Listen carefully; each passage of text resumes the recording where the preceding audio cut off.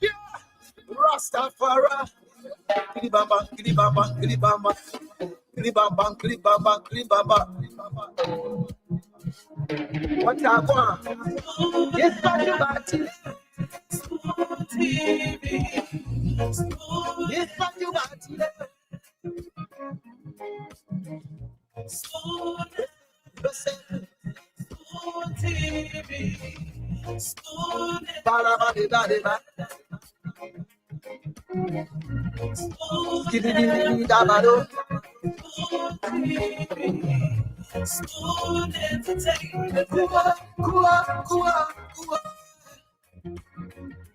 Coming with the spoon, and your boy right in the south of man.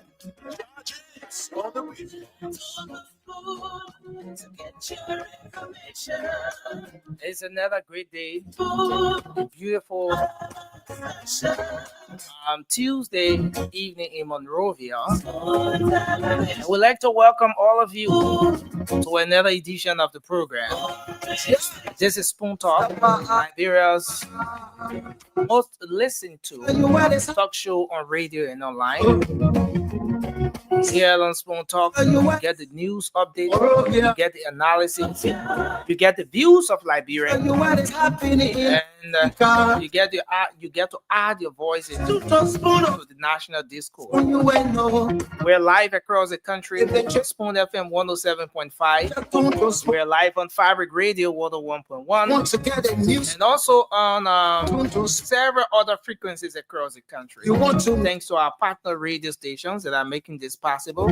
Thanks to Trust FM in Bomi County, Premier FM in Bom, Trend Radio in Grand Crew, Radio Yalamani, Seclipid, Nimba County, and all the other radio stations that will sometimes relay the program even without telling us. We appreciate you for being a part of this journey, making sure the Liberians, irrespective of where they are, that they can get the information in real time. So thanks for joining us tonight. My name is Nelson Colette. We're live across social media as well. We're on Facebook. Our handles are Spoon TV, Fabric TV, and Super TV on Facebook. Let me say thanks to the many of you joining us on YouTube as well. YouTube, we are there at Spoon Talk Live. We want to appreciate all of you for joining us tonight. Let's hope we can have a great show. I see many of you have already started joining us on the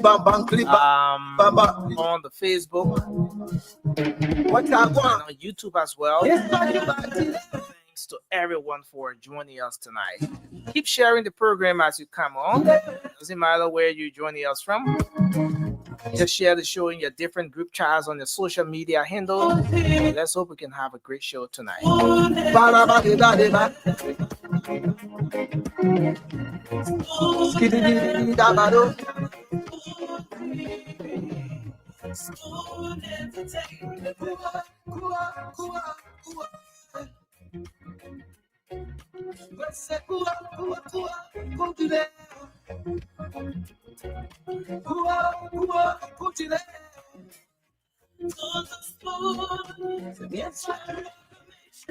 Okay, so we're on here tonight. As always, we make sure that the first segment of the program is dedicated to you out there to call in and say exactly what's on your mind, what is it you want to talk about, whether about the health sector, the educational sector, be it politics, education, religion, just whatever that issue is that is of concern to you.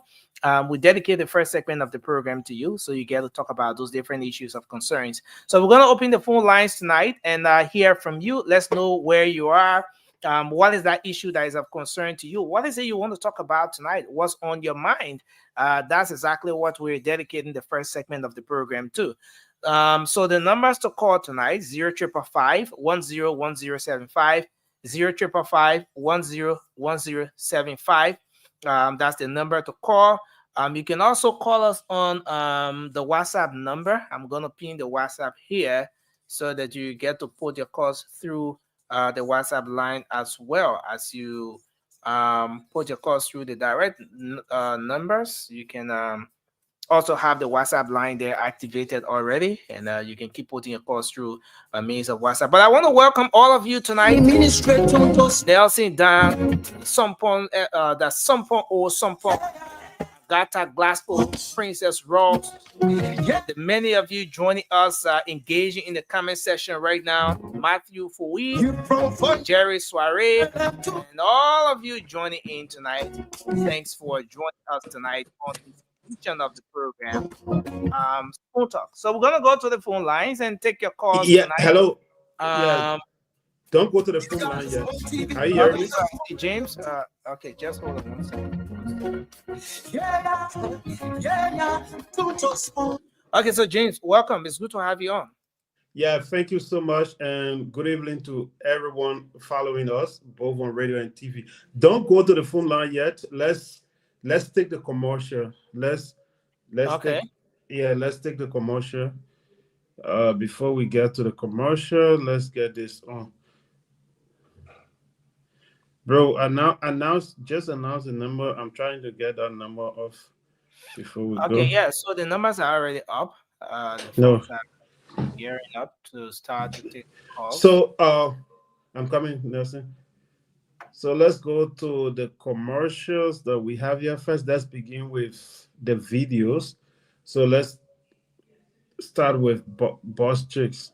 In today's breaking news, CEO of Liberia's largest company, Garjay Enterprises, Mr. Peter Garjay, has been taken into custody this morning. Am I interrupting something? Not exactly. I have a job for you. What do you need me to steal? We want you to go to Mr. Garjay's office, seduce him, and get us some information.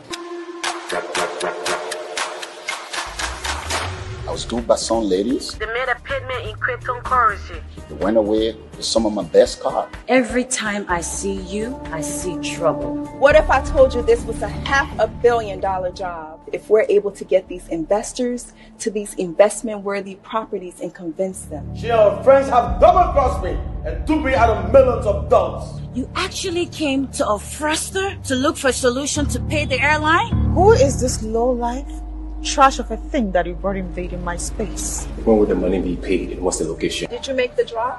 If anyone threatens you, I can guarantee you protection.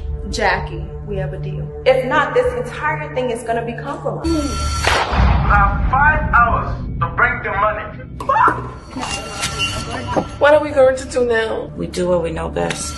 I ain't telling you shit! Hey, Gifty, I need a car and fake US dollars. ASAP. Hurry up and make that drop and leave. Leave that building now. The police are closely on you guys.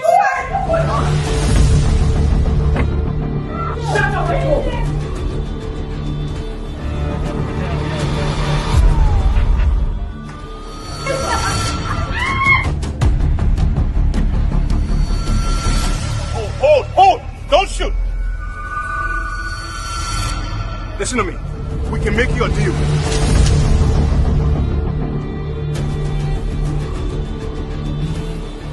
You don't have to come looking for me and my girls. We're coming to you. Where is my money? Where is my friend? Where's your goddamn money?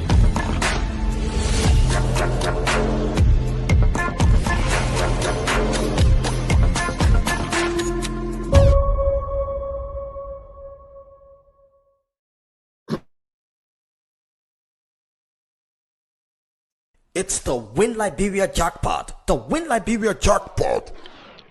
The Win Liberia jackpot on Spoon Talk. Spoon Talk. Yes, the Win Liberia jackpot is here. For just $200 Liberian dollars, you can win from 20,000 Liberian dollars, 50,000 Liberian dollars, 100,000 Liberian dollars, 200,000 Liberian dollars, 500,000 Liberian dollars, and up to 1 million Liberian dollars.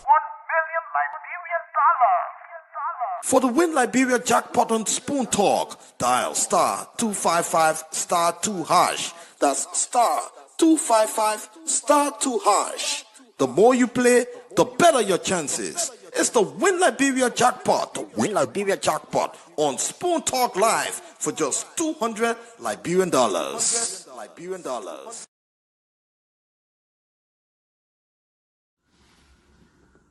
Are you a W-2 employee?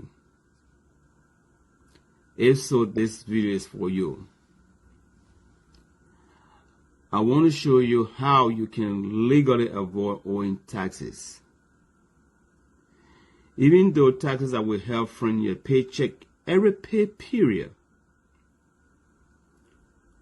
but you still end up owing taxes at the end of the year. And you wonder why. It is not your fault. It is the tax code and the progressive nature of the tax code. We all start from 10% to 37%. So the more money you make, you're going to gravitate to another tax bracket unknown to yourself. So I can help you solve that problem for good. Okay? Now, you can text me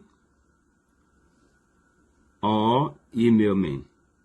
My telephone number is 973-967-9510 or paul@yahoo.com.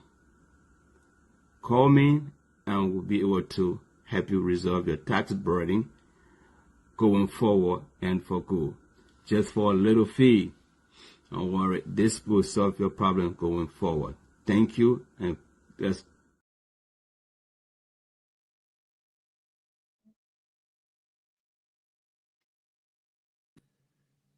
Hello? Yeah, Nelson, are you James, there? can you hear me? Yes, I'm hearing you. So, like, we watched Boss Chick. It is gonna be premiere in Accra, Ghana, at the Accra Mall, West Hill Mall, on July 5th. It's going to be premiere, and also it will be premiere in Liberia on July 12th at the Perm Cinema in Monrovia. So those of you who love movies, you can go there. So let's go to this. Tomorrow we're going to get uh, a complete video of Mr. Suarez event. That is his business. And those of you who are in America, if you want to do, photograph, printing, you want to do money transfer to Liberia, and you want to do financial services, and sometimes to travel, this is one of the most important things to get flight to get flight, to be in time. The booking is difficult sometimes, even me. So you can also go to him. He will do all of that for you. He will do all of the travel arrangement for you. Graphic design. They do graphic design.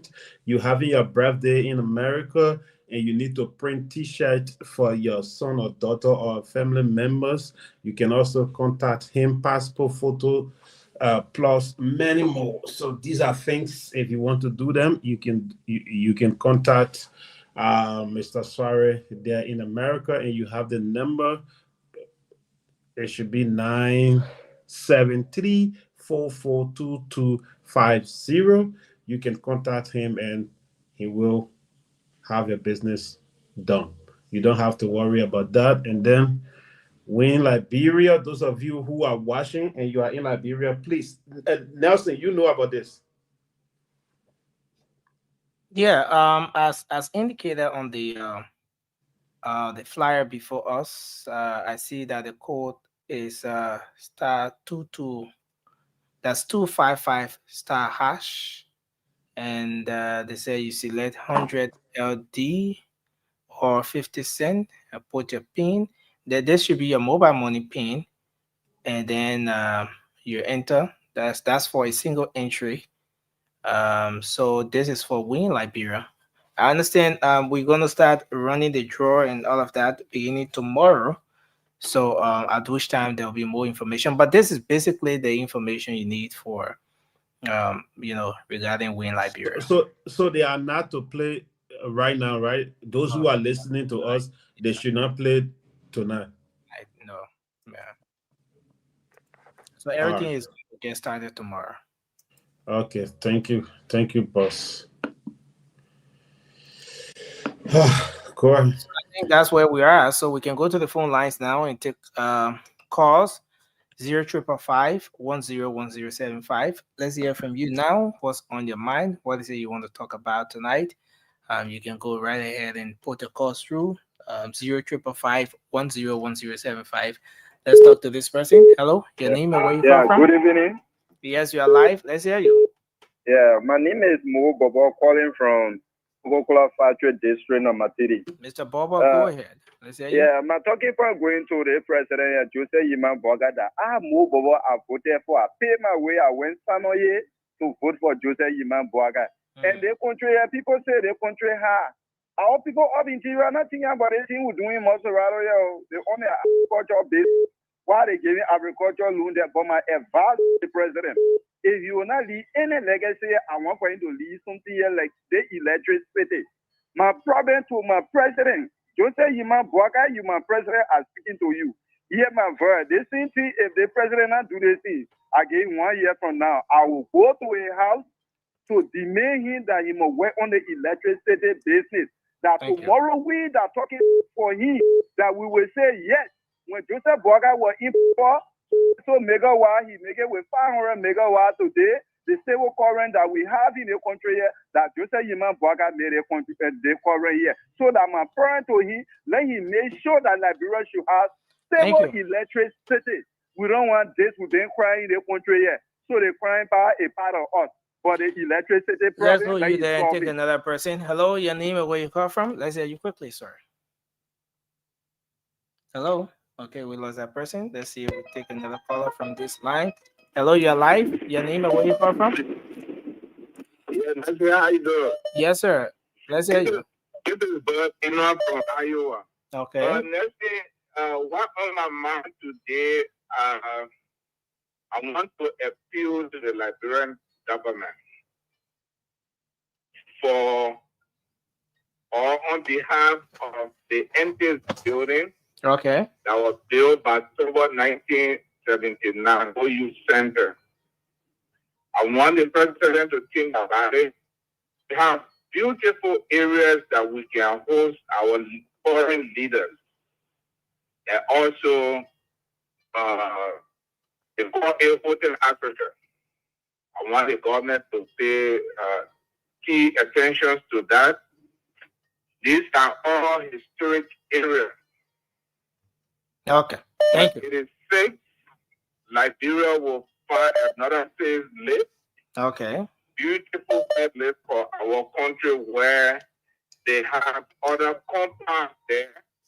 All of them give to other people who want to invest in Liberia. Thank you. Recondition those areas. Thank you very much. All right, let's hold you there and take another person. 0555-101075 is the number to call and you'll be live. This person, hello. Yeah. Good evening, Nelson. Yeah, good evening, sir. Go ahead. Let's hear you. I'm Nathaniel Jacob calling from Fosson, Lower Magibu County. What's on your mind? Yeah, what am I mind about the protester that want to protest? My advice for we the citizens, common citizens, is that we should not kill ourselves for politicians. What politicians will never one day kill themselves for us. The best you can tell them is to create job opportunity for us. Protesting. Okay. Thank you. Then lastly, yeah, almost last days and 2 weeks. Since I won on the go and bless anyone, I not received my money. I went to the office and the police denied me for entering. You say you're going to call Diamond to asking, but up to now, I don't know what is going on. Yeah, so I'm gonna check in with Diamond. I wasn't able to do that today. We had a hectic day with the legislature and all of that, but we'll check in with that tomorrow. All right. And let's hope you can maybe call the number. Okay, so you can check in tomorrow. You can check back tomorrow. Oh, let me just call the number that I want on my number that I call on. Okay, yeah, let's take the number so we confirm that. 0777. Yeah. 97. 97. 6. 97 what? 36. Okay, 36. 44. 644 973 644. Yeah, Okay. the name is Nathaniel Jacobs. Okay, not Jacobs. Yeah. Okay. All right. Thank you. Okay. Thank you, Dama. Thank you very much for your input. So we're gonna go back to the phone lines. Take more calls. 0555 Hello, you're live. Good evening, Damo. I'm Gideon K. Clapton. This is Nelson. Go ahead. Let's hear you. Nelson, how are you, sir? Yes, sir. What is on my mind? I want for President Joseph Yimo Parker to sack Sylvester Christmas, Minister of State. Why? Probably is not doing well for us. He is advising the president in the wrong direction. That's the only way the country will move forward. If Sylvester Christmas continue to be the Minister of State, President Joseph Yimo Parker will not move forward, and they will not do anything better for us. Thank you. You voted for him, thinking that he's going to do better. So we want that best out of him. Thank you. Thank you very much. Hello, you're live. Let's hear you. Brother Nelson Colette. Yes, sir. Wow, man. Is it nice? And no, your line is not good. You want to walk away? Yeah. Is it okay now? Okay, it's much better. Go ahead. Yeah. And I hear from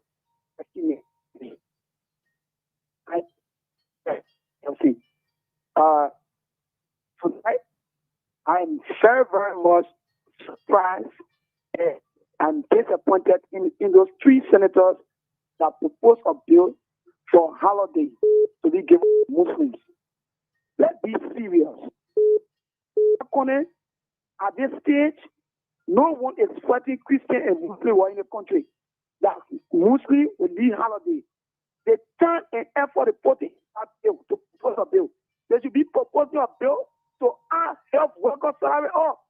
That's what we should be discussing in the country. Add health workers salary up and increase teacher salary. All that time to be put for holiday for holiday want to Muslim or whosoever.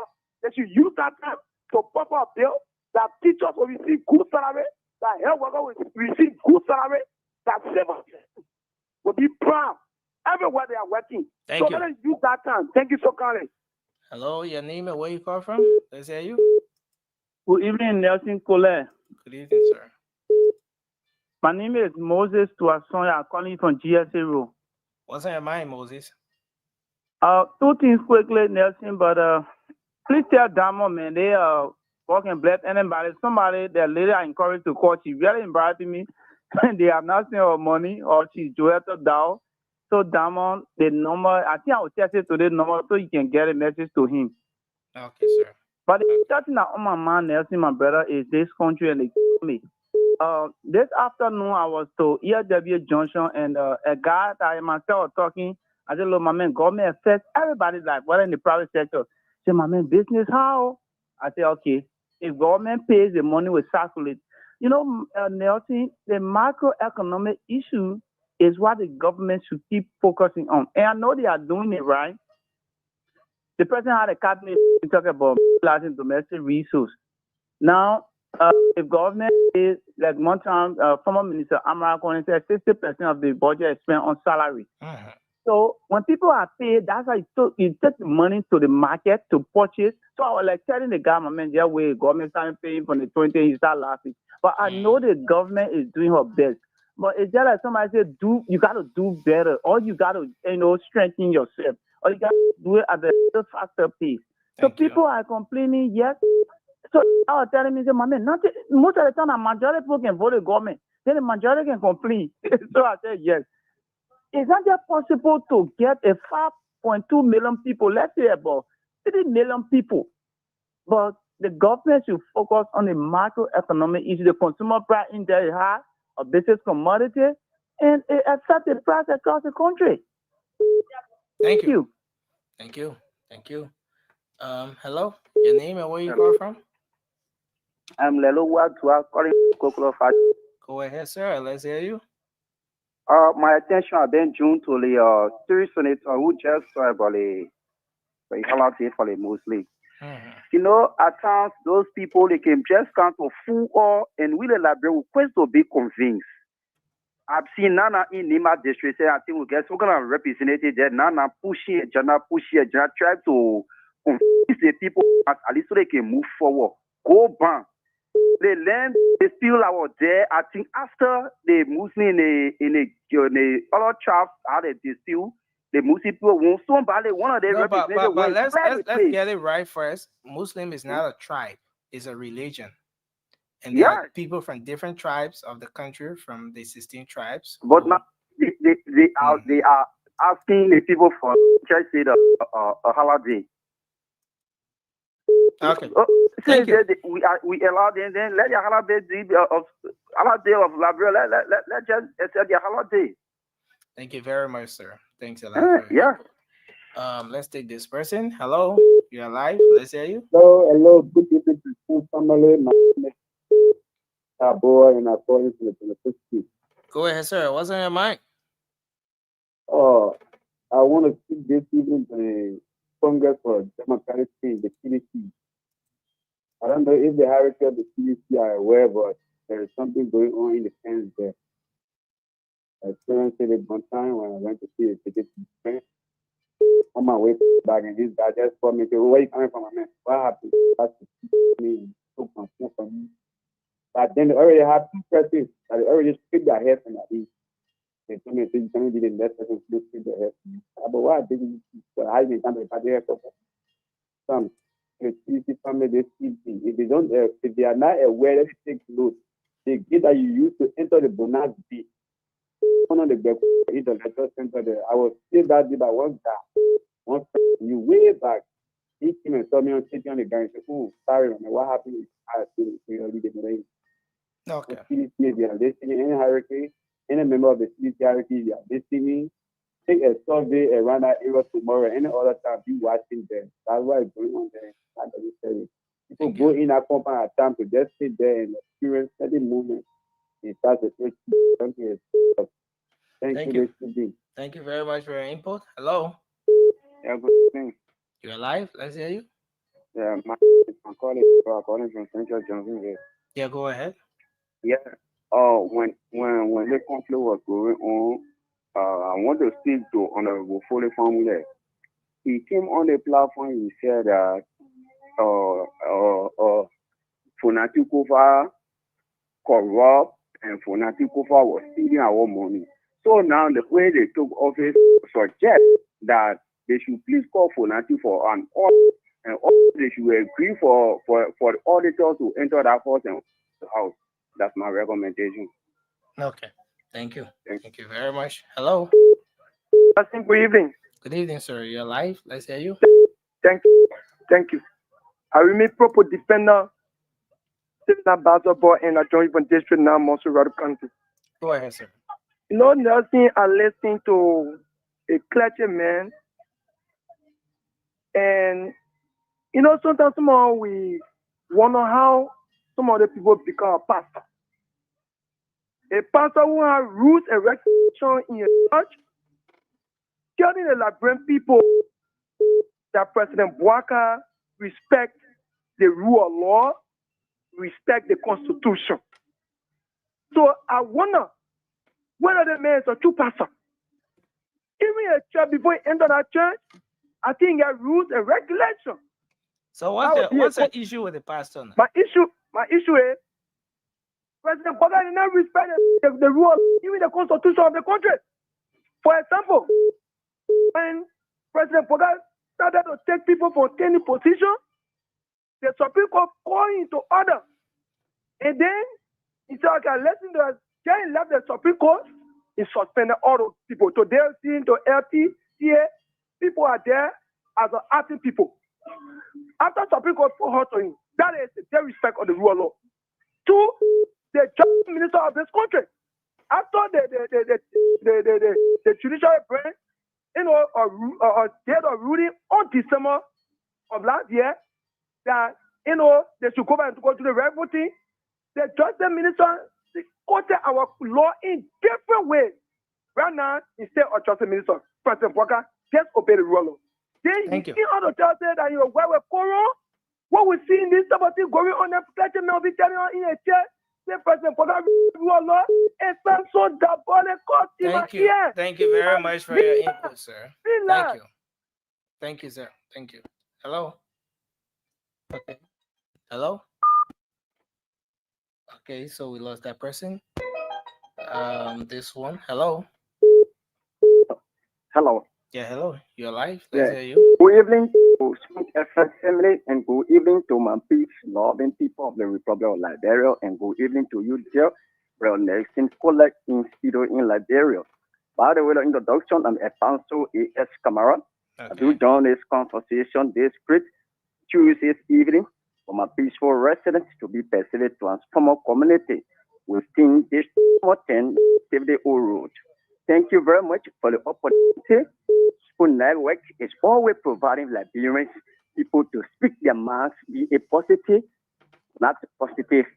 It's your will. Yes, sir. And I would like to go speak on the issue tonight to the police director, Gregory Coleman, for the brutality of police is becoming so hostility.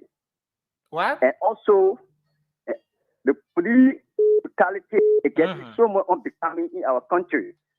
So let us to see reason how we can redress some of this situation to protect those happenings.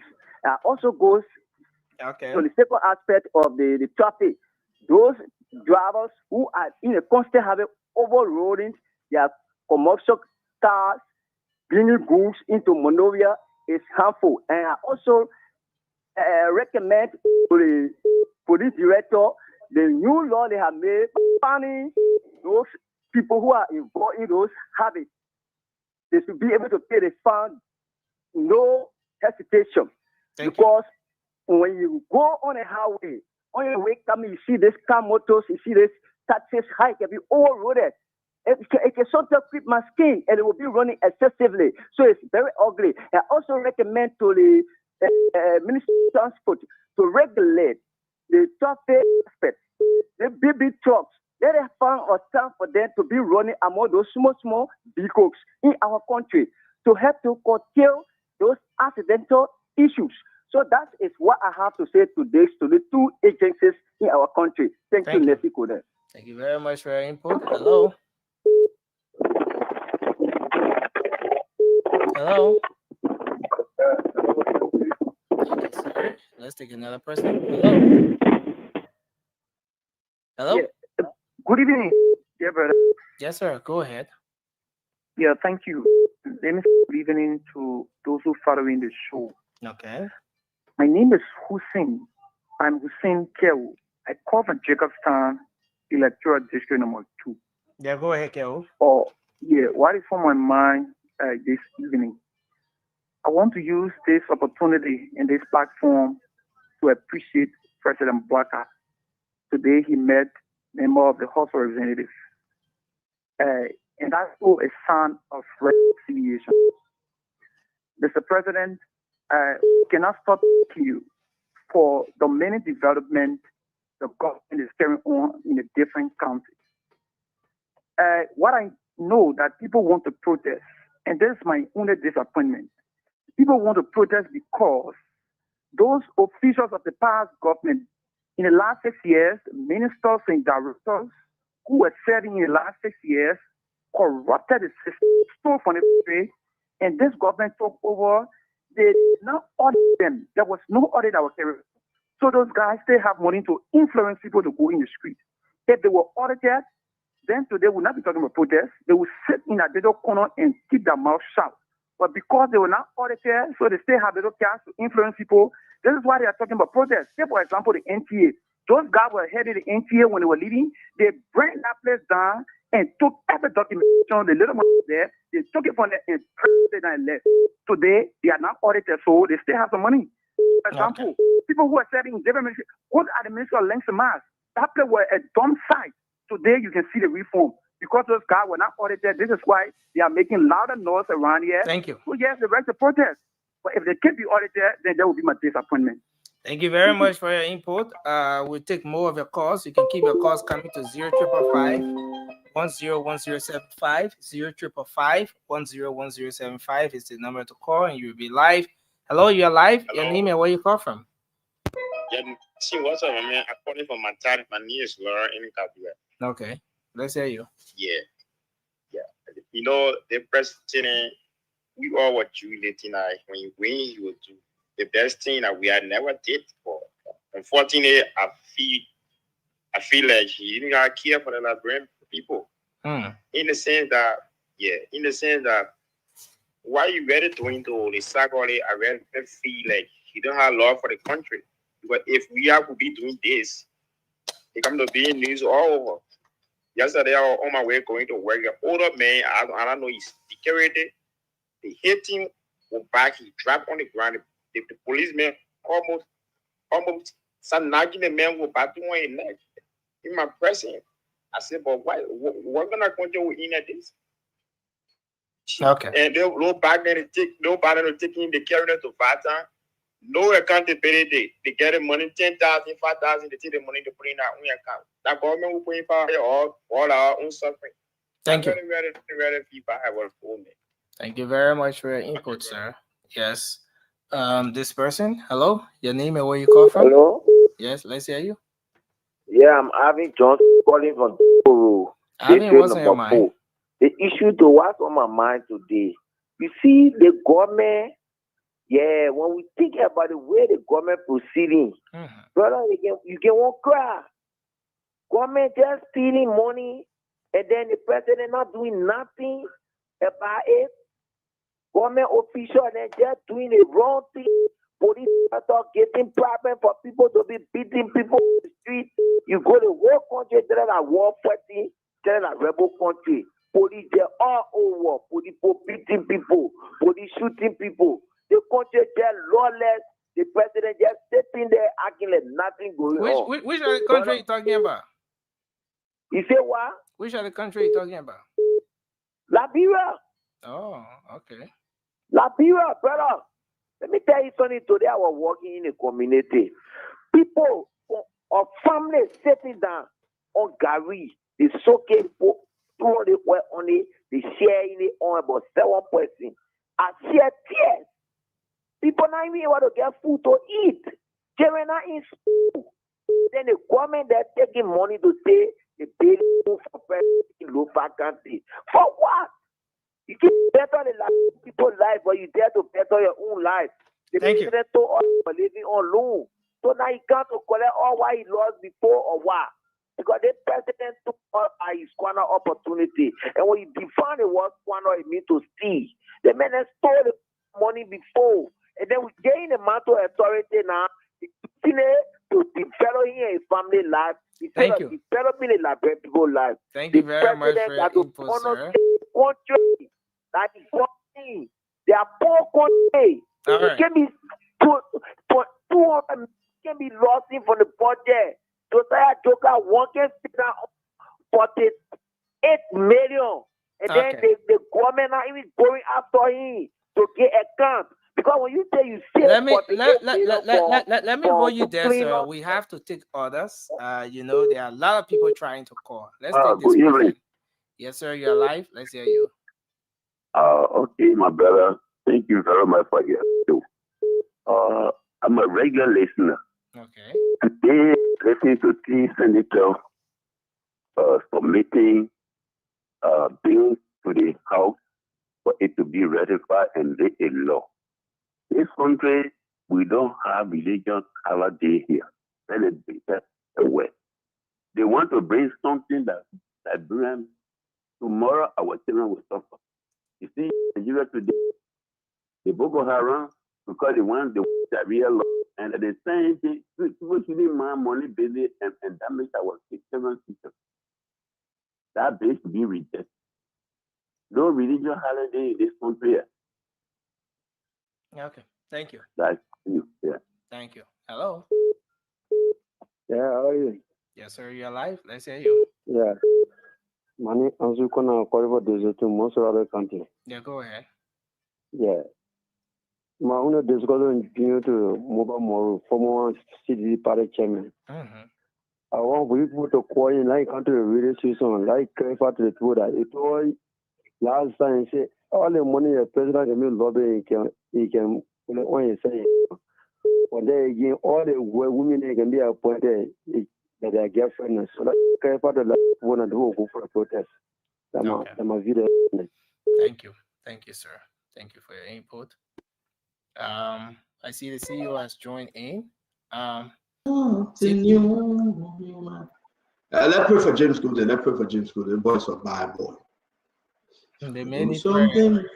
Yeah, we gotta pray for him. We gotta say, do something new in my life.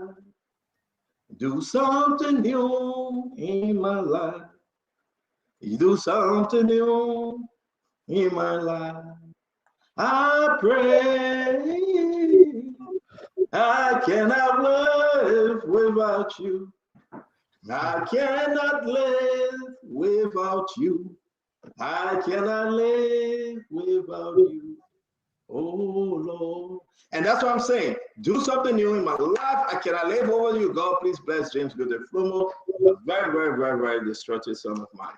Nelson, how you doing? Yes, sir. I'm doing good. I see that Richardson in the back. They called the doctor, Francine, Chinaway, Pocketfoot. That was my name. I know you call him Pasico or Pocketfoot. They don't be careful how I pronounce it. Dr. Francine, she's in the back, ladies and gentlemen. The doctor is on. We're going to welcome all of you. Hey, listen, it's going to be a great show today. We are coming your way live. But that's where you want to go in. How you see Dr. Richardson running show? I am. Dr. Richardson, what's up, mama? Not a lot to be here. I'm not even going to tell you my husband's nickname before you start. I'm gonna call Russell. Russell told me before he will tell me again. He will not tell you? Yeah, he will. Russell is my friend, a very good friend. He will tell me again. Okay, go ahead. Yeah. I was called Russell. Russell will tell me again. I know that there's something about, I don't know, pocket toast or pocket food or something. Yeah. No, I gotta get that name. I gotta get that name. Yeah, seriously, I have to. I want to welcome all of you. Again, we'll continue to take call. We got 15 minutes to show time. Wherever you are, you just gotta say, do something new in my life. That Richardson, you know that song? Something new in my life. That Richardson, you know it? No. I've heard of it. Have you heard of it? But I'm not a singer, though. You're doing a good job singing it. Oh, that Richardson, yeah. We don't do that. We used to do the voice of opera. Like everybody would come around and just start singing. Do something new in my life. I pray. I cannot live without you. I cannot live without you. I cannot live. You see for me? You see for me, buddy? I cannot live without you. Oh Lord. Oh Lord. Do something wonderful in my life. I know everybody that goes to church, they should know this song because only the Lord will do something wonderful in your life.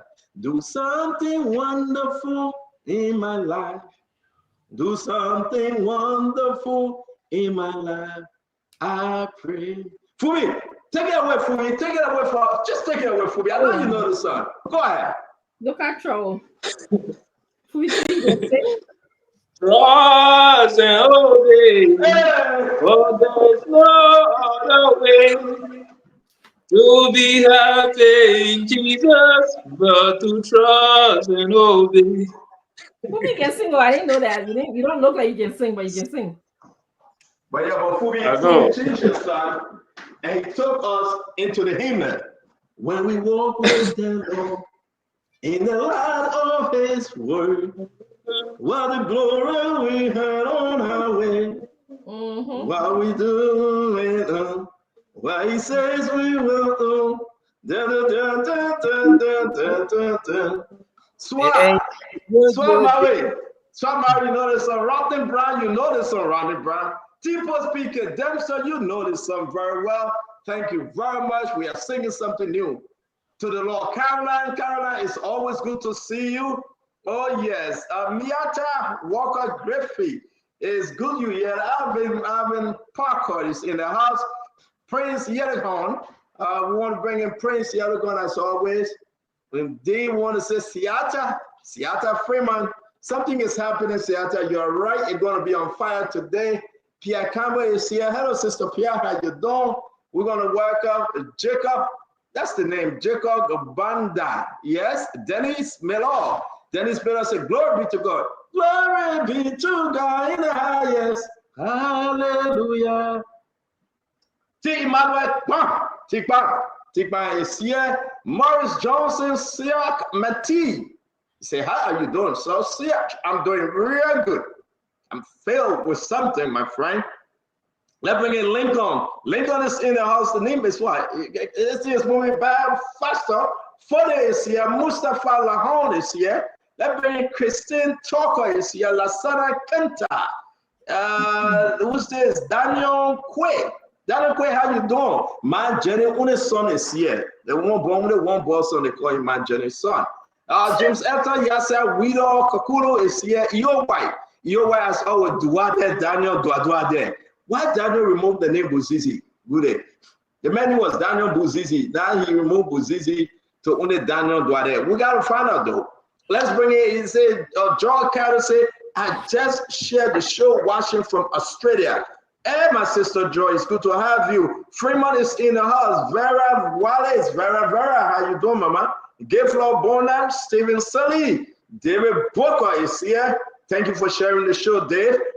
Daniel Newman share the show wherever you find yourself. Peter Tukba is here. We're going to bring in Nathaniel Kill.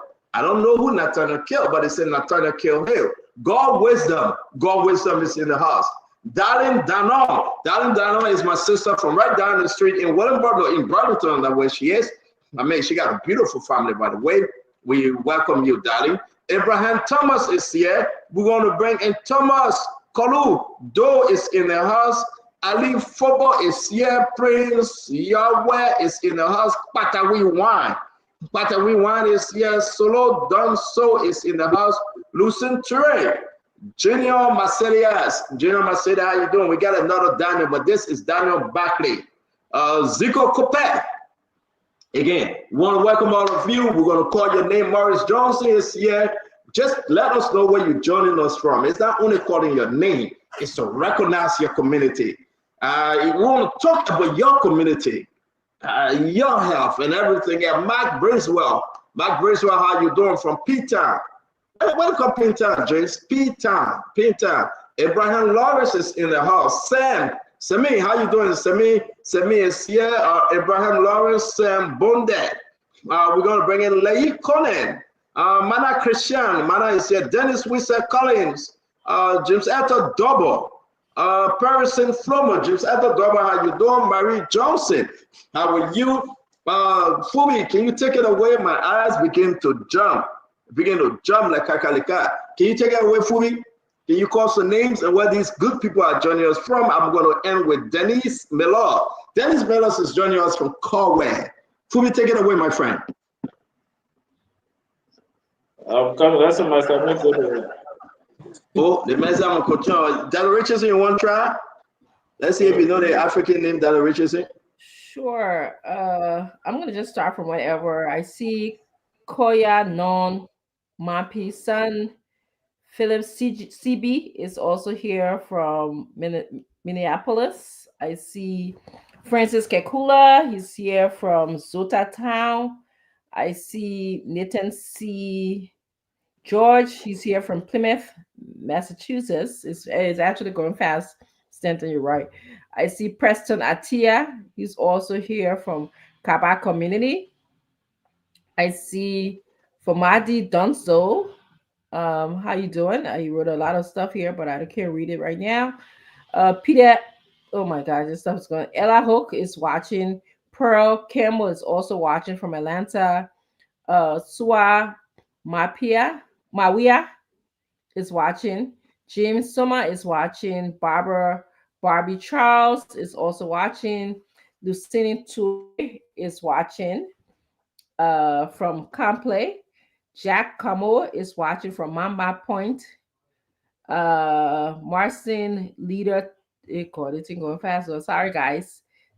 You can't pronounce the African and Labrador name. You pronounce the country name today. We're here for tests. We're taking tests. No, but we have to learn how to pronounce our people name. Barbara Charles is watching. Peter Cookba is watching. Lincoln Morris is watching from Rochester, Massachusetts. Abdullah Kita is watching. Owusu. That was Owusu. Temple PK Dempster. He said something interesting yesterday. I can't remember what he said, but I thought you had me laughing. I have to tell you, Temple Peters Dempster, you had me laughing yesterday. Barbie Charles, Otis K. Harley is watching from Kakata City. So somebody else take it away from me now. Yo, hello, how you doing, panelists, my fellow panelists? Glenny, how you? You all right? So I will call some of those on YouTube. Nathaniel K. Hill, Sarah McKinney, David Wallace. I the only person who can pronounce it, you know. Yeah, he said to Aguila, he not hearing you. Lucinda Connor, yeah, big hair. Watching from Pennsylvania. May Moore watching from Rhode Island. Raymond Clark. You didn't say why you watch. They're watching from Naomi. The man is already in Wakadogo. What you expect? Alvin Parker watching from Tottenham. Isaac Grew watching from Minnesota. Jacob Banda from the UAE. Kristen Tucker from Minnesota. E.O. White. Jay Carter from Australia. The people will not call it. We got only a few more minutes left. I'm from YouTube. Oh, is okay. It's from YouTube. All right. Ander Marba from Congo Town resident. Alita Williams from Norway. Daniel Barkley, Minnesota. J. Eric Thomas from Sinka. Wilfred Sandy from Sweden. Yoki Zulu Barkley. Melvin Toure from Missouri, USA. Nathan George from Minnesota. That's it from here. Susan Jabin. Okay. I mean, you hold it up bad, man. Maybe you can see good in the glasses. I'm glad that he's talking with people on YouTube because they also accuse us of not calling their names. So good. Okay. Thank you, Kubi. Yeah, but Fubi added that he's not from Liberia. He added that he wants to speak French. I said that's all from here. Glenn, you want to try?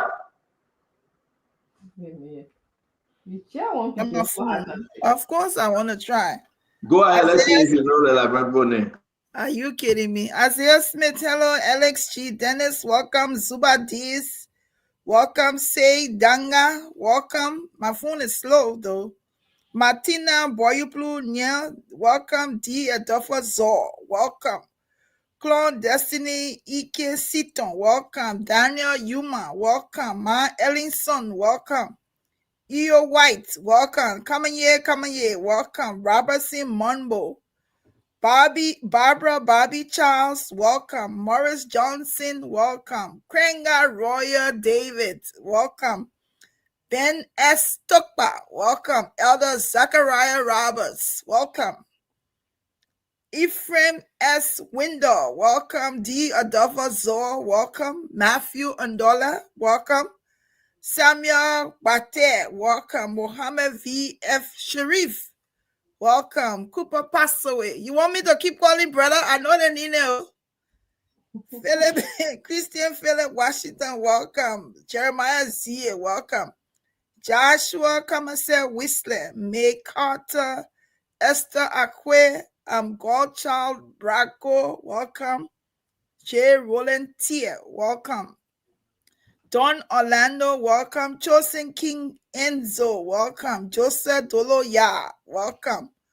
Mohammed Vamba Kroma, welcome.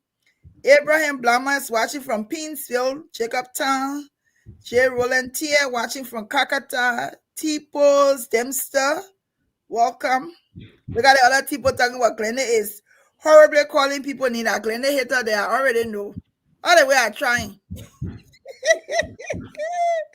Charles Appleton Jr., welcome. Archie Moore, welcome. Ambassador James Bito, welcome.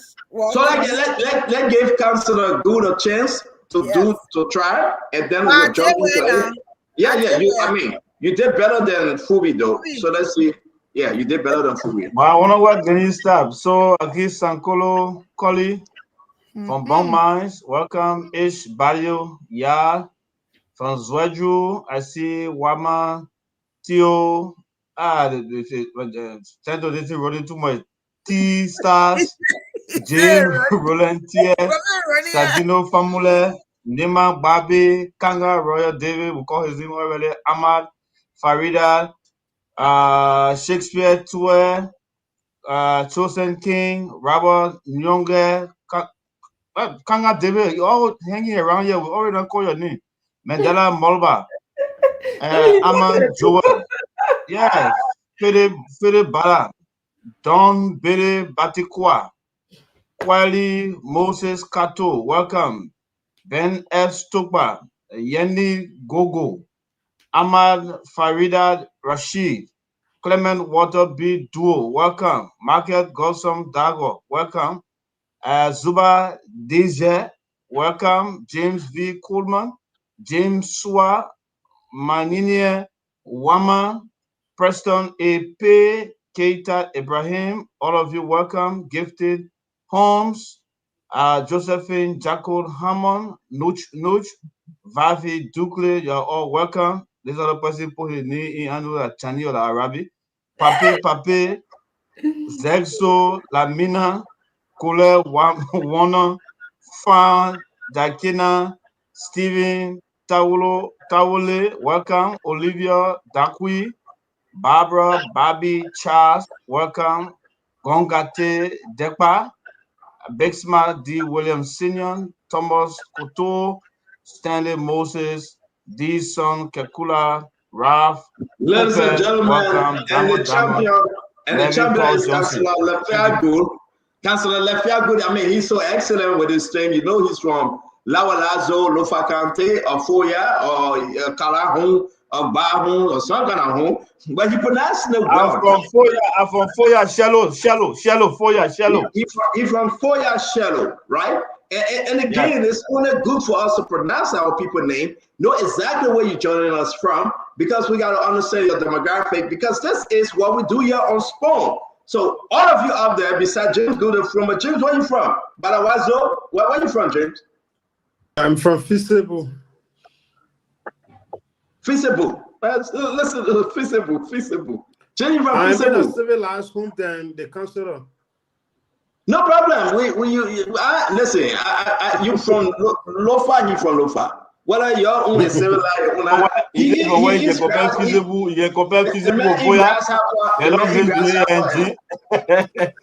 Where the Parliament sat down, you're talking about feasible. Feasible are very for us. Feasible is more closer to the city than Foya. Okay, so we got feasible and we got where you from again, Councillor Lawalazo? No, I'm from Shallow Town, Foya. Shallow. So again, we got the Lofian. Glenny, where you from? You from Grand Bassa, Grand Sano, and where? Musrado, right, Glenny? I can't be from the three places. Because your mom, your pa, your grandma, your grandpa. Where you from? Just let us know, sister. But let me clear now. I'm a maternal county there. Actually from Musrado, Keba, okay. Hometown. Okay, thank you for that. My mother is in the civilized part of Sino, that's Greenville, and my father was from Grand Bassa County. Okay. So I was right. Your mom from Greenville, Sino County. Your dad from Grand Bassa. I don't know your mom leaving Grand Bassa to go to Sano. I mean, your mom leaving Sano to go to Grand Bassa to look for your dad, or your dad leaving Grand Bassa to go to Sano. Somebody. And then they decided to have you in Mostorado. Unfortunately, I was born in Grand Bassa. Oh, okay. I see where you yellow. Yes. You know that? Yeah, you yellow at my pastor wife, but let me leave that one. I was born in Grand Bassa, and raised. She says she's from Grand Bassa too. Her name is Basia. But anyway, I want to say again, Dr. Richardson, where you from? I know you're from Brooklyn, Grand Cape. No. I mean, I didn't ask. Dr. Richardson, can you show your part that you get here? You're right. I'm from Brooklyn. I don't listen. I don't make a mistake on the show. You don't. You never do. You never do. I never made a mistake. That was just where in Liberia are your parents from? Yeah, are you want to in Liberia or? Yeah, your parents. Where they from in Liberia? Because they're born here in Brooklyn, but where are they from in Liberia? The boy put just look at you and laughing at Chris. Gonna give you telling me this still get big and laugh with it. Okay, so I was born at. You want me to hear the whole story or the half of the story? Which one you want to hear? No, just tell me where your family, your mother, came from. Hospital in Monrovia. Anybody can say that. My first just tell me where your mother came from. My first home was is Kakata. How do you pronounce it? Kakata. That's how we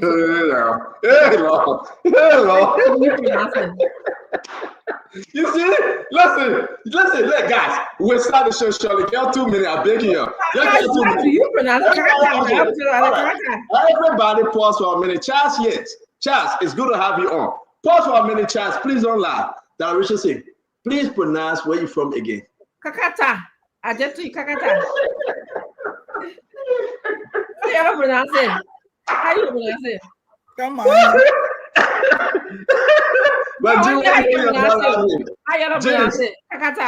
Jim, why you holding your mouth laughing, James? Kakata, what you pronounce it? I just proceed. I know you're going to pronounce something else again. How you pronounce it? So at least if there's an opportunity for me to think that it's better, I can learn from. I can do that. No. Huh? What? That's it, Kakata. Yeah, but I didn't man. Fui, please pronounce it. It's Kakata. That Richard, how do you pronounce it? Kakata. Okay, so let's move on. Can I really put this series inside? You put this series series. Yes, okay. Kakata, that's where I was born. And then from there, we born mines. But from there, they took us to Magibi County, somewhere other place there. Then my dad, they used to take us to Robertsport, Cape May County. That's my dad. Was my grandfather and my dad. My dad went to St. John Mission School. Okay. And then my mother, that's a whole different story. That's for another day. So we know where you're from. Thank you. Fubi, where are you from, Fubi? We know that you're from Arlington, Monrovia. From Arlington. Okay, correct. Where are you from, Fubi? I'm spread in 4 counties: Lofa, Bassa, Monserrado, and Cape May. Okay. All right. You said Lofa, Monserrado, Bassa, Monserrado, Cape May. Why are you not adding bombing though? You got your soda farm, so you're not adding no more. Well, we got find content somehow content. Okay. All right. But it's good to have you. It's good to have you, Fubi. We understand. We know where Good is from. And you know, Good is from Fisebu, Lofa. Where Good is? Fisebu is one of the beautiful towns in. No, you're from Fisebu. That's why we ask him. We say what is beautiful and ain't beautiful. I'm just telling you where I'm from. My village is Gizibuega, the biggest village in Lofa. You were born in Lofa or in Monserrado? No, I was born in Corinne Lutheran Hospital, Zaza. In Zaza, okay. Yeah, I was born in Zaza. All right, but as soon as the bombing, we had to run to Guinea. So you where you from? I'm about to say. I know. Nah. You're not waiting for us to ask you. No. I'm going to tell you where I'm from, right? Yeah. I was born right behind MTA. Right behind MTA. Wow, right? Gallus Way. I was born in the old maternity hospital, right? Right there on the bypass, I believe that where it worked, right? And right behind MTA, 1989 war, we ran to Nukuta, and where I spent the rest of my time. Then I came. Yeah. Mm-hmm. That's me. I ain't got too much of plenty talking. Where am I from? Where am I from? My father from Lexington, Sano County. That is not a My mother from Greenville, Sano County. All right. Yes. So right there, you know, my father just came downtown in Greenville. Maybe it's that 35 or 40 minutes, and he found my mom. Right. So that's how it is. So they carry that thing to Morovia and point you. And they carry that thing in Morovia, and I went, some of life began. So at the end of the day, you gotta go back to your root. Absolutely. You gotta be who you are. No matter what you speak the Siri, you speak the broken English, you gotta go back to your root. But we want to welcome all of you. We want to say you're welcome. Yeah. Again, we're about to discuss Liberia. Every day you come here, you want us to discuss Liberia, the good, the bad, and the ugly. I want to say Spoon Network and this show is open to everybody. Come and say your own, and I say my own, and we go in peace. We laugh, we joke, and we talk about the serious issue in our country. I receive a report, and I can announce to everybody here on this show. I will give you a chance for you to dig deeper that there is misappropriation of some millions of dollars in the House of Representatives. While this was going on about the changing of the guys of the speakership, a lot of money crossed carpet. And the first thing off the back, a lot of millions of dollars cross carpet. And put that out there because whenever you say this thing, guess who's going to come on the show, Glenny? For the family. Then you start falling, right?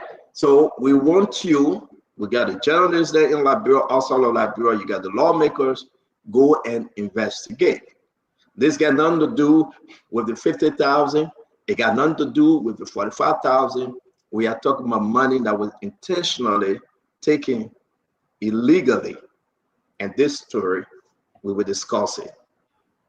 If we don't have the time to discuss it today, we will discuss it tomorrow. Beautiful story. But on a side note, though, wherever you find yourself today, we'd like to announce the passing of James Etta. If you remember, Martin Colley came on the show and people raised some money, 8,000 some more dollars in US and Liberty. And guess what happened? We woke up this morning to the very, very terrible news that the patient that walked into ELW hospital, then her problem started. Everybody knew the story. So wherever you're joining us from, I was able to speak to James Etta's husband, Mr. Morris. As we speak right now, the family, they are meeting. And I can share this. What really happened to James Etta? What really happened? This she died, asked him why. Young mother dies after ELW hospital there. What really happened? I want to say to the family, our sympathy, our deepest sympathy. And we hope somebody somewhere can find justice for James Etta. And we hope that justice this time around can be done. She left a couple of messages back. One, let's read this. What have ELW hospital doctors done to my kidneys? This is from her Facebook page, March 15. And urethra, that they are not functioning. Dr. Yesu, I need answer. Since February 2024, I left my house healthy for an ordinary ANC visit. And they said I was post-due and needed induction. I told them that even my first pregnancy, it was the same thing and waited for God's time, but they hold me there. Sent me on the ward for induction, which failed by 7:27 p.m. I suffered in pain till February 25th, when they said the cervix was not dilating, so I needed C-section. My partner refused, but since I understand and know that C-section is just a minor thing, I accept it, not knowing I am accepting my death. Wherever you are, my friend, I will say this to all of you. We follow the story. But what happened today? She went back to Liberia. I was told that on Saturday, she was trying. She reached out to all the media. But then today, the 20th of May, Tuesday, We heard about her passing. This is another message from her. Hello, family. I don't pray for any bad things to happen to me, but just in case I don't make it out of this, you people should please request an autopsy to check my abdomen properly and know the actual cause of my death. I am suspecting the foul play in my medical report, both in Ghana and Liberia. I'm begging you, please, let doctors reopen my body in the presence of my family. You people should please don't allow these people that did this to me to go free. There is reason why my kidneys fail, and I never had any kidney problem. At the meantime, I'm holding on and still trusting in God. Dr. Richardson, let's talk briefly on this. But I mean, it hurt me seriously. When I received the news, I had Matthew and other people on the phone and we're discussing. And we show up to the hospital. And again, we are saying I was sincere sympathy. I would deep sympathy. It's so hard. But yeah, we are. Talk to me, Dr. Richardson. Welcome to the show. Stanton, this is hard. And I just want to say I'm sorry to her family. I don't know if I can talk about this right now, but I'm just thinking I'm a mother with children. And I know what it's like to carry a child for 9 months. And I know what it's like when you don't feel so well at times. And to hear that she reported she went to the hospital feeling healthy and only went for a checkup. And somebody told her that she was post due date, which means that she had carried the baby more than expected time frame that they usually tell us is 9 months or I don't know 30 something weeks. And she tells us that she having some medical knowledge agreed for them to put her on this ward where they were going to induce labor for her, and she was there and they never did, and eventually they took out her kidneys and her utera. This is, to me, somebody should be held reliable. She's right, and it's unfortunate. It's about time that mouse practice suits start in Liberia. She might be a good person to introduce that we need to uh, make it prevalent, make it a continuous practice in Liberia, even if we're practicing it. Medical malpractice, that's what I'm talking about. Because something, as she said, happened, and autopsy can determine that. But how do you go for, and maybe you, the medical people on this platform, can tell us, how do you go for a post uh, C-section due date baby, and then you end up with your kidney being removed? It's not adding up to me, like she said. It's not adding up. So I'm sorry to the family, but this is very sad for me and very hard to talk about. All I want to say, I want justice for James Etta. I pray for justice for her. This is unfair. Let know the truth about her situation. So that's what I have to say, Stanton. Dr. Richardson, thank you very much. Glennie, let's hear you. And this should be hard for you also. What's your take? So today I tried to avoid this story because when I heard this story, I was one of the people who were talking to Martin, also made my little donation. It saddens me. But it's just difficult to talk about. Such a young woman, a nurse who was working, went to have her babies, and there's so many stories now that's attributed to this situation here. To the family, I want to express my deepest condolences to them. I would hope also that the family will follow her heart's desire to find out what happened. What happened to, if they are missing organs from her body, what happened to them? I think it's important that the autopsy is done so that people will know. EAWA Hospital at least owes it to her for them to do an autopsy, because they also will also be helping to ensure that these kind of risky things and these unethical things, that they don't happen. So I hope that EAWA Hospital will lead this charge in doing autopsy. If it's training that the physicians or the healthcare workers need, that they will provide that. But this is just a sad story. It's like within 2 days of us hearing that she was doing well or doing better, and then to hear that she's no more, it's just very, very, very sad. And guys, let me say this before we go to. I want to finish up this because she wrote this like she saw something coming, right? People try to understand, what actually happened. Let's take politics out of this. But enough is enough. Doctors in the country can do anything and just walk free. What actually happened?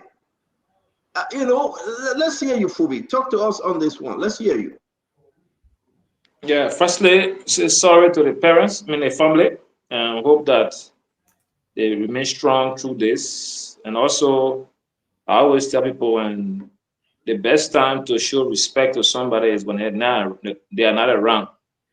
So her wish for conducting an autopsy on her body, I think, is something that they should follow through, because that's something that she genuinely believed that something went wrong.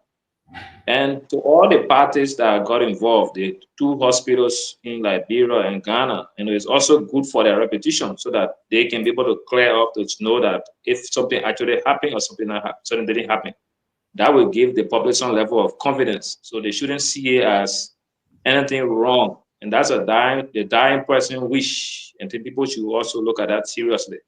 And I also agree with the point that we should be, people should not just walk to hospitals and nothing properly done on their body. They died, and there nothing to follow up after. And the people should be held accountable for wrong procedures, carrying on wrong procedures due to negligence or willful act. Whatever the case is, people should be held accountable. And I think that's the only way we will have people being more careful when they are carrying out their duties. Because if you do these things and at the end of the day, it just become a regular Liberian thing, after 2 weeks, nobody is talking about it. We pass that story.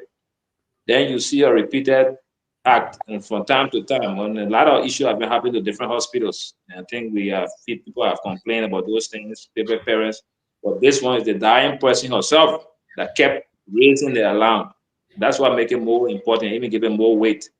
If the allegation from the parents, alleging foul play is different, but the person herself was saying, no, something happened. I don't think that it went well. There's some kind of foul play. And I think we all should take it serious, especially those that are closely tied to this and they wish to her parent or family.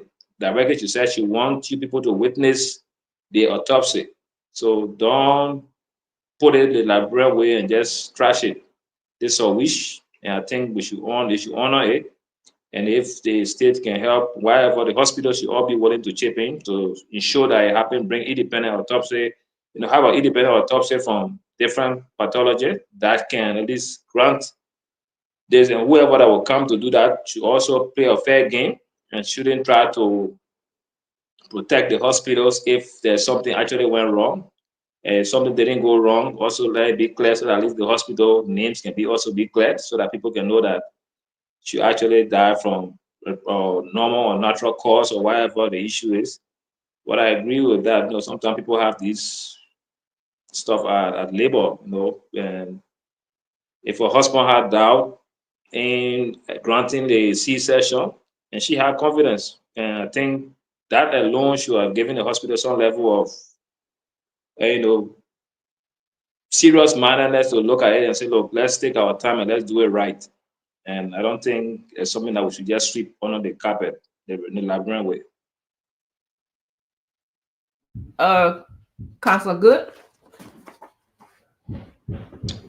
Yeah, I think my condolences go out to the family I see the baby, I feel more passionate about the child that's left behind. As young as that child is, it's going to be another child that will not see his or her mother for the rest of his or her lifetime. Is something very very much and it's so sad. But again, everyone has said it. We wish that they would do the medical examination on the body. We wish that the family will request for that to be done. It is in the purview of the family. And then she, Phoebe talked about the wish. That's almost like a dying declaration.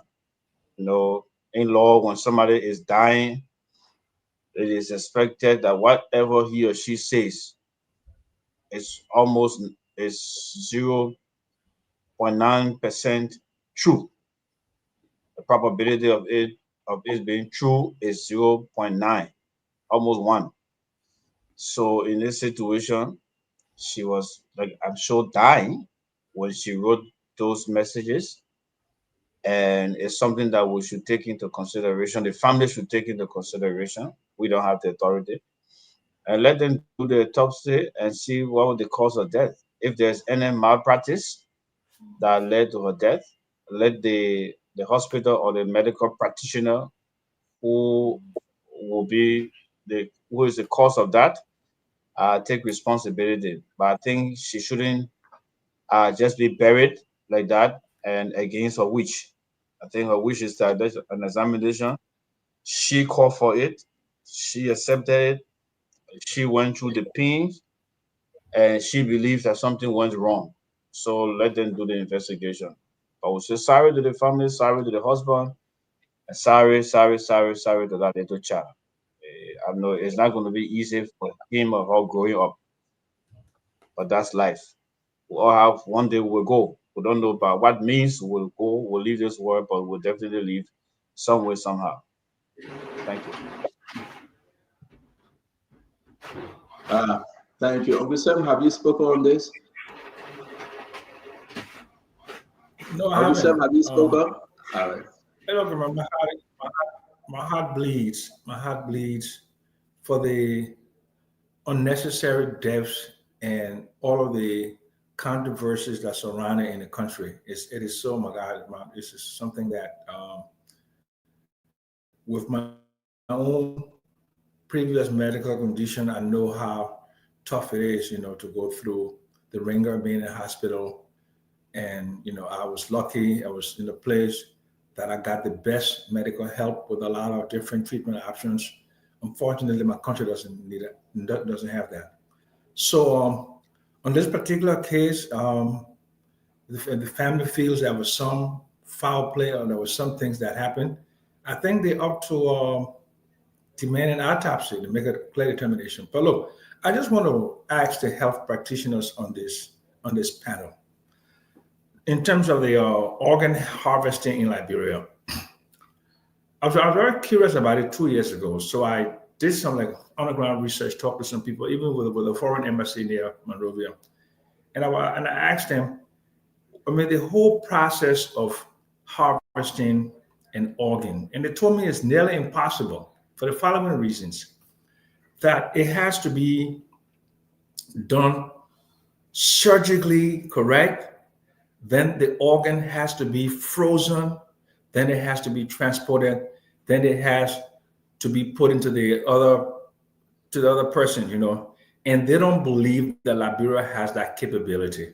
But be that as it may, since there is a lot of public outcry, I think we should do some basic research on this matter and kind of come to a close, because it is really a matter that has been lingering in the public domain for a very long time, and some people have been accused, and we need to resolve this matter. But from my personal point of view, and from my talking to medical practitioners and also embassies that have done, an embassy near Monrovia that have done some basic research, the harvesting of organ is very, very, very much implausible and very much unlikely in Liberia.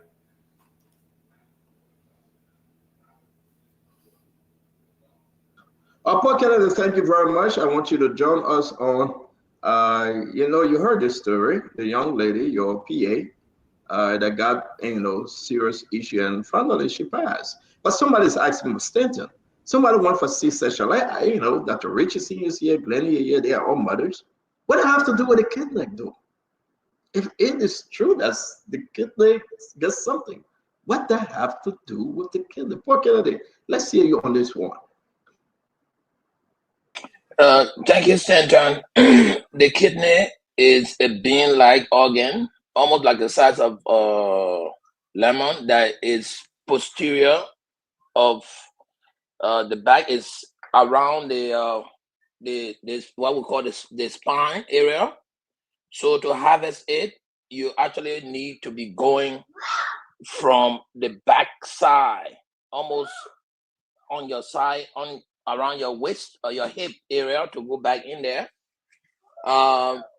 You could definitely harvest it from the frontal area, but you have to bypass several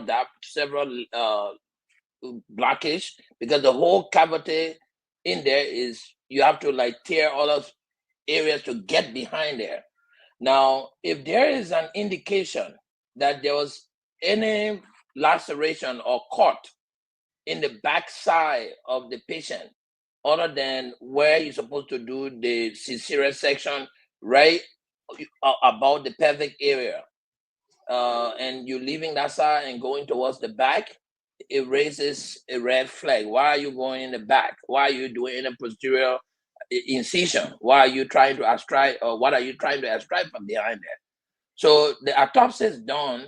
The medical professional is looking around, checking all the body, and trying to figure out whether there were any other part of any incision that was done apart from where rightfully we know that people are supposed to do cut and tears to go in to get baby out.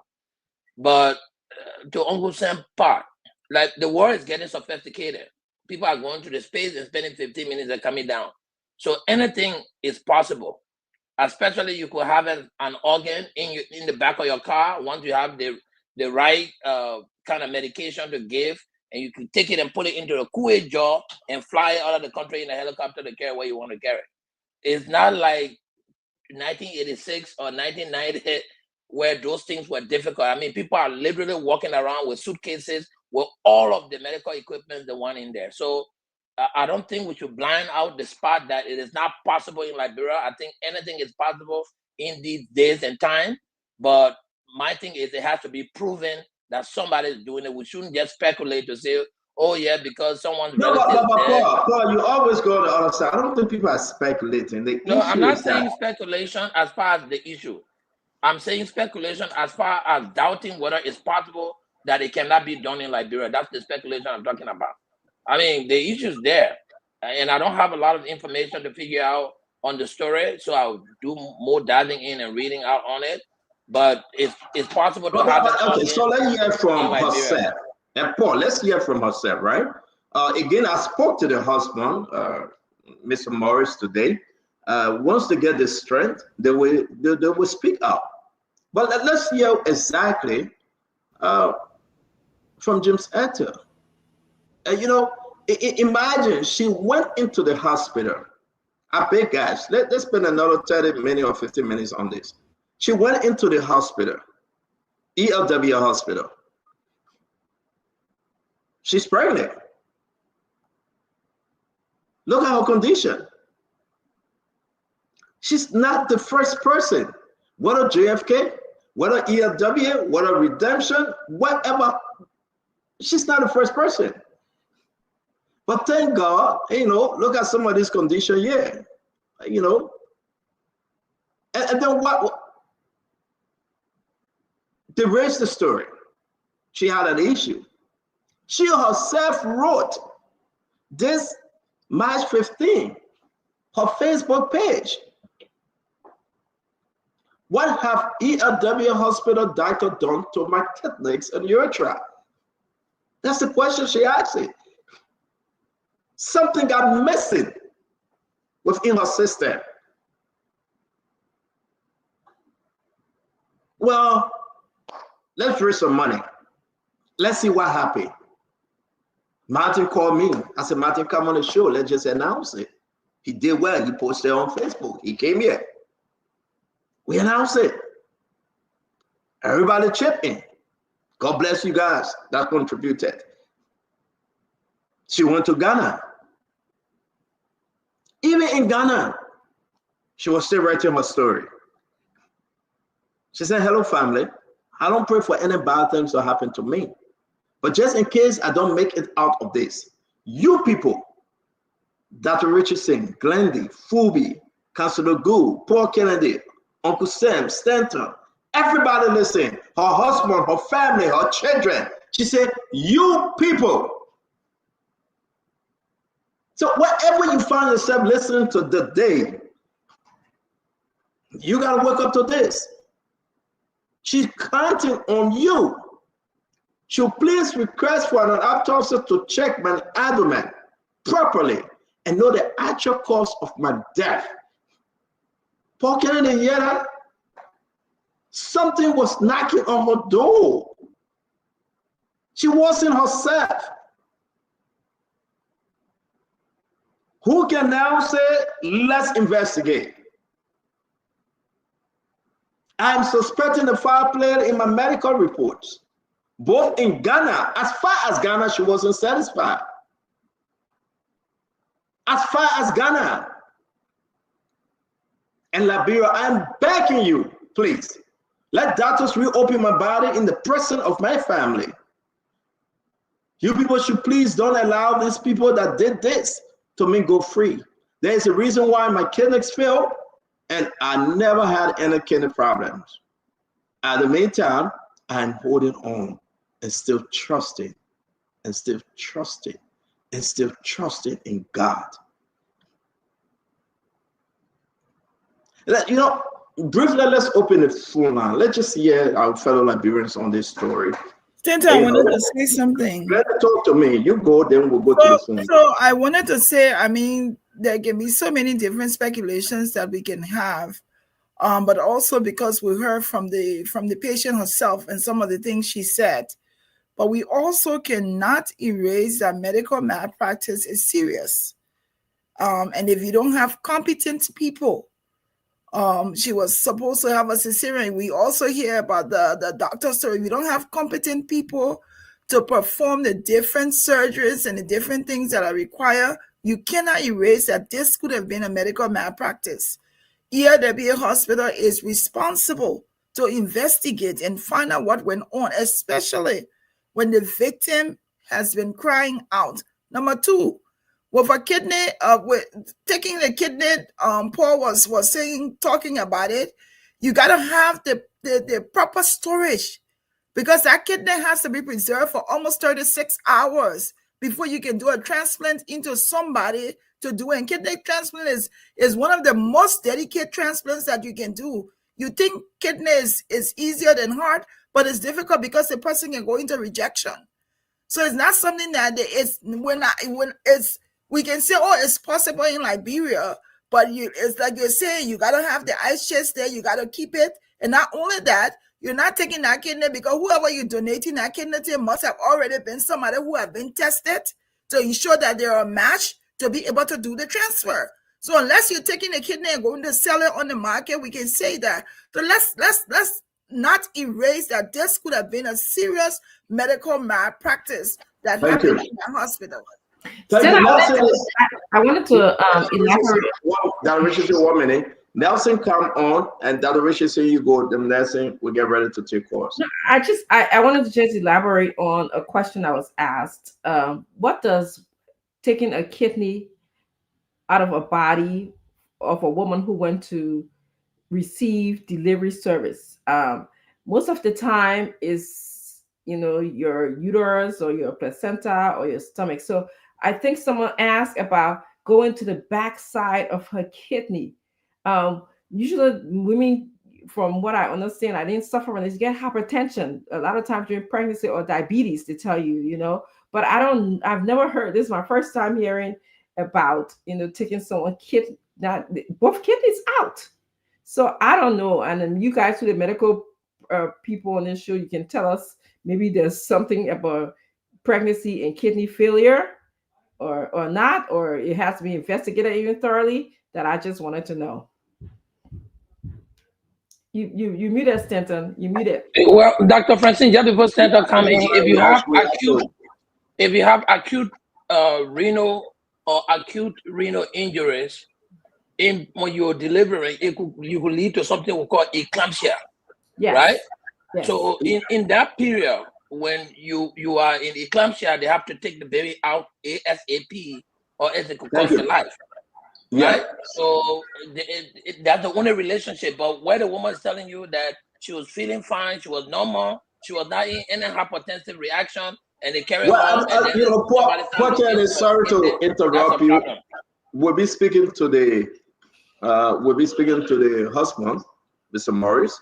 Again, he know more to this story. I'm not going to play doctor yet. I am not. Even with a doctor, you need to look at the medical history. You need to look at the chart. You need to look at this patient document from her first child to her second child and everything else. So we will not speculate. But when she speak and what she wrote, she's saying a lot. So even those things in her absence, I can put chill in your spine. So let's open the phone line and take a few calls. Your name and where you're joining us from, please. My name is Sister Justina Garte, calling from New Jersey. Justina, talk to us real quick. So I'm suffering from a kidney problem today. So one of the reasons why kidneys can shut down if the doctor overdosed you with some medications. Like in my situation, my both kidneys are fighting for repair because of what was injected into my body. So if the doctors subdue her in order for her to give birth early, and then they overdo it, that can also affect our kidneys too. But let us remember that if your two kidneys are out of your body, you cannot survive for even 24 hours. You can't. It's not possible. You can't. There's no way you're going to survive without them putting you on the machine. It's not going to work. You're going to have. You're not even going to make it without it. No. So Justina, people living without. Based on the condition, but we want to say thank you very much for your contribution. Medically, it is. I think the government should call. I think the government should open a speedy investigation. I think that is concerning because there have been a lot of malpractices on women in Liberia. I think the government should use this to step up their game. Thank you, Justina. To really protect our women. Thank you, Mama. Thank you very much for your contribution. Your name and where you joining us from? Hey, good afternoon. How are you doing today? All is well, my friend. Talk to us, please. That's fine. See, a lot of people, somebody have to say a record in this country. They only all do is stop. If it was my relative that happened to my relative, trust me, I'm a traditional person. I'm go Ghana. Who Isa, who do it, who smell it, who taste it, I would get rid of everybody. All right, my man. Thank you. Thank you for calling. Thank you very much. Again, we want to say to all of you, Nelson, let's go back to Liberia. Let's take a few calls, and then we'll come with our second conversation for tonight. People are very active. 05551011075 is the number to call. We take the first caller here. Hello? Hello? Okay, so let's take this person. Hello? You are live? Let's hear you. Go ahead. Hello? Yeah, go ahead. You're live. Yes, you are live on the show. Let's take the next caller. If the person sleeping, move on, please. Yeah. Hello? Hello? Yes, you are live. Let's hear you. Yes, my name is Pedro Waters. Okay. Call from ESW. Yeah, let's hear you. Go ahead. Okay, what I know about this kidney issue, my cousin was a victim of it one time. I think you all know about her. Her name is Marcia Adam. She died from kidney failure. And it happened at a hospital, a renowned hospital in Liberia. She went for delivery. and she was overdosed with the medication and her post-kidney damage immediately after surgery. And she was flown to Ghana from there, and she went to Kenya, did her surgery, and came back. But later, the kidney rejected her body. Her body rejected the kidney anyway. So it could be possible that the injection they gave her to do her that kidney, and for that operation, it entered her kidney because it do it right at the back, the down part of your spine. Thank you. Thank you very much. Yeah. Let's hold you there and take another person. Hello. Hello, Nazim. Yeah, hello, you're live. You. Yeah, go ahead quickly. You want to contribute to the conversation? Yeah, well, me and I'm about Jeff, pray, what's more, okay. Courage, and God gave. Thank you. Like to you and the children. Thank you very much. Hello. That's good evening. Good evening. Go ahead, sir. Pastor David. I mean, it's a sad thing. It's something that all of us should panic up. We hope that the government can conduct their process. Unfortunately, okay, because the conscienceless government, I don't know what are they going to do. Thank you very much. Hello. Hello. Yeah, go ahead. Let's hear you. Yeah, I'm Kwewu Daniel. I'm you from Campus Community. Yeah. No, this thing I happened to our leader. I was taking off having domain 2000 now at the hospital. When my father was having a we're talking at the hospital, they walked by himself, but he came from that as a dead person. Since 2000, it happened to me today that we lost our father. So the hospital, I believe there are a lot of people who have gone through that same problem in the hospital. Okay. So I'm going to start as a witness to that. We have documents to prove that even the doctor said that he made mistake for our father. Thank you. Thank you very much, Nelson. Let's move on, Nelson. Thank you. Again, we want to stop here. We'll take more call. I will take this last one. I have him on hold. Nelson, can you upload those video, please, while we wait? Your name and where you calling us from? Gentlemen, this is Cyrus McGee. I'm calling you from the Twin Cities here in Minnesota. Cyrus, talk to us. Welcome to the show. Thank you. This is very heartbroken. Just listening to you reading that lady's, message, it's heart-wrenching, man. And we hope that her family and whoever can help would honor her request, because at life she made that request, and this is where she ended. I'm not a medical practitioner, right? I might not know about what it is that the medical people would know, but I'm a victim of medical malpractices in Liberia. In 2010, I had a motorbike accident. I had a cut on my face. A local clinic that treated me, the medical doctor administered my stitches. He had his nurses just to dress the stitches and continue to treat it, Stanton. That nurse did not even read the chart, was giving me the wrong treatment, was giving me the wrong injections. Wow. And guess what? My face got swollen up. You will not recognize me. And then the doctor, a couple of days when he looked at me, he said, "Papa, man, I thought this thing should be going down. Why is it like this?" When he read my chart, it was wrong medication I was being treated with. Again, we want to say again, sorry to you, but you're quite correct. A lot of cases is happening. Brother Cyrus McGee, thank you. See, the head of the Doctors Association. Thank you for joining us. Thank you, my friend. Yes, sir. Sorry. Thank you very much for joining us. We'll open the phone line again. Cyrus McGee, thank you for sharing your story. I want to say to all of you, this too is Liberia. We can only discuss this and be champion to this cause. We have the physician assistant, Paul Kennedy. We have, and from another side of this practice is Dr. Richardson. You know her. She can come and counsel you. We have Glennie, that's been a nurse for a very long time. And we have other social activists on the show in any other discipline here. So, but above it all, it's about a human being. It's about Liberia. It's about where we find ourselves. Go to the hospital today. I sent the guys to the hospital to JFK. Guess what happened? They couldn't allow them to go and showcase the hospital because you know why? You got 2 patients on a single bed at JFK.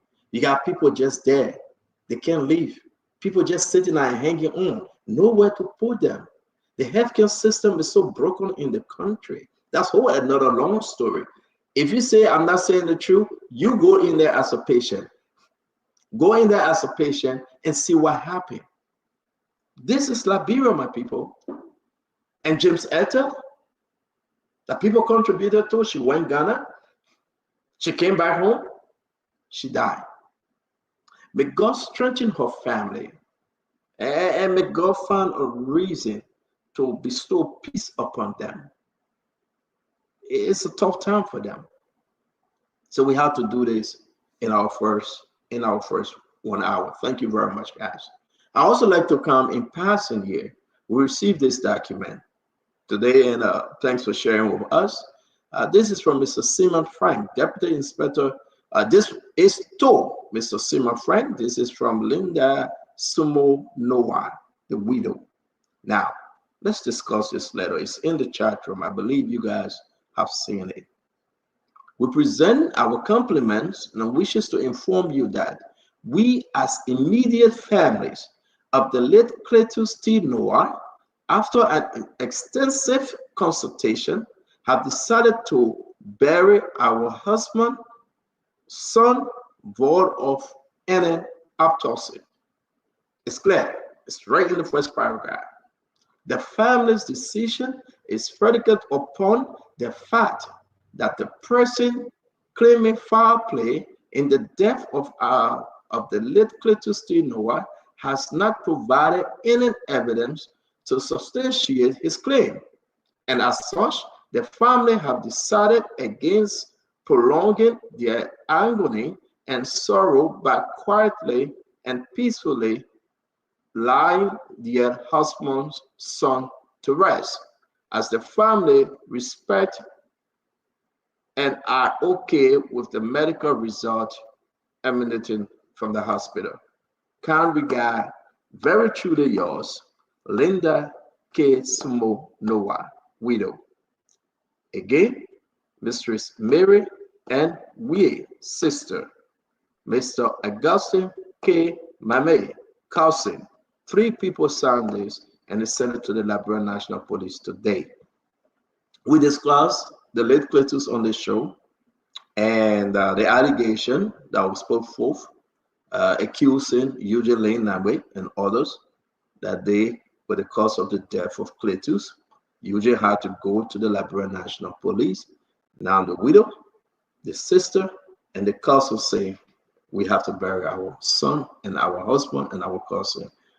Uncle Sam, what say you in this matter now? Uncle Sam.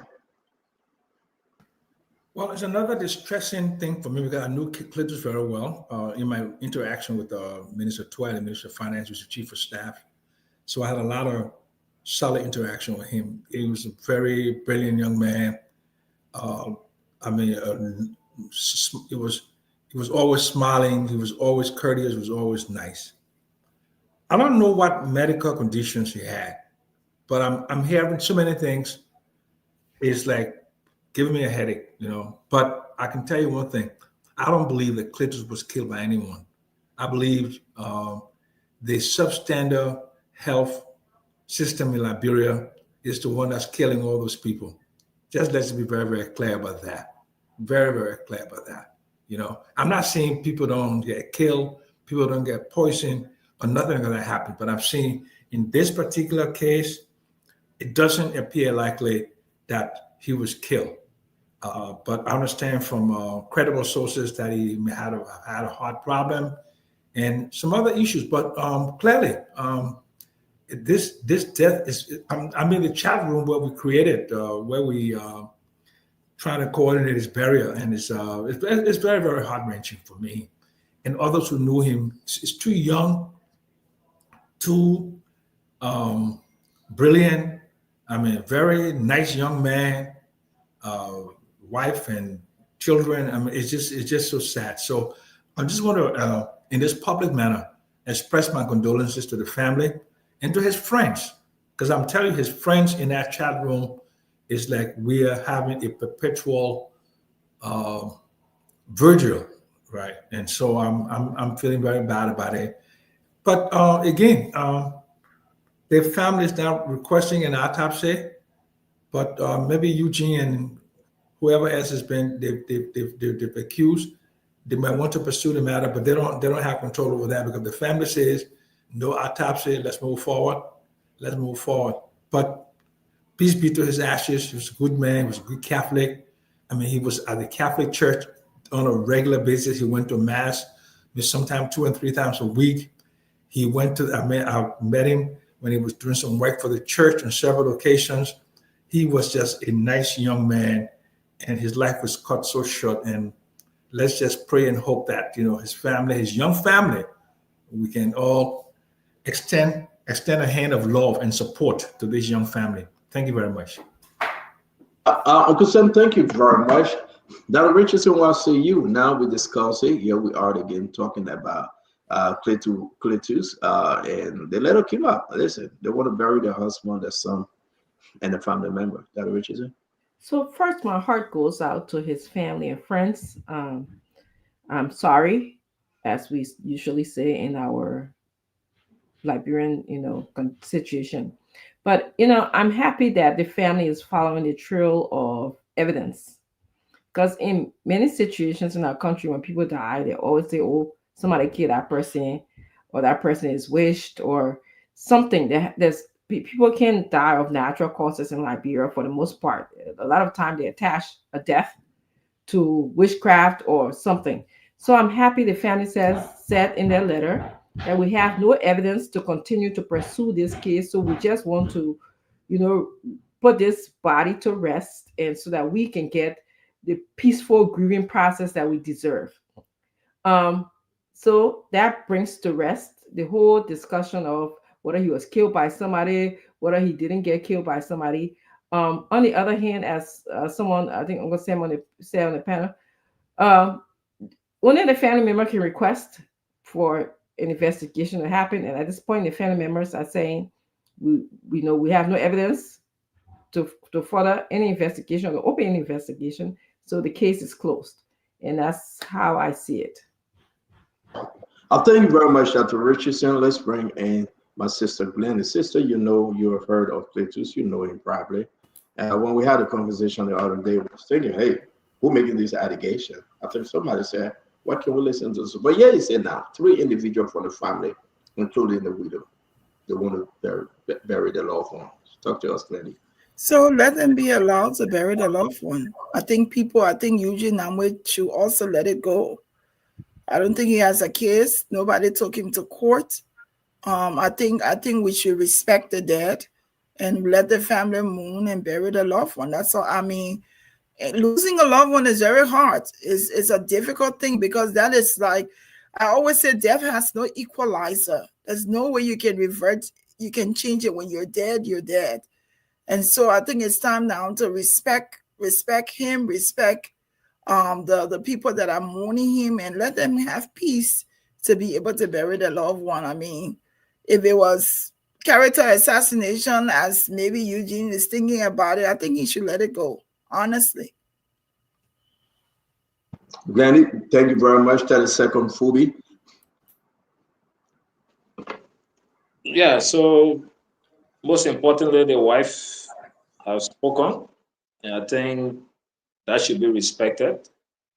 Sometimes we will have our own saying, like that Dr. Richardson said, nobody dies for nothing in Liberia. And there must be some kind of foul play, some kind of way, either spiritual or physical. And like Uncle Sam also said, sometimes there are some basic health issues that we have that we don't pay attention to, and sometimes they can be the cause of our death. Like issue of heart failure, it's a normal thing that can kill people. Sometimes just refusing to drink water can trigger that. And if you don't drink to solve it, you're gone in split seconds. And also we need to understand some of those basic things and know your own body and know how to treat it. But the family, most importantly, the wife have said this is what she wants. And I think that should be granted, and let's move on and wish the family, to grieve in peace and say sorry to them also. Thank you very much, Councillor. Again, I do believe that everyone here in the chat room, I think with the exception of our brother Gray, So we have to add you, Gray, because sharing the documents sometimes we miss you. You're not a lawmaker now. When you win the next election, 2029, then you can remove Well, yourself. I move on there. Okay. You see me Councillor, like go this? ahead. Yeah. Thank you. So Stanton, I think we spoke about this the other time, and I was very keen about the wife's position on the issue of autopsy, because I know that the wife has the ultimate decision when it comes to what happens to her husband's corpse. Now that she has written, uh, it's done. There's going to be no autopsy. Should what his name Eugene Nangwe uh, proceed with his case? Of course, he can proceed with the case civilly, like I said. The reason why Eugene wanted to, were requesting and hoping that the family would have, supported his call for autopsies was that he wanted to build a stronger case. Because if the autopsy report would have come out and said that he died, a natural cause, then Eugene will have clear evidence, to go against the person who accused him. But now they still can go for it because the person has not demonstrated, and so it's left with Eugene. But the good thing here is the wife and family Thank have you. decided to lay our brother to rest. We know our brother. He was a good guy, but he's gone. I mean, we can bring him back. I don't care how we even open up his body, we check, we know the cause of death. Please, we Thank you very quickly much, put a knife in Councillor. his back. We're only 30 seconds So on yeah, this thank one. you. Yes, So that's sir. it. Let me bring in Paul Yeah. Kennedy. Thank you, Councillor. Go, Paul. Yeah, again, my condolences to Linda and the rest of the family. Peter was a very committed Catholic, a good man. He will embrace even a stranger on the first day you interact with him. It is sad that he died the way he died. I mean, it was shocking to every one of us. And I'm glad that the family have decided that they're going to, lay him to rest and avoid all of this, all of this up and down while he's still all here. So I think it was a good decision the family took in the interest of, preserving the dignity of a very good man who did not deserve to die, who died at this very young, promising age. I mean, that's most I can say about this. My condolences again to the family. Paul Kennedy, thank you. Honorable Gray, welcome to the show. Thank you very much, and I want to say good evening to all. I, Cletus Noah, a brother in the trenches of history. We've had interpersonal ties from university days after university into government. May his soul rest in perpetual peace. My condolences to the family, especially his wife. I ask the Almighty God to be with them and counsel them during this turbulent period. I think that the wish of the family should be respected. The wife has the final say. I believe that the police or whosoever must respect the wish of his wife. However, do I support Len Eugene Nangbe going to court because there are sufficient evidence for defamation of character? Yes, he can do that, even with all an autopsy. Just by the exchanges of the messages or the verbal conversation, you can go to court. Character assassination is a dangerous thing in our country. People just look at people and say what they want to say about them. And people think that it's politics, and I'm glad that the family is not even looking in that direction. I think the brother was pushed politically. Unfortunately, he has fell into his own web, where the family members are not standing with him because they believe he's a liar, he lied, and he has to go to court. to prove if he didn't lie. But I think Cletus should be buried. Let us respect our brother and our friend. It's very important that we give him the last revolutionary salute. It's very Thank important. you. Thank you very much. Ladies and gentlemen, share the show. Continue to share on Facebook, on YouTube, wherever you are, go in our chat room and share. We will discuss 6 different topics today. We're on the second one. And again, we will try to govern ourselves according to time. I want to bring you in, Mame. You're hearing the conversation right now about Cletus Watersay. Let me put it up for those of you guys that are just joining us. We'll be very, very brief in reading this. The family have agreed to bury the loved one, the widow, Linda Case Noah, the sister, Mistress Mary and Weir, and the cousin, Mr. Augustine Mame. I think that's the name, Mame. So there we have it, Mame. Talk to us. What do you make of this new development? I have a slightly different view. I personally regret Cletus' death. I don't know him like that. I met him once in Washington, D.C. We exchanged number and text messages. The feedback from there is that he came across as a very decent, professional man. I think 4 or 5 different text messages. That was the impression I left with. Decent, humble, and professional. The person alleging with all these text messages, I've been receiving these things ever since I decided, we wouldn't politicize what happened to Cletus. The person who doing it is claiming to be Cletus' brother. Now, my suggestion to the family and to Eugene would be, I know that's your right to do what you say you would do. I'm just suggesting, do the autopsy. If you read the family's letter, they said the decision to not do autopsy is because the brother who is accusing provides no evidence. That tells me that there is suspicion from somebody, and the way that suspicion can be proven or disproven is with autopsy. The autopsy will show that he's lying on Eugene and the rest of the other people. If you don't do the autopsy, the suspicion remains. And then the back and forth continues. If I were in that family, since the person who is accusing is a brother, even though the wife is there, I will push, let's do the autopsy to establish that Cletus died of natural causes as per the doctor. If you don't do that, you still leave the suspicion to be hanging. That would be my suggestion, if there was anything to listen to. But I think it is good to establish the facts or lack of facts. Thank you very much, Mame. I don't know where Dana Patrick, where he gone, but well, anyone have any question, quick exchanges before we move on? Because I really don't want to just, yes, Counselor, you want to ask anyone else question here?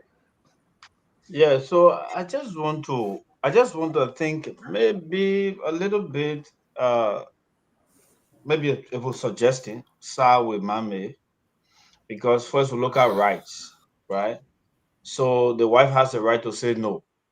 She has said no, she doesn't want it. Now this is an issue of appeal. So look, wife, let's do this. Because maybe too, if Eugene goes to sue, the guy could say that I was never given the chance to prove my case because I wanted for an examination to be conducted and the family refused. So how could I have established otherwise? He will argue that as well. But then again, maybe the family too were looking at what are the circumstances that he might have given them to believe that these persons were in close proximity with Cletus prior to his death. So a lot of things happening. So they could say, okay, we can appeal. I can accept Mame's point for them to appeal for the autopsy to be conducted, rather if the family agrees. Yeah, but who appeal? I mean, well, he said, let me ask you, Counselor, who have the legal right? Who have the legal rights right now? The brother now is the wife. That's or the widow? The wife, the widow. So they have to appeal to the widow. Yeah. If the widow says no, it's no. Yeah. But then Glenn, you again, want at to say times, something? when Yeah, I do. again, Senator, when the issue of murder, right? Because this is somebody being accused of murder. So the issue of murder, when it comes in, sometimes the state, right, can have a say, because it means that somebody is alleging that a crime was committed, and to establish the veracity of that allegation, you have to do an autopsy in the event where the person dies suspiciously. Thank you very much, brother. Thank Yeah. you very much. Counselor, that's why it's good to have you on the show. I want us to run to the next one. Glennie, let's hear you quickly, and we'll go So to the next one. I want to disagree with Mommy and with Councillor Gould. I think we need not to look for more there when it's not there. If Eugene Namwe had a case, he could have sued by now. He could have gone and sued by now for character assassination or for them falsely accusing him. I think where it is now that the wife has come out, and we do that often. People die. We have people who don't have no relations to them, or they are not the legal representative to the person. They'll come and say, do it this way and do it that other way. We have to be able to respect who the law gives the authority to, and that is the wife. It is not our business to come and appeal to her and say, oh, let him do autopsy because I want to clear Eugene name or because of speculation. We should not do that. The woman has decided that no one is going to do an autopsy on her husband, and we here on this platform need to respect that. Plain and simple. No Yeah, need to but Glennie, Glennie, don't come down here on anybody now. The I'm people just are saying. all giving, but they are all giving their own suggestion, Yeah, and but that's to how we say have the conversation. but we are. Let me tell you, Stanton. And it's good, and I like that Councillor who is here, because we who are not the lawyers, we can have our own, but we will understand. We the lay people. We can put our one or two things there. I say this because this has happened directly with me. Even during my dad time, people wanted to make decisions, and they didn't have the legal authority. We need to stop doing this as Liberians. We find this happening in Liberian setting all the time. You I find people agree. who don't have the authority happy and want to make decisions. Yeah, but okay, and that's why I asked. Glad Richardson, 1 minute. I will come to you, Mama. That's why I asked the lawyer who's legally now responsible, and that's the widow. So let's hear Dr. Richardson, and then we will move on. Dr. Richardson. So I'm not a lawyer, but I see this in two ways. I'm actually see two cases. One, a defamation case. Okay, someone accused Eugene Namle of killing somebody. Two, I see it as a criminal act where they said that this man, Cletus, who died, he was killed by something. All right, a possible criminal act. So it's Eugene Namle's responsibility now to say this man defamed my character by saying X, Y, Z. The woman, the wife of Cletus, have already said to us, we have no evidence. The person who said they had evidence of bringing to us to say that he was killed by something or by someone, they don't have it. So I want to peacefully bury my husband, or I want the family to peacefully bury our relative.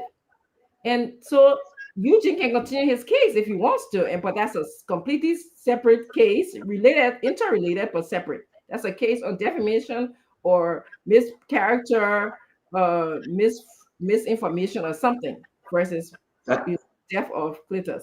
That's what I So want. let me say this, Mama, you want to come in here because I got to run, because you took a position, and Yeah. God took a position. My position is Eugene's letter to the police station was not on defamation. If he had a civil issue with defamation, he would have gone straight to court and filed defamation. He invited the police to see reason to investigate this matter. That's why Eugene did. Eugene said, somebody is accusing, somebody died. I'm a statement in the country. This thing is going around. Police, please investigate. And this guy been sending text messages all around, saying all sort of things. I don't believe it. Honestly, upon anything, I don't believe all the text messages he be sending around. But if you read the text messages, he making claims. And the only way you can establish fact or false in that claim, one way is to conduct an autopsy. If the family decides no, that's fine. My only suggestion was do the autopsy and just push the case away. Again, I will say this from me and to all of you that followed us. Want to hear from you? What's your thought? I mean, we got to squeeze you in at least maybe 6 or 7 quarters real quick. What do you think? The wife, the widow now saying, I want to bury my husband. I side with the widow. Above all else, I don't care about the accusation. I don't care about what Eugene going to sue. I don't care about anything. The woman want to put her husband. Listen, there's a lot of lies going around concerning this death. That's a lot of issue. Oh, he died from this. He died from that. People are just down beating on this poor lady. Oh, he was this. He was that. Now somebody killed him. Somebody didn't kill him. Guys, the woman, I'm going to put this thing up. The family, you got 3 members of the family. You got the wife, who is now will be considered the widow. You got the cousin, and you have his sister. So we got to bury our brother.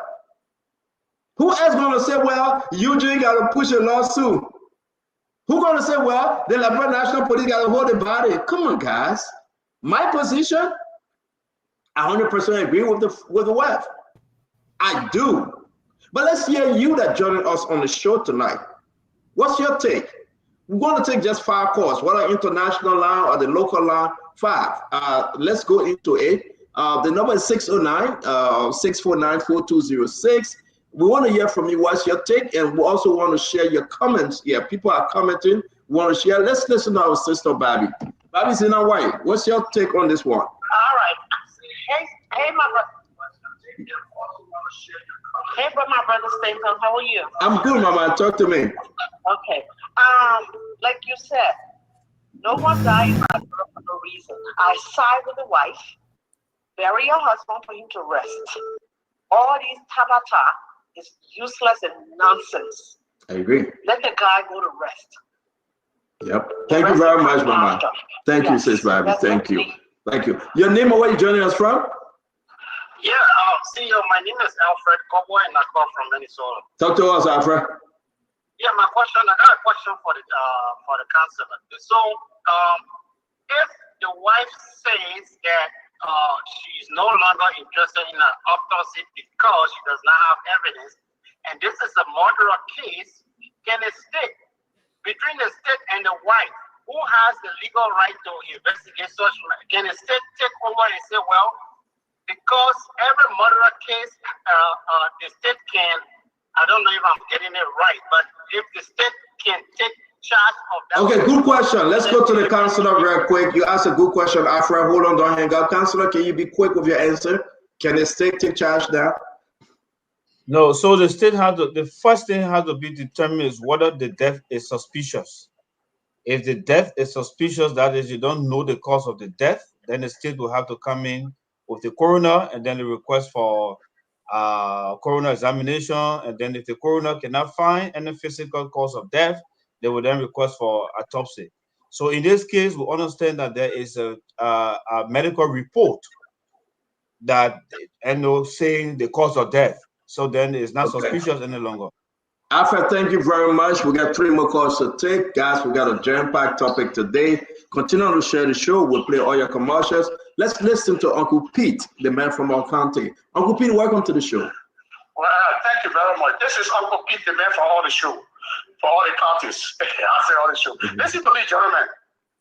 Members, you all that are on that platform. In case of any death in a country that is suspicious, it is not a prerogative of the family to decide to bury the person without the government investigating. It is the prerogative of the government to take control of any suspicious death in the country. I mean, Uncle Pete, who make the determination that the death is suspicious? The government. The government? They have a medical, they have a death report, they have a death certificate, they have a medical report. Sure. Who called it? Did the government say, well, we heard about 5 players here? Or that our brother that were in Pennsylvania said that? So what makes this death a suspicious death?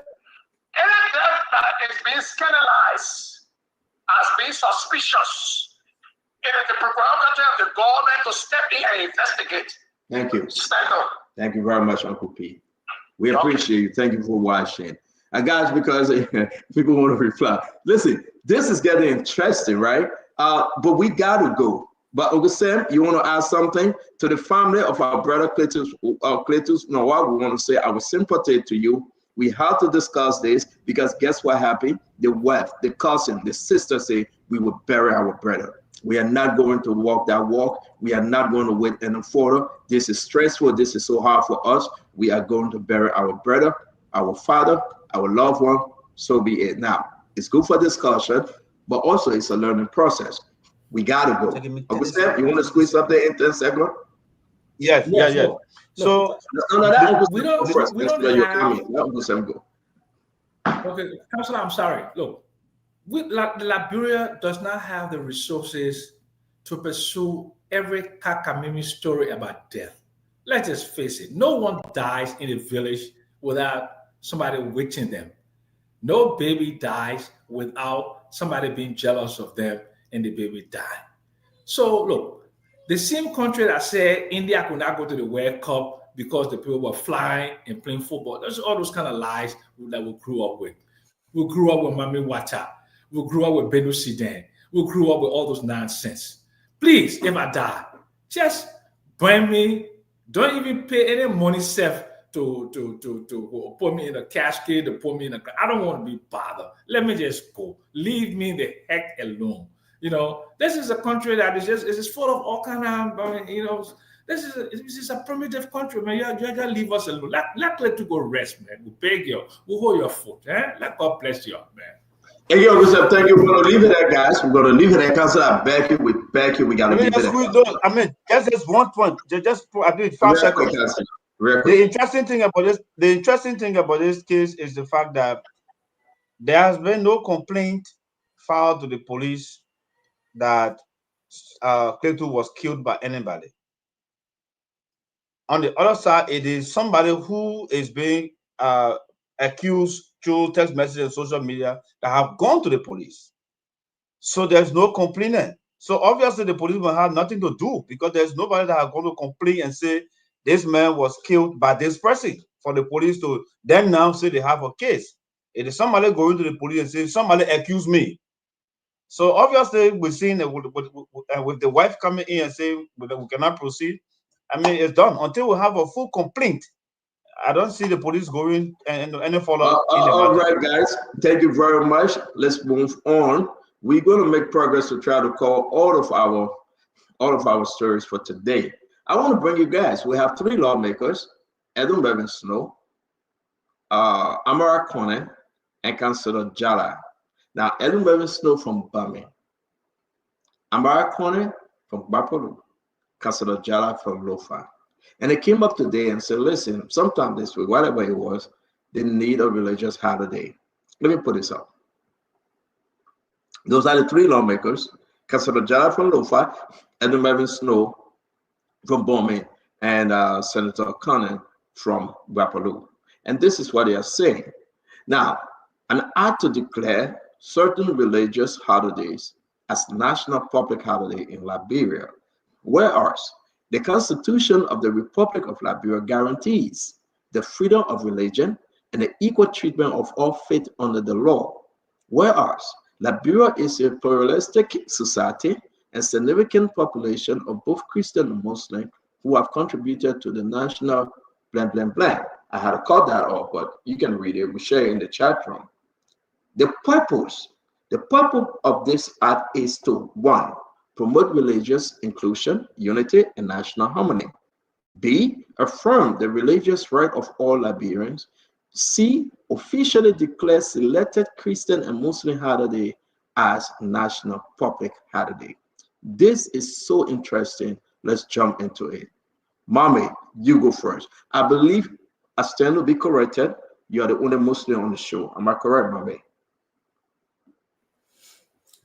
So the law calls for. Mommy, can you please answer my question if I'm correct, sir? I said yes. Okay. Well, how you know? No other Muslim here. Who you answering for? Well, I'm talking about real Muslim, man. I'm not talking about saying yes. Do you know what I'm Muslim? Muslim man. Muslim okay. Man. All right, let me make progress. Sorry, guys. Mommy, go ahead.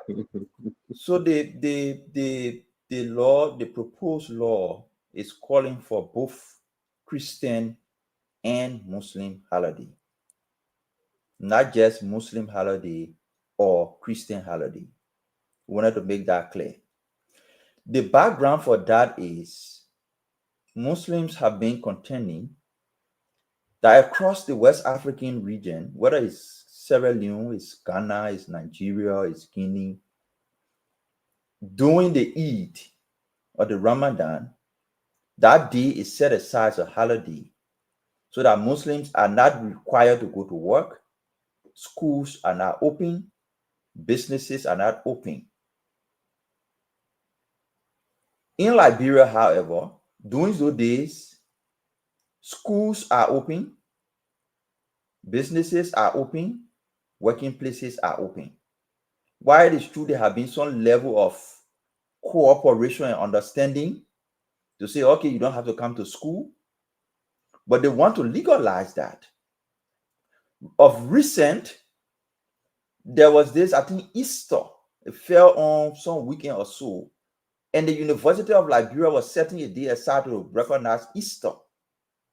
And students were not allowed to go to school to be able to observe Easter.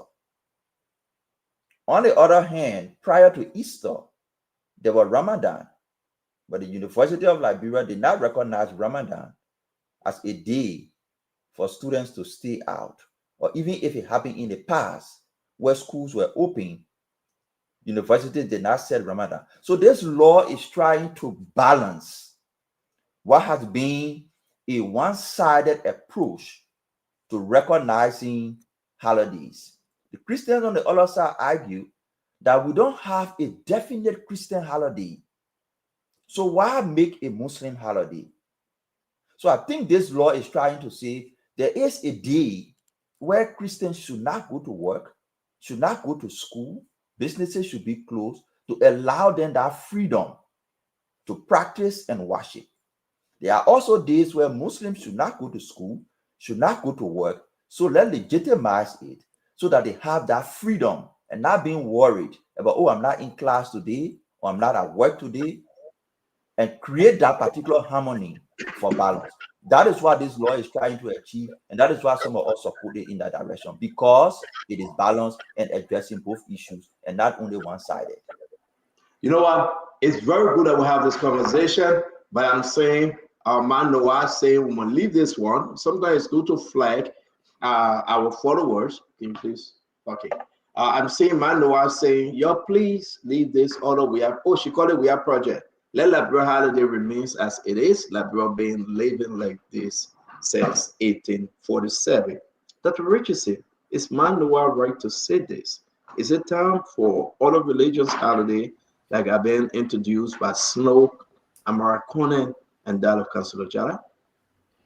So I like to say that just because I've done something since 1847 does not mean that it is right. Just because somebody has practiced a behavior for a long time does not always mean that that person is right.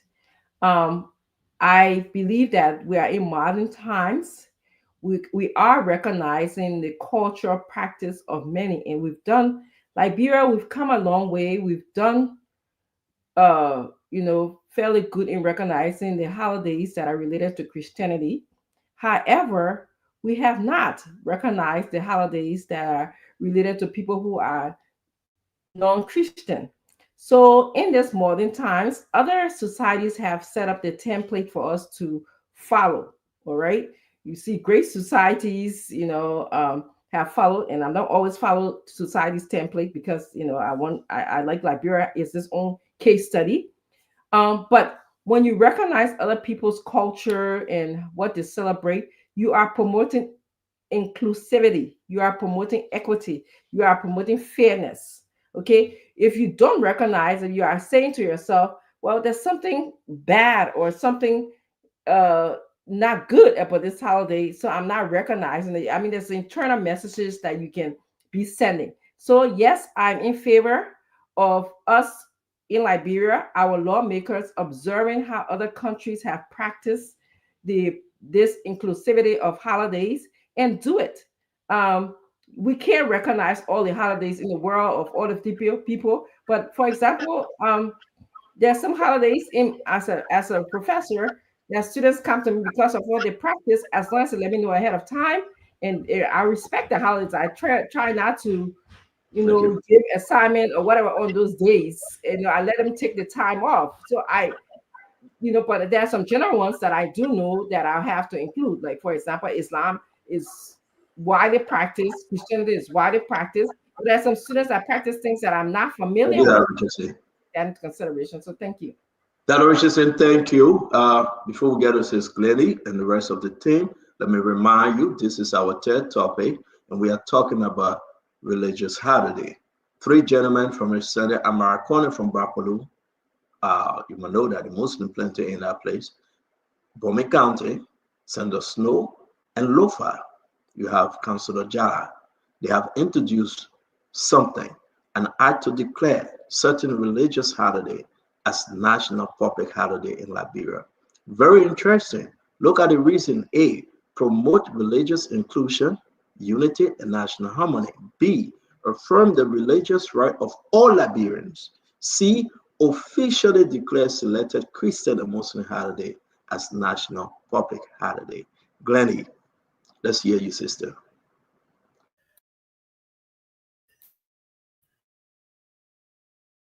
I will come back to you, Glennie. Okay. You're good now. Go ahead. Yes. What should I say? I say Christian. I think in all fairness, if there's not a holiday in Liberia where everybody can stay home, and this is not to say that if it's a Muslim holiday, that means you're going to make it a national holiday for everyone. And if there's a Christian holiday, it should be a holiday for everyone. Because as it is right now, when the Muslims have their Ramadan, their Eid and whatever, some of them don't go to work. And just like as it is right now, when Christians, some of us, Christmas, we don't go to work. Liberia also has a fast and prayer day. So why don't you may not need to do a whole holiday, but you may need to change the nomenclature. And so you can make it fast and prayer day for all Liberians. So the Muslims go to the mosques, the Christians go to the church. What does it hurt right now to have it or not to have it? How does it empower Liberians to have a holiday? How is it going to help our society? What is the issue right now? And this is something that it's been in the works over and over. People continue to talk about it because it brings a divide amongst people. Are the Muslims being cheated? Do they feel that they're not recognized, that a holiday will help give them the recognition that they need? I don't understand why it's necessary to do that when Do you accept the proposal, Glennie? It's fine. Try the proposal. Okay. Try it out and see if it works. Try it, but I don't know what will be the benefits. You came out straight up. That Richardson, just to be on the record, you accepting those three senator proposals? Yeah. Yes. Okay. Thank you, Glennie. Phoebe, let's hear you real quick and just let us know what do you think is a good proposal for the country.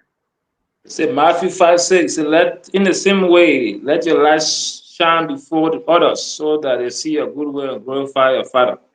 So I always tell people, don't fight for God, because God gave everybody the free will to do whatever they want to do. At the end of the day, we all will account for our own deeds individually. For example, I live here in Burkina Faso. March, we celebrated Ramadan. It was a national holiday. April, we celebrated Easter. It was a national holiday. May, we celebrated a traditional day. It was also a national holiday, where the traditionalists went out, made their sacrifices, and all those other stuff. So for me, sometimes we get into that's the respect. That's the most important thing. Respect each other, free will, whatever you want to do. Whatever you do, nobody going to account to God for their friend. Whatever you do here, you're going to account for your own self. Not your man, not your partner, not your brother, not your wife, your husband, your children. And so holidays, not an issue. The good thing, everybody going to make money on the holiday. Everybody will rest on the holiday. Everybody will find a way to chill on the holiday. So If the other men doing Ramadan stuff, you can go to your nightclub and go and chill and drink your beer, smoke a shisha. If the other person doing their church in the Easter, you can go and do your own whatever. All right, first time in history, the holiday it is current. No We'll come LEC, back. no We'll come LEC in back. Burkina Faso. We'll come back. Councillor, let's hear you. Do you agree with this holiday proposal and recommendation, Councillor? Yeah, Stanton, this is a fulfillment of one of my campaign promises in 2017 and 2023 that we are going to push for a holiday for the Muslim for Ramadan and Eid. And it's fair. I hear people talk about there is no Christian holiday. Then we are actually not Christian. You know, when you Christian and you sit down and say there's no Christian holiday in the country, then you are not Christian because you are lying. Easter, that John Brown holiday or la Jesus birthday. Is it a Christian? Easter is not a holiday. It's not a holiday. What are you talking Easter about, is not a Counselor? holiday. Correction. No, Easter is not a holiday. They're not holiday. Wait, give me chance. Give me chance. It is not a national holiday, but schools will close. There is a holiday for schools. They will close for Easter. The House of Representatives will close for Easter. The legislature will close for Easter. You got Christmas. We will close schools, close businesses on Christmas. In fact, Christmas almost 2 weeks. Those are Christian moments that we celebrate. So I mean, there should be no reason why. With Christianity, is not in it's not the letter that written. It's the way of life, the way you live with your fellow man. That's Christianity. You are Christian. You see, you give. So I support the bill. Thank you. Thank you, Councillor Paul. Talk to us and tell us whether or not you support this bill. The closing of schools and religious institution in commemoration of Easter is not a registered holiday under my Constitution of Liberia. It's not. And schools close around the council is right. Some schools go on break around the Easter time as a way to commemorate their own adherence to the Christian celebration of Easter. But it is not written. If the councilor can not show me anywhere in the Liberian Constitution that says Easter is a holiday and Christmas, only one day, which is the 25th, that is celebrated all over the world. And New Year too. So are we saying New Year is a Christian holiday? So let's come back to the issue. Let's not try to find flawed justification for why there is a need for the existence of a Muslim holiday in Liberia. The Muslims, there are between 810,000 to 1.2 million of them in Liberia. The Muslims have formidably contributed to the Liberian progress and the economy. The Muslims are a shared part of the Liberian history. If you think about people like Dwalu Bukle and King Sauboto Kamara, these were Muslims who fought 1822, 1823 to make sure that the pioneers and the settlers did not take over us. So I believe that the Muslims should have a recognized holiday set to commemorate the Eid al-Fitr. I believe that. But it cannot be because Christians have holiday, so Muslims should have holiday. That's not a justification. You're not going to win that. What you're going to win is Muslims are part of Liberia and they have immensely contributed to our power march as a country. So for inclusivity, for us to promote unity and to foster the well-being of Muslims, we should support a Muslim holiday. That justification, I will support. But now because Christians have holiday, so Muslims should have holiday. Thank you very much, Paul. Thank you. Listen, gentlemen, do you want a Muslim holiday like the Christian? Do you want a religious holiday? This is big for our country. And only you can tell us and let us know your position. You got to speak to your lawmakers. So again, we're going to roll with this story and take some calls, right? Because whether you're Muslim, whether you're Hindus, whether you're atheists, whether you're Christian, whatever you may be. 3 lawmakers came out this week, and they say it is important that we put this religious holiday to rest. Representative Paul Gray, sorry to call you Paul Gray, I meant to say Representative Akaris Gray. I'm missing Paul with your name. But what's your position here, Representative Gray? My position, first and foremost, is that Liberia is a secular state. Those who want to celebrate that religious day can celebrate that religious day. Let me repeat. The day Ramadan comes, myself, I give a lot when Ramadan comes, more than even Easter. All right, the second portion of the law, it says, affirm the religious right of all Liberians, whereas affirmed the religious rights of all Liberians. Mind you, all Liberians are not just Christian or Muslims. Some are Judas, some are Buddhists, some are animists. People get different religion in their country. Not everybody that go worship on Sunday are Christian. They got different group of people who are not Christians. The same thing, there are people who are not real Muslim. They call them Mali people. They are not Muslims. They're not what Islam calls for. Okay, I am convinced that whosoever believe in your day, go and celebrate your day. The day Christmas coming, those who want to celebrate Christmas, celebrate Christmas. Those who want to celebrate New Year, celebrate New Year. Those who want to celebrate the day of Judaism, go and celebrate the day of Judaism. Okay, we got better things to think about as a country. It's like we're not united as a people. We have religious battles in our country. I'm not talking about political divide. I'm talking about religion. Like our country religiously, we are very tolerant group of people. Thank you. We got to squeeze it in because we got to go to the phone line. People calling like crazy. But I believe everybody can go celebrate your day. So you think you agree to this? You agree to this introduction of a bill for the religious holiday across the board? You agree, right? Me? Yeah. I said I don't support any religious holiday. Oh, okay. Anyone who wants to celebrate a holiday, will celebrate a day. So let me bring in the question like this: is Christmas a religious holiday, Honorable Gray? I was just making a quick research, and I gotta confirm it. Someone said the Liberian revised code of law. I was just reading it. I gotta research it.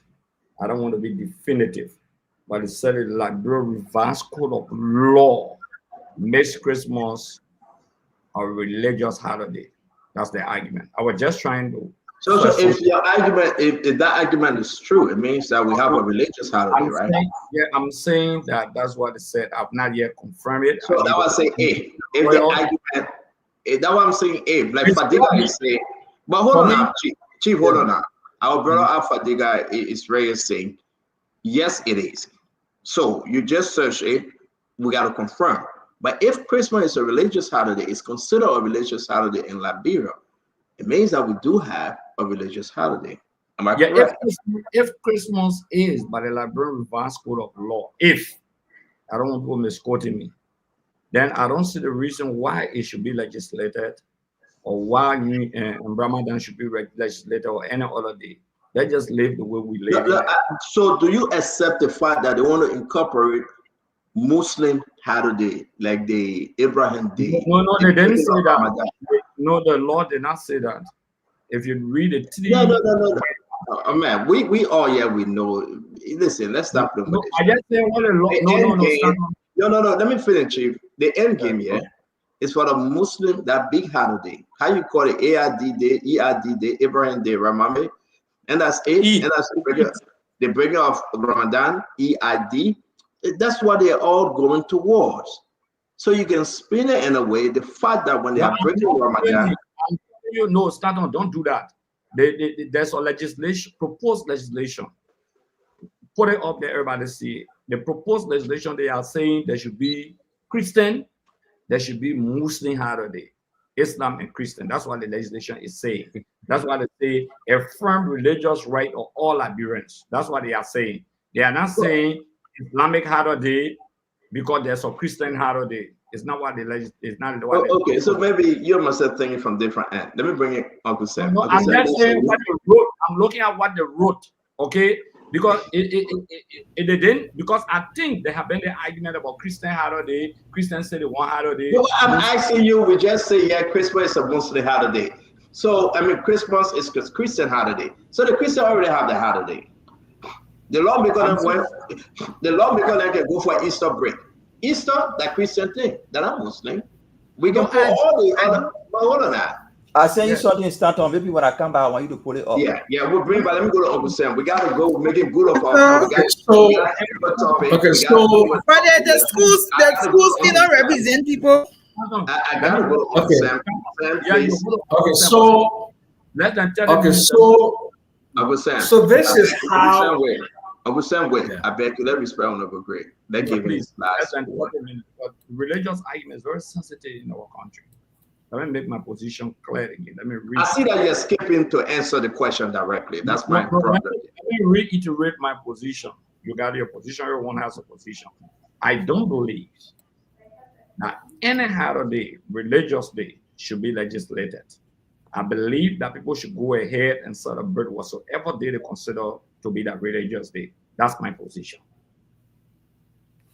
Thank you for making it clear, sir. Thank you. Uncle Sam? Look, let's just be very rational, right? You have 52 Sundays out of the year reserved for the Christians. That's 14% of the number of days. That's a reduction of 14% in GDP. If you add Friday, which is a Muslim religious day, that would be 28% of the number of days. That's not what they asking for, Uncle Sam. No. Let me finish now. Let Uncle Sam finish. That man would I be acting intellectual? You don't like it, eh? Go ahead, my papi. Eh? Sorry, my papi. You like how I be acting intellectual? They think it's economic matter, economic and religion. Yes. You have 11 holidays starting from Armed Forces Day all the way to Christmas, December 21st. So if you do that, you see the productivity that is what? Reduced from your economy, right? But religion and economics, they are polar opposites. Religion is something that is what? In the mind, in the heart, and in the soul, right? So for the sake of peace, if we want to further reduce economic output and induce more poverty to satisfy a certain religious minority, I don't have a problem with that. But let me tell you as an economist what the economic consequences are. The economic consequences are huge. If you start to put in Fridays for people to stay home, then you do Sundays, then you do 11 days. I am opposed to it for the economic impact, but for the sake of peace, for the sake of coexistence, for the sake of all those things that we have to sacrifice prosperity, we have to sacrifice economic output, we have to sacrifice all of those material things for the sake of peace.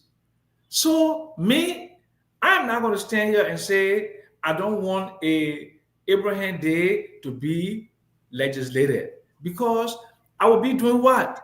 I will be alienating what Paul said, at least 1.2, 1.3 million people. So we have to coexist. There are things that we do, and everybody knows about the X and O's, right? We're doing analysis in terms of what is good, what is bad, right? So we take all those things that, and if it's going to give us social cohesion. Social cohesion means that we coexist, we're all happy together, and we have peace and tranquility. So we lose 28% productivity. We remain a poor country, but we make the Muslims happy. We make the Christians happy. Who am I to say But that is the reality. So the reality is that when you create another holiday, you're creating another less productive day. You Thank you. creating less in your economy. But if that's what you want, because you want to coexist, you want to have peace, you want to make people happy, go for it. I'm not Thank going you to very oppose much. I'm going to squeeze the calls for the end of the program. Please take your pen and paper and mark the Muslim holiday. You're going to mark about our sister James Etta death. You're going to talk about Plato's Noah. And you're going to talk about the rest of the topic. I want us to just finish them all. But this one is too big. Let's listen to VP Vendetta Patrick. Can you please allow me, Fubi, to put you in the back? Please allow me, Fubi, to put you in the back briefly to bring in. I have to bring in Conor Gray. Fubi, don't go too far. We will come back to you. Let's bring in Conor Gray. Go ahead, my brother VP.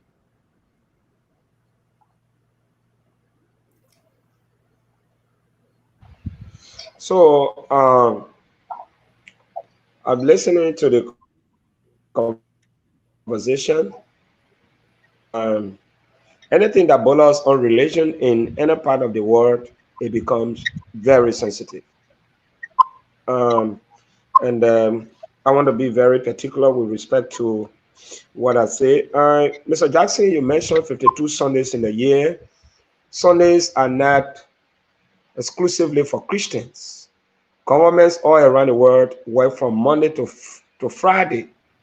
Saturday and Sundays are non-working days. That's in not as true. much as Christians. That's not true. Not in all countries. Not in all countries. Not in all countries. Not in all countries. That's not true. So show me any country where people work from Monday to Sunday. United Arab Emirates. United Arab Emirates, people work.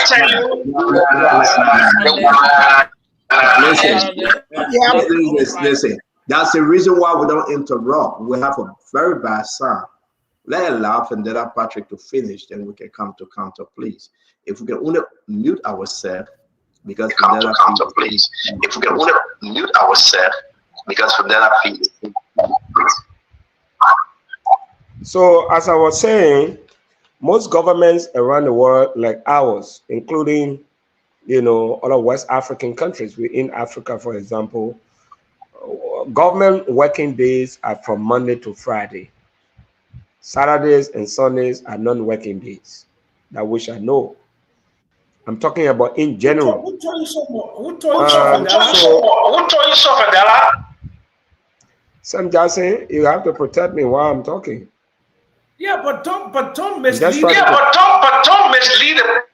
Uncle Sam, we're having a bad feel. Uncle Sam, you cannot interrupt him. It's very terrible.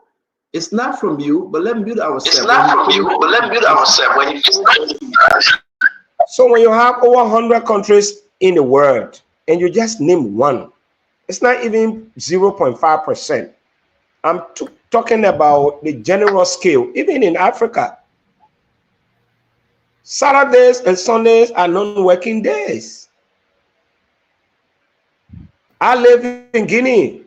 Common days, Sundays are not included. I people go to work on. Banks are open on Saturdays in Liberia. Ghana, Cote d'Ivoire. Banks are open on Saturdays in Liberia. Open on Saturdays. Uncle Sam, I'm begging you. Uncle Sam, I'm begging you. You're not. I mean, are you hearing this feedback from the show? You guys hearing it though? Are you guys hearing it? It's just even worse on the radio. We shouldn't interrupt. This is what we have. Uncle Sam, please. I think it's come from Vandaluk. No, not me. I'm talking. It's not me. No, I don't like to be talking when people are distracting me. I mean, it gets irritating. But the point I was making is clear. What the act is proposing, from what I listened to, is the fact that they want to, the same way we have Easter, that somebody tried to argue that it's not a Christian holiday. It's a Christian holiday because we celebrate, Christ in terms of his struggle and everything. But my concern with respect to this act, we should not quantify a population in order to make decisions, especially when it comes to certification or religious recognition. Um, a few years ago, when this first Saturday um, was introduced that no car should ply the streets from 7 a.m. to 10, I remember members of the SDA congregation, they got very disrespected. And I remember Gabriel Smith, then representative of Grand Bassa County, he protested that that was an infringement on the rights of the SDA community or the church. Even though the SDA is part of the Christendom, that alone was a division within the Christendom. Other Christians were happy, but other Christians were not happy. Are we suggesting here also that all Christians celebrate Christmas? I say no. There are Jehovah's Witnesses who don't celebrate Christmas. I stand to be corrected, but they are categorized as Christians. So even within the Christendom, there is a division. If you ask these constituent members within the Christendom, they will also want to propose based on their faith, their reasoning, they will want something. On the other hand, this act I think is a very good one, but it needs to be carefully studied. Another thing, every holiday has a specific date mentioned. That when that day come, everybody know exactly what they are all. So let's assume it's Air Mubarak. That's the day they want. Or Abraham. You say what?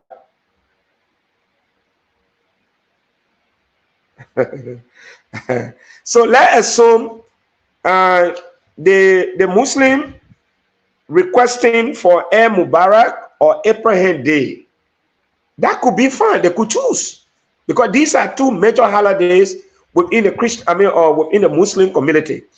But I want this act to also be very clear because it has no specific date. Thank you. That today, this year we celebrated. Thank you, Vandela. Let's move on, please. Thank you, Vandela. Let's move on. No, but you can't come in. I have a lot of interruptions. Yeah, I agree. We'll come back to you, brother. You'll be on the next one. And Vandela, can you log out? This is the me point I'm on. All the other one I'm giving, I'm just laying the basis. And the me point I'm on now. Yeah, we'll come back to you. Vandela, just listen to me 1 minute. I beg you, sir. Can you log out and come back in? Your feedback is terrible, though. Please. The Howard University, they like to lay business before they talk. Can't speak English, you come into business. Conor Gray, let's hear you. Stanton, good day, everyone. Good day, ladies. I tend to lean more to what Akarius was propounding. This is a struggle from the genesis of our country, and the way our forefathers, mitigated these issues is by one coming to say Liberia was founded on Christian principles, and as much as that that statement may not apply for the trajectory of our country today, let's not forget that requesting a special religious day is not the only argument that would be raised in the future. Already, people are beginning to say we cannot. The president of the Republic of Liberia, when he takes the oath of office, the Bible should not be the only basis. We should also bring the Quran. I've heard that argument. I've seen scholars propounding it. The late, whoever, I've seen lots of scholars coming up with that within a religious circle. And remember, I like the idea that we are a circular state, as stated by Akarius Gray, because pretty soon the Baha'u'llah will start coming, the Bahat. People in the Buddhist society will start coming up. Let's not forget that we have other religious practices within our state that will have equal right to come up. I would say I don't support the idea clearly because then it's going to stretch to something else. This is not the basis. The basis is not only for a day to be observed. Pretty soon they will start asking for more rights, and that more rights will confuse the entire system, and it will plunge us into chaos. So the forefathers were, they were smarter. They say, hey, we're founded on religious, on Christian principle, but we're a secular state. We observe everyone. We give everyone the right to observe their day, and then we move forward. Stanton. Well, thank you very much. I'd like to say, because we have to go, we got two other topics to cover. Sorry, guys, we will not be able to cover all of it. But I like to say, what actually would Jesus say on these holidays? All right. What would Jesus say? Would Jesus say give Muslim the holidays? Would Jesus say holidays is only meant for Christian? I mean, it's a fair thing. Are you thinking that Christians are so afraid of Muslims having a holiday and Liberia will return as a jihadist, a jihad state? Is that a fear that tomorrow if we have a Christian Abraham Day or EID Day, then it means that the whole country will collapse and Liberia will turn to be a terroristic country? I mean, let's have some hard conversation here, folks. Are we afraid? 30 seconds. Yes, I will. Let me just do my own on this one because I'm passionate about this. Because I do believe that something is hidden. That even some lawmakers are trying to avoid this. People trying to run from it. But what would Jesus say? Jesus said in the good book, give to Caesar that which belongs to Caesar and to God that which belongs to God. Jesus said, accept your righteousness shall exceed the righteousness of the scribes and Pharisees. Who are the scribes and Pharisees? Those people that profess to be religious. But guess what? They were like a what watch on a tomb, on a graveyard. You celebrate all these holidays, but you are not practicing the teaching of Jesus Christ. Does that make you a Christian? I mean, Christianity is within you. I mean, I can say my brother Mame, he's a Muslim. But let God judge his hand. Let God be the judge. Let God decide. I can say, listen, Jesus Christ is the only way. He would say Muhammad is the only way. Who am I to condemn him? So, folks, let the government decide. If President Boga decides today to sign on that bill and make it into law, so be it. And that's why I stand. That's me. That's my conviction. I want to know Jesus Christ for me. I'm a Christian. I was baptized. I know the word and I pray to God for forgiveness every day because Jesus is the only way. But if the Muslim believe that Muhammad is the way to God, let God be the one to judge that, man. I don't want to stand in that gap. And if I'm wrong, I cannot fight the battle of Jesus Christ. I will pray for Muhammad. Let God conviction spirit rest upon him that he can be the Christian no more and follow what I believe. But if he doesn't, may God be the decider. So before you come in on this second round, we press the commercial, Mame. We are very pressed to commercial. Let me run to it. That I wish to see you want to do your daughter on real quick. And while you're coming, I'd like to send a happy birthday to Aisha. Aisha, this young lady is one of our faithful followers. Today is her birthday. We celebrate her. She met me to the Wawa on 2-3 occasions. Hey, CEO. She doesn't come to Stanton. She called me CEO. So today, from her father, Adolphus Kepa, to the entire family, all of them wishing her a happy birthday today. We hope you enjoy your birthday, Aisha. We hope you enjoy the wonderful day from all of us.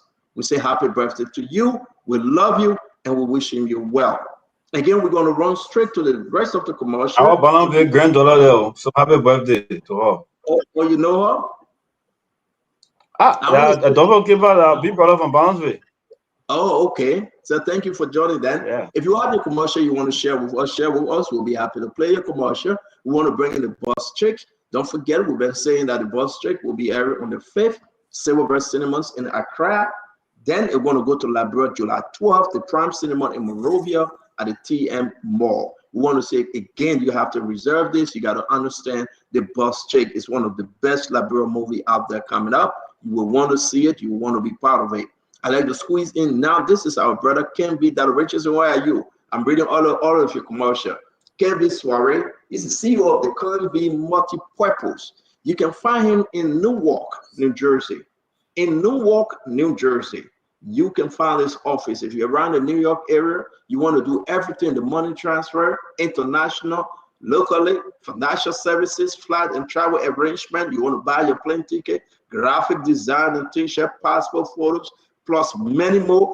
Call the numbers 973-444-2250, or you can meet him at gassorry1 at AOL.com. Don't forget, he will help you. He will push. The office number is 862-381-0413. Again, it's Liberia own business. He's doing extremely well. He's covering New York, North Jersey, and he can just help you. And with a phone call will solve your problem. Don't forget, on behalf of Liberia, this is Win Liberia, Win Liberia, Win Liberia. Win Liberia is coming. We will be running that tomorrow. You got to play in the back. You got to win yourself huge amount of money. Mommy, you want to squeeze in this one real quick? Yeah, beginning tomorrow, Win Liberia program will be on Spoon. We will be sharing the process. There are a few steps you need to take. You need to dial *255*2#, and you can play 50 cents.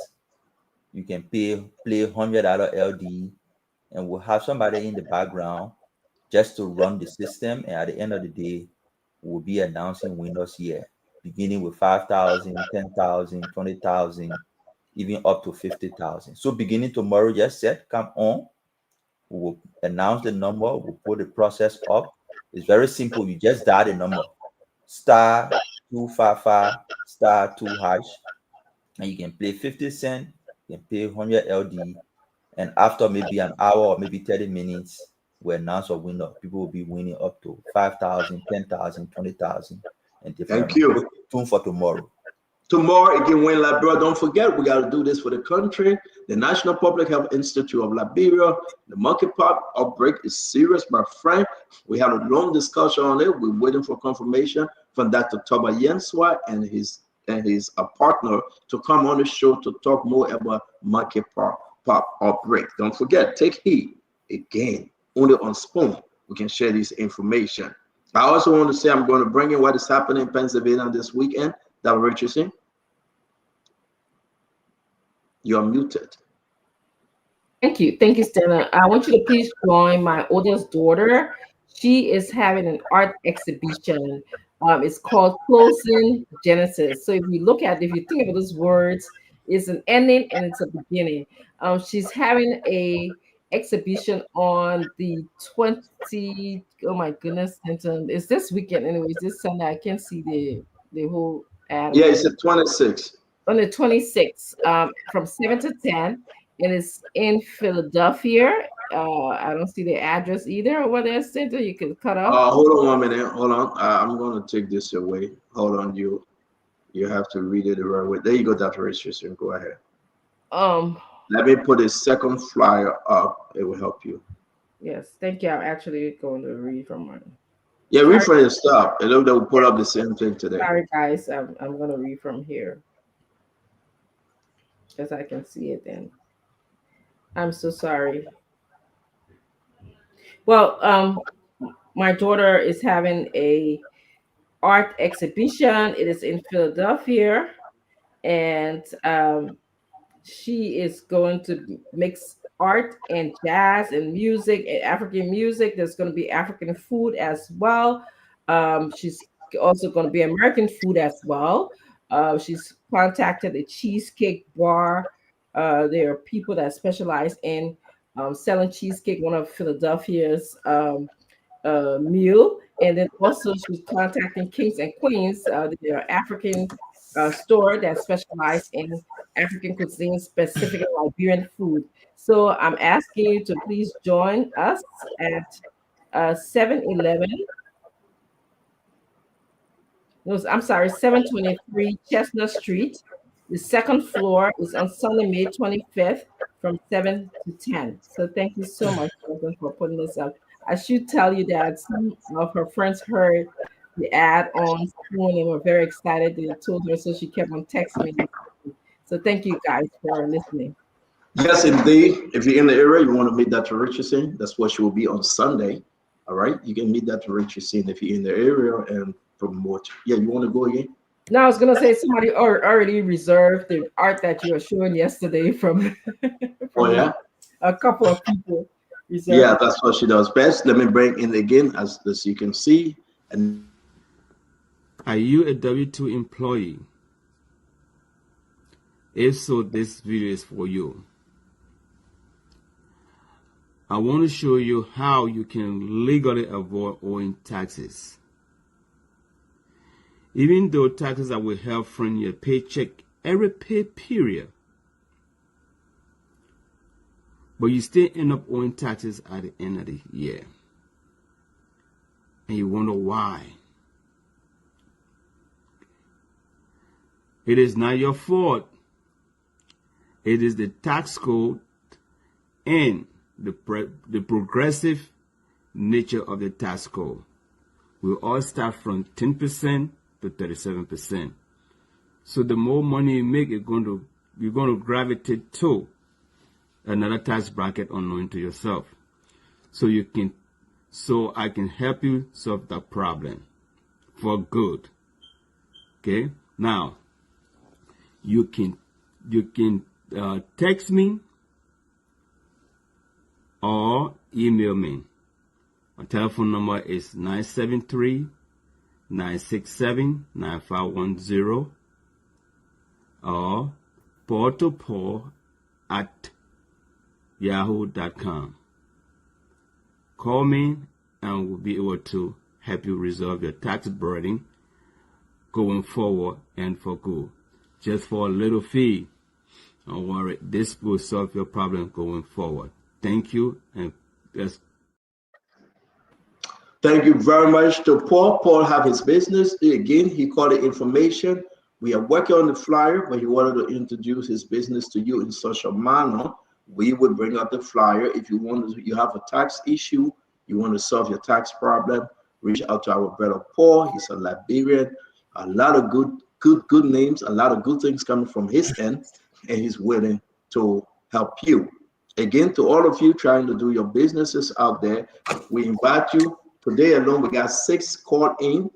People are coming in. Again, we will have to put people on schedule and try to do this the best way we can. We got businesses lined up. We will go through them, and we want to say, because of you, we are here. We wish every one of you a wonderful time as we all try to promote each other here. So, Mommy, let me play this video.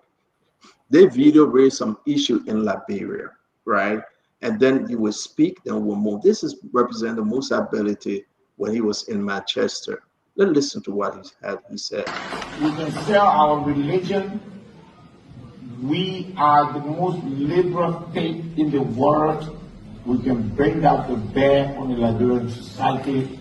We can change Liberia with Islam. We can make Liberians to look at Islam differently, and that can start tonight. Tonight, it is my hope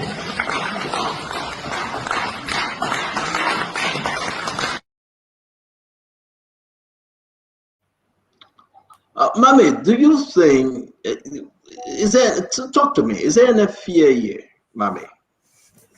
There should be no fear.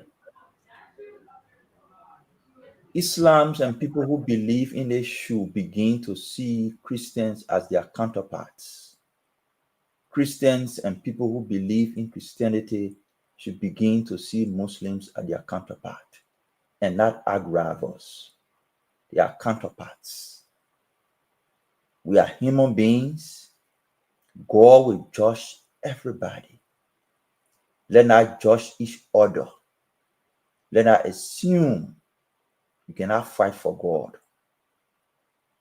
On the issue about the holiday, most of the time, people who don't want to give opinion on this issue or who have an opinion against it will usually hide under Liberia is a secular state. That's what they do. They want to hide under Liberia is a secular state. I sent you, Stanton, an announcement. A secular state is a state where the state has no preference for religion and any religious activities. That's a secular state. No preference for any religion or religious activities. If Liberia is a secular state as you place it, we are now upholding those values. Here is the University of Liberia announcing that the university will be closed from Thursday until the next Monday to observe Easter. Secular states do not behave like that. In Liberia, Easter government agencies close to observe Easter. And that is right. That is something we support because it is sacred to Christians. That is the day they believe, or that period of time that Jesus died and rose from the dead, and because of that they are saved. They want to observe that day in prayers and honor of his sacrifice, and not to be bothered with work and other school activities. So they shut down to observe Easter. Government institutions like the university do that. So those are not practices of secular state, Akaros. Secular states do not do that. They do not recognize Easter, but we recognize it and we support it. It is important for Liberians to do it. The only thing this new law is saying is that this particular Easter is not by law. So let's make it by law. And also, as we're making it by law, there are also Muslims who are in the university. During Ramadan, the university doesn't close. So as we're making Easter holiday so the university can close on Easter, let's also make Ramadan holiday so the university can close on Ramadan. It is not a fight. It is not sensitive. We shouldn't make the thing fear a religious issue associated. This is not a religious issue per se. It's an issue of convenience. So here is it, Akaros. The university is a state institution. Secular states do not recognize and give preference to religion, but the university is doing it, and it is right to do so because Christians there want to take that time to worship Jesus, to pray to God, and honor the time he died and rose from the dead. So give it to them. The law is only saying, as you're making that legal, also make Ramadan a holiday. That's all. Stanton. Thank you very much. Thank you, guys. We got to move to our last topic tonight. If you give Mami that much of time, let's go on. We have to let us work on it. Conrad, please. I beg you, sir. We always have our time. But when it is your time to speak on the next topic, come back to religion. Please. It's after 7 already. It's after. No, you'll be 7. unfair. You'll be unfair to do that, Stanton. We got to But get you gotta be unfair. We need to have our fair share of the time. There's a program we run. We're in the second round, yeah. All right, so let's do this. Let's have 30 seconds, and I'm watching, and I'm serious. No, we need No. Bad. It's a separate argument. Bad. Thank you, bad. No, don't that Richardson take the show. I'm trying to squeeze one big last talk conversation in, and you want us to hold on to this religious stuff. Yeah. There's a sensitive argument. I'm a Christian. That's why I'm going. You're Muslim and Christian, you mix. So that's why you're here. So let me go and you stay. But no problem. I'm going to squeeze this one in, and you can decide what you want to do. And you can talk about the Muslim holiday. If we do, and let's do 1 minute. Let's be fair. Conrad, you go first. You're 1 minute. Oh, boy. Stanton, I come from a background where, I've people who practice, both religion. And there was a time in my boyhood I used to go to the mosque as Misibo or Maslasi, as they used to call it. But my own conviction took me towards Christianity. But the state itself has created, that corridor of observation. That's the secularism of the state. It's not how Mami puts it. The state recognizes the practice of each individual religion. It will not penalize people who observe Eid Mubarak or any other Muslim holiday. They give them that right to do so. Look, matter of time when we were growing up, all the taxi will not run, all the holy will not run that day, because Muslim they're breaking their fast. We know there's a holiday in the state when those people are practicing. That's why the state has mitigated that problem to say, look, we're a secular state. In other words, we gave others the recognition to exercise the right of religion. Take for instance, I can't go to Saudi Arabia and request for certain things because you know what? It's not a secular state, it's an Islamic state. Ours is not a Christian state.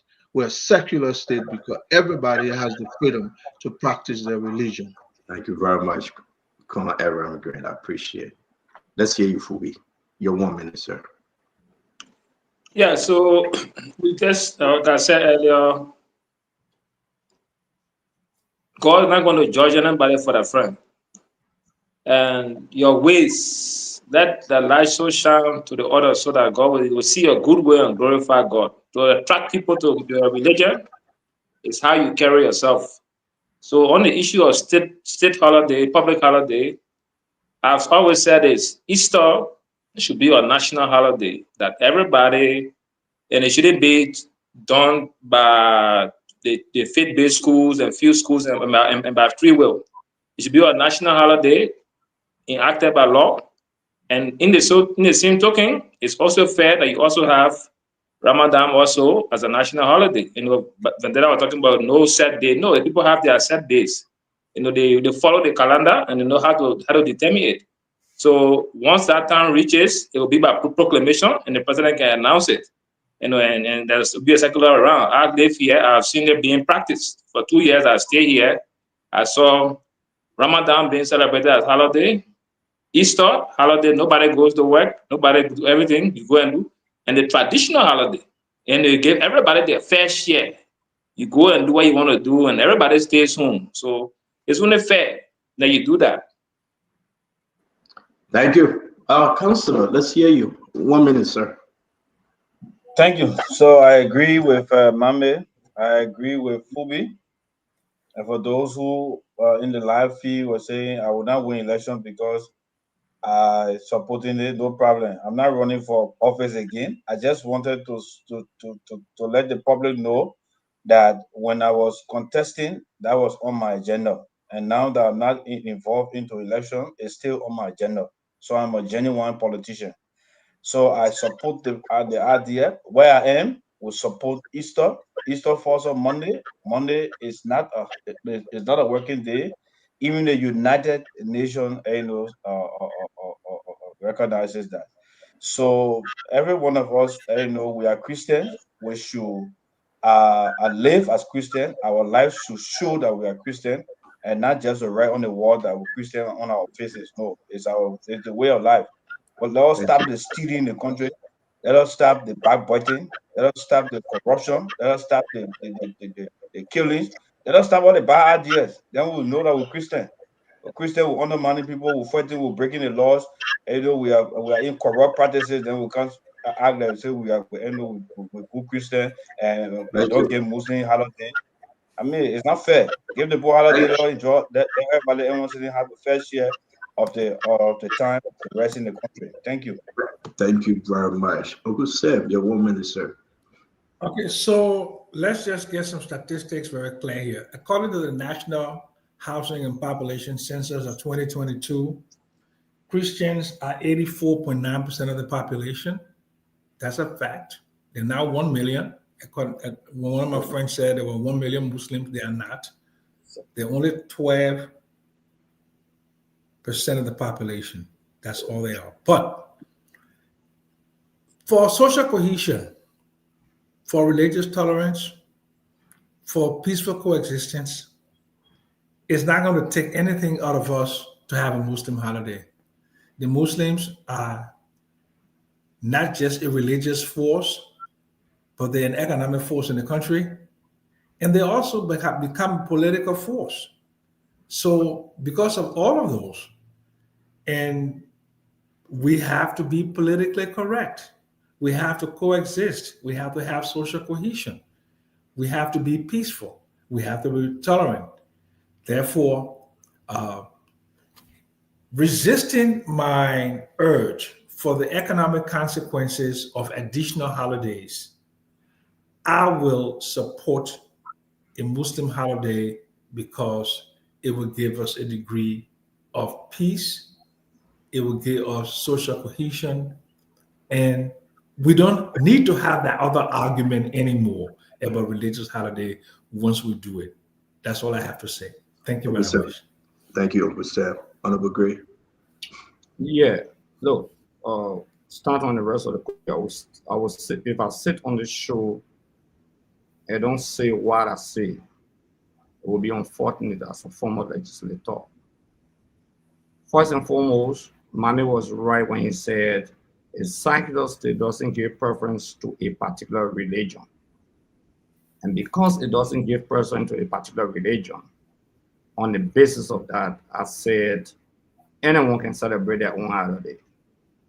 So if the state, an institution, or whosoever decide to give preference to a particular religion, they are in error. That's where that comes from. Secondly, under Article 14 of the Liberian Constitution that I stand by, says no religious denomination or sect shall have any exclusive privilege or preference over any other, but shall all be treated alike. What's the essence of a holiday? What is the essence of a national holiday for Christian or for Muslim? They say any religious denomination or sect, be it a Buddhist, be it a Judas, there should be no special preference given. They should all be treated equally. On the basis of that, the framework of the Constitution declared our country a secular state. And holding that sacred and taking an oath to uphold, protect, and defend the Constitution of the Republic of Liberia, I repeat my position that giving preference to a particular religious group is unfair and should not be. If you look at the act, the proposed bill, it says 3 cardinal holidays in the proposed bill: Easter, Ramadan, and Christmas. Go back to the proposed bill. Probably, I guess some of you read it. 3. What happened to the Buddhists? What happened to the Judas? How does it violate Article 14 of the Liberian Constitution?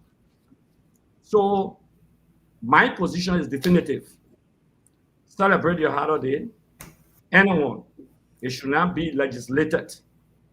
Sunday is a holiday for Christian, or Friday is a holiday for Muslim. Will you say the university is in violation of the Constitution? It's a holiday. They are in violation of the Constitution. And the government agencies that are closing for Easter are in violation of the Constitution? I say anyone, not your government institution. Anyone who does that is in violation of Article 14 of including him when your lawmaker, they close. So guys, let make progress. Great, your 1 minute is over, sir. Thank you very much. We understand your position. Let's bring in Paul Kennedy. Paul, you close. Use the close for Easter. Use the close for Easter. You're interrupting the show, Councillor. Councillor, you're interrupting the show. Paul, you got it slow. Paul Kennedy, you got it slow. Don't do that. Paul, you got it. Thank you. Look, the issue is getting sensitive. The issue is getting sensitive, and this is the kind of thing that the Constitution try to avoid when they state on Article 14 that there will be no religious preference given to any particular group, right? Because normally there's this issue of church and state. that has to be carefully looked at. In my premise, in my beginning, I said that I'll support the allocation of a particular Muslim holiday, given that the Muslims have immensely contributed to the fall march of our country.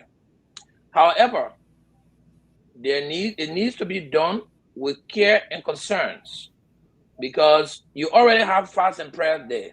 I think Fast and Prayer Day is proclaimed by the president every year, and everybody stay home and go to pray. That is the holiday that is given to us in the country.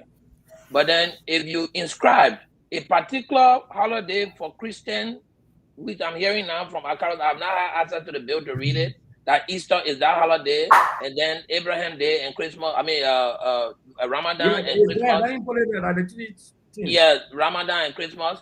Then the Baha'i faith people who are in Liberia come out to talk about it. The Never Die Church will stand up. We need to be able to come out with a constitution that will give a forward march so that we don't have any confusion. And Uncle Sam, there are over 500,000 to 1 million Muslims, based on where you get the statistics, the data from. It's between 12 to 20% of our population. So, don't let us fight back on data, because, in Liberia, we'll be struggling to find it. But I believe that if this becomes law, the law should consider the future to avoid confusion in our country. Because if it is not done right, other people will spring out and they will feel disenfranchised. That is the only caveat I try to lay to this to rest. Thank you, Stanton. No. Thank you very much. We're going to bring that to, and after that to Richardson, though. Why President been escaping this thing? Because we got document that former President George Manners we are escaping, but I'm saying escape it. It was on the decks. They didn't look at it. But now, even ACO is complaining that President Bouakai promised them a Muslim holiday. But President Bouakai skip it too. But George Manners, I met a lot of Muslim members. Honorable Grade, let me finish. I mean, do your own. No. It didn't pass, Stanton. That's the reality. Excuse me now. Excuse me, Honorable Grade. Just wait. You will come. You want us to close on this? We'll close on it. Once I press that President, we are button, you will interrupt me. Dr. Richardson, please come. You got to get it So, right. I wanted to say, let's just cut to the chase. Liberia is a country that discriminates against certain tribal groups, Mandingo, and also certain religion. Mandingo will be one of the tribal group, and also the religion would be Islam. We have done this for years. Our country was founded in a way that we had highlighted and put Christianity above all else, even though there were people practicing other religions and other way of life in Liberia when it was founded. So if only, I would agree with many of you here, if only we didn't discriminate in our country and everyone was having a fair chance of, going to school and getting jobs and what have you, I would agree with you that our country is fair. But it's not. And you need to reflect and think about in what ways have we discriminated against other people.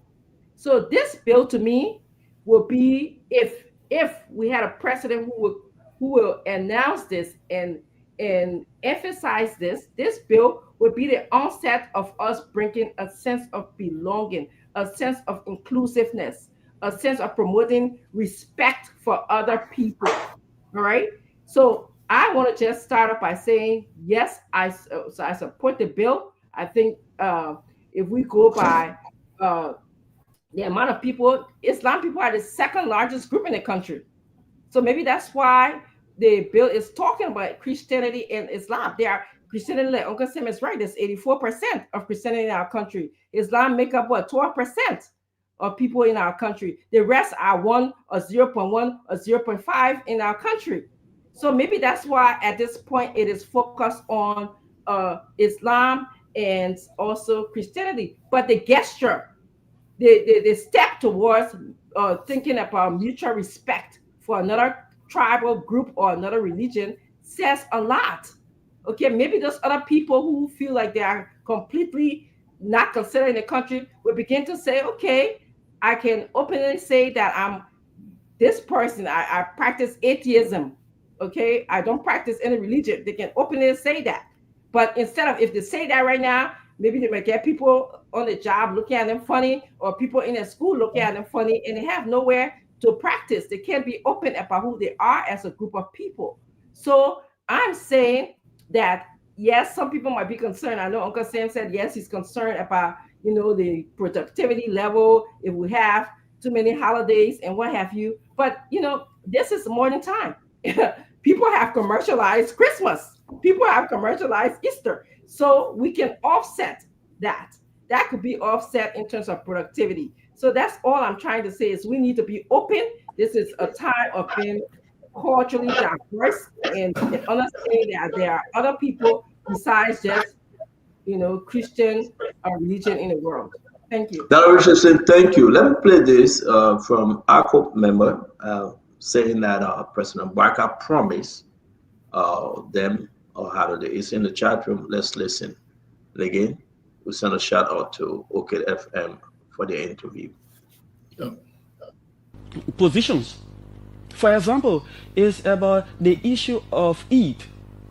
The United Party agree. It's about Eid. Yeah, to Eid. E-R-D, yeah, the Muslim holiday. The United Party agree in our summit to do that, and that is why we've asked the president of the Republic of Liberia. The last Eid, Ramadan, we didn't see anything. The next Abraham did coming with next Ramadan. If we cannot have a legislation, we want to have an executive order from the president as part of his agreement. That agreement, an executive order declaring the days as holiday is also part of it. That is key. So again, there are several things we want the party to listen.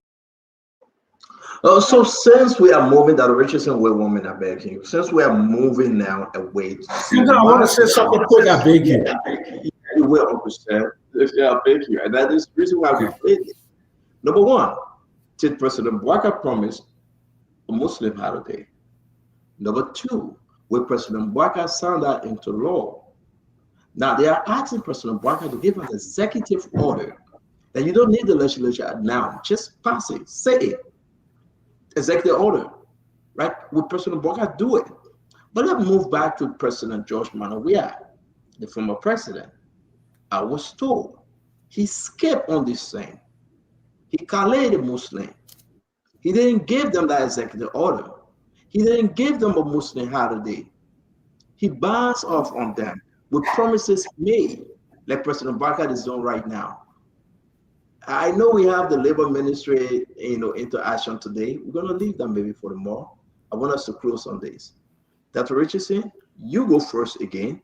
What you make? I want to say something quick, Stephen. I beg you. I hold your foot. I want to say something. You next. Okay, I beg you. This is important. Dr. Richardson, at the age of 72, Dr. Richardson, at the age of 72, let him go ahead. Look, I'm going to be very controversial here. I'm going to piss a lot of people off here because you have to have the reality. We are Christians, the majority of the country. We are tolerant. The Muslims are not tolerant. They prevent us from marrying their women. They pregnant our women. The foolers don't go to our restaurant. They don't eat our food. They don't buy our goods and services. But we choose to be tolerant. No. I mean, I want us to do that. I want us to have the holiday. But when somebody says in the studio and says that the president promised them, that is a political promise, then it pisses me off.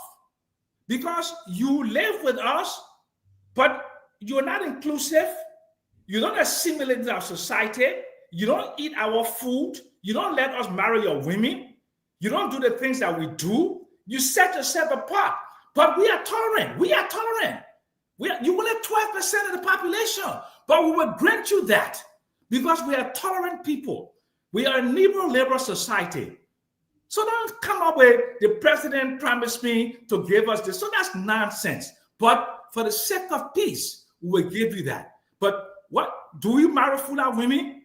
Do you? All of y'all. Papi, why did you say on the Chavona? Papi, what happened? woman. Okay, all the other men in Lo-Fi, the man are Kissy and Loma women. Whereas the Mandingo women that we are pregnant and we can have children by. So you stop that nonsense, man. We will accept you because we are Christians and we are tolerant, but you guys are not tolerant. Don't confuse Mandingo with Muslim. Exactly. Don't confuse Mandingo with Muslim yet. I'm not good Exactly. Don't confuse the Mandingos don't accept us to marry their women. It's very That's difficult. not true. It's very difficult. That's not true. My father will normally marry. It's very difficult. It's very difficult. Thank you. Let me just move to closing. I ask you, listen, guys. Moderator. Let's close the show. Uncle Sen I say, and Uncle Sen raised a lot of good issues, right? The only way you mess with any Muslim except your Hadi, a kind of broad day there you can make it.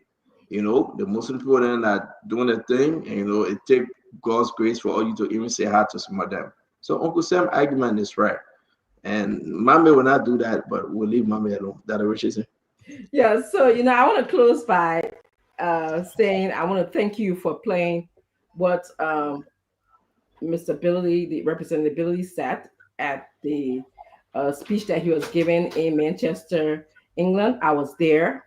And he said, and I reiterate that we can learn from the Islamic religion. And things that we can learn are our declaration of faith. I'm a Christian, all right? I declare my faith, and I know I'm not shaken by if somebody is a Muslim or another faith. I declare my faith. I'm not shaken by what holidays they celebrate. I know what I practice. I know myself. I know who I am, and that's how we have to look at this. We can also learn the issue of prayer. We call ourselves Christian. How many of us pray, and how much faith do we have in our prayer? Okay, look at what are we doing to our country right now. So the Muslim people pray about 5 times a day, and they are very, very serious, and they do this routinely. We talk about charity, which means giving back to your community. How many of us that have leaders in the House of Representatives or even in the senator that are giving back to the community? They are there taken away from the community. And we call ourselves a Christian state. As a matter of fact, today I read Representative Billy was able to give to people in Jacobtown from the fire situation, the burn of the fire situation. They talk about fasting. Thank you. We have to break fasting in our. How many of us practice the Bible, do the Daniel fast when we're supposed to do that? How many of us? And of course, how many of us have been to Israel to visit our land, our holy land? So I want to just end by saying that. I know you're trying to cut me off. Jesus Christ. No, I want to say something. That Richardson name is Asatu, our Muslim name. I just want us to go back. Thank you. So if it's your party, that our name Asatu. My father comes from Cape Mount. My mother comes from Arlington by way of Bobolu area, Swear Mission. So I'm a month. I have a group of different people in my family. Thank you. Let's close the show, guys. While we rest on this, I want to say to all of you, it's only important for us to listen to 8,000 work permit we'll put out. 8,000 at the rate of 1,000 each. Can somebody do an actual math? 8,000 times 1,000. Today, the labor minister, he was present. He was being grilled by the Senate. The senator grilled him, and he begged to come back. A lot of issue, a lot of issue. And you should give it to the senator this time around, to be frank. You sold one work permit for $1,000, but you didn't put the main categories to identify those foreign nationals. You guys, in your question, you think it was fair? So let's do the math real quick. Can somebody give me the number? 8,000 times 1,000. How much is it? Like 8 million. 1,000 is a million. So times it by 8. So we got $8 million that was raised by Councilor Cooper Craft. And let's listen today what happened. Since we get time, I spoke about religion here, so I finished doing my own Bible study right here. I'm not going to Bible study now because I just did. I spoke about religion. I could Bible verses. Who you that? Who you am I could Bible verses. We argue about Jesus Christ. He's the way, the truth, and the life. No man come to the Father except by Him. You started show by singing gospel song, I started show by singing. I just did my Bible study right here. So I think the pastor will excuse me when he watches the show later tonight because I just did my Bible study. And if you seriously, I spoke to maybe 50 or 60,000 people tonight on religion. The pastor speaking to maybe 40. I spoke to more people than the pastor. So therefore, I'm humble to say I can take the Bible study off. Please don't tell my wife. She will kill me tonight. Already. So, let's go to Cooper Cry. Let's listen to what Councilor Cooper Cry, the Labor Minister, had to say today. Last year, the 2024, we issued work permit up to in the neighborhood like around 10,000, and about 8,000 of that were regular work permit, and the total we've collected last year was around $9+ million for work permit we issued. But the letter is saying 8,000. The 8,000 are not necessarily all regular work permit, and I probably need to give the breakdown of that 8,000.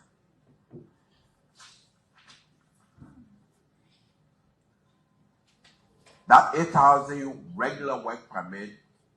This is the breakdown, and that the breakdown when we supported the breakdown with all of the, for example, gratis work permit, regular work permit. We made a copy for the Senate. I think we made sufficient copy, and they were distributed among members of the Senate. Take for example, we say non-African aliens means. So we're even low with our numbers. 10,000 work permits. 10,000. Out of the 10,000, 9,000, they generated $9 million. Plus. Now, what's the argument here? And people can say what they want to say. I hope, Nelson, you got it ready. Nelson, you got to play the long argument, right? Because I got to be a fair man on the show. He remains the Musarado County Senator. I hope you had that video ready, the long argument. The category listed, though, that's the argument. Can you imagine? Let's hear you, Paul Kennedy, on this big issue. $9 million raised just on work permit alone. They are not telling you what they come to work for. They are not saying I come to be a carpenter. They are not saying I come to be a mechanic. They are not saying I come to be a fisherman. You just give it to them. And now they are doing the job a Liberian should be doing. There's a categories of job, different section. But they are now taking Liberians' job because the work permit is not specific. And yet we are. Talk to me. So I think the work permit and the resident permit are issued by the LIS, the Liberian Immigration Services. But then in addition to the work permit and the resident permit, the labor minister,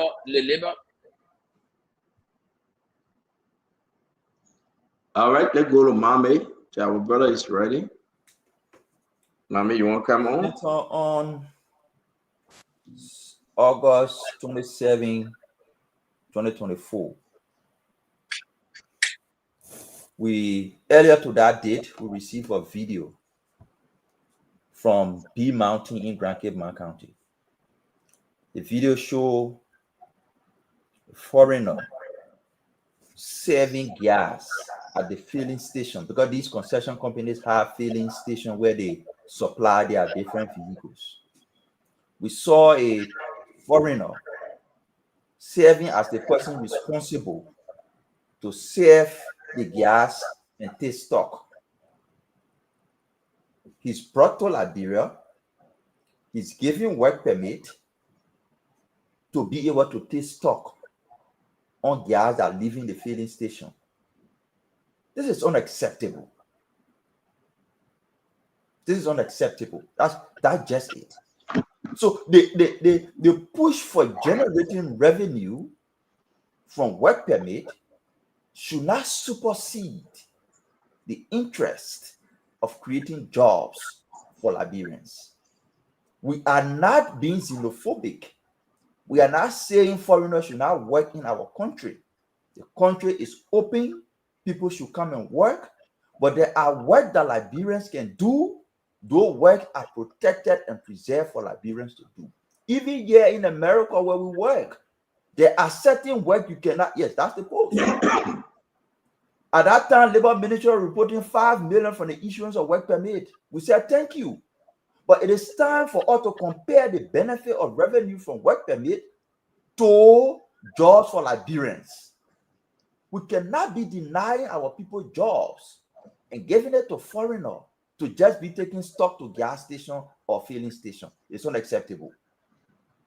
Let's hear you. Finish up, Paul. Yeah, Stanton, thank you so much. I lost my earpiece. Like I said, the work permit is issued by the labor, and then the resident permit is issued by the LIS. What I don't think they are doing is trying to find out particularly what work this individual who they are giving the permit to is coming to the country to do. You know, just like Mommy said, you see the people coming from foreign land to be truck drivers in Liberia. Come on, man, you're telling me something. Liberians can't drive trucks, but our people rights have been given out as privileges to somebody who's now issued a work permit to have the legitimate right to work in our country. Now, the both of them are completely separable. You can have a work permit and be restricted to what kind of work you can do in Liberia, right? As far as the economy is concerned. Now, I don't want anybody to come bring the comparison with the United States. That wouldn't make any lot of sense because the U.S. is economically very well to do. And even at that, you are still restricted as far as some government position is concerned. You cannot get it if you don't have certain status. So we shouldn't be comparing a weak economy like Liberia to the United States. But having said that, I think the labor ministry should have the system in place whereby they'll be able to evaluate what kind of work you are coming to do before you are issued the work permit. And when you are issued that permit, the inspectors on the field should come to really keep an eye to see whether the work you say you're coming here to do, that they give you the permit for, is what you are actually doing. If you don't do that, they will continue to take away a lot of the unskilled laborers from our Liberians who really need to be protected in the job market. Thank you. So let listen. Like I said, this is the people's program.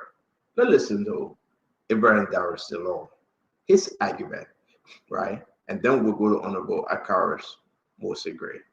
His argument. The minister submitted this Senate a listing of people he's giving work permits to, but he left on the category, the job description, the job category. It is that job description category we have asked this minister on official communication more than 5 times to submit. So you get Kaya say he has submitted that to the Senate. He knows what the Senate wants. So we see the job description, the category, to determine whether it's a driver, what is a carpenter, what is a plumber. Then we know for clear that we need to correct them because that is what is in violation of the law that we want to correct. I submit. So listen to Dylan's summation, right? What say you, Honorable Gray, as a former lawmaker? His argument hold water here. His argument that you are not detailed enough. But if you look like Javon Smith, I think it's Javon, no, not Javon Smith, the senator from River says, and we'll play his tape too. He said, man, you guys have this thing on your website, but then what is on the paper is different.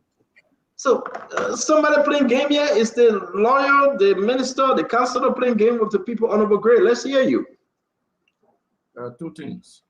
One, the category of work that is being given or allowed for aliens to do is really important because legislation set aside certain jobs for Liberians or certain businesses exclusively for Liberians. I remember the argument with the issue of ICE. The ICE issue is set aside for Liberians. But when that legislation was passed, there was nothing called S screen. So when the other guys came ready on that street to produce S screen, the lady from FE ran to the court. It became a serious issue. So they had to define what is S and what is S screen. I just brought in that to just push in a little bit. But the fact of the matter here is there are two things. The minister, whether this minister or the past minister, or whosoever minister, should never give work permit to any alien, especially when that job is set aside exclusively for Liberians, or businesses set aside exclusively for Liberians. To do that is a violation. So if the minister could not put up the category in terms of the description of the work, he's in error and he has to do it. The next point here is that if 9 million United States or a little over 9 million United States, I must say it's commendable. But did that money go into government account? The senators will have to ask, how was the collection done? Was it deposited into government account? It's just a pronouncement. They will collect $9 million. Okay. So, but I think on this one, like you rightfully said, the Senate is effectively using their oversight on this one. And it's very important. Be it Senator Dillon, be it the other senators, I think they're doing extremely well. But one of the cardinal problems we've had in the country, we got to be blunt about that. While it is true that the lawmakers will use their oversight, but the challenge of enforceability is also a problem in our country. Ministers or appointed officials don't have to wait for lawmakers to use their oversight. The law is very clear. Enforce the law. Okay, enforce the law. Lawmakers don't enforce law. They can only recommend, call you and also make recommendation or chastise you. But the fact of the matter here is that you must enforce the law. So any labor minister, whosoever giving business registration lesson to entities or corporations or jobs to individuals that Liberians should be doing, okay, they don't deserve to be an appointed minister. So I commend the Senate for that route. It's very important that I went around. And in my closing statement, because I guess this is a conclusion, in my closing statement, let me repeat. No, it's not. No, it's not. We'll just brushing this off real quick. We'll come out of closing. I'm not going to say if you guys want to leave. I'm here. We'll come out of closing. Honorable Gray, Colonel Gray, before we come to you, this is what Mohammed pointed to. Can Liberia do this job? Can a Liberian do this? Why is a foreign national doing this? And that was still on argument. Let's watch.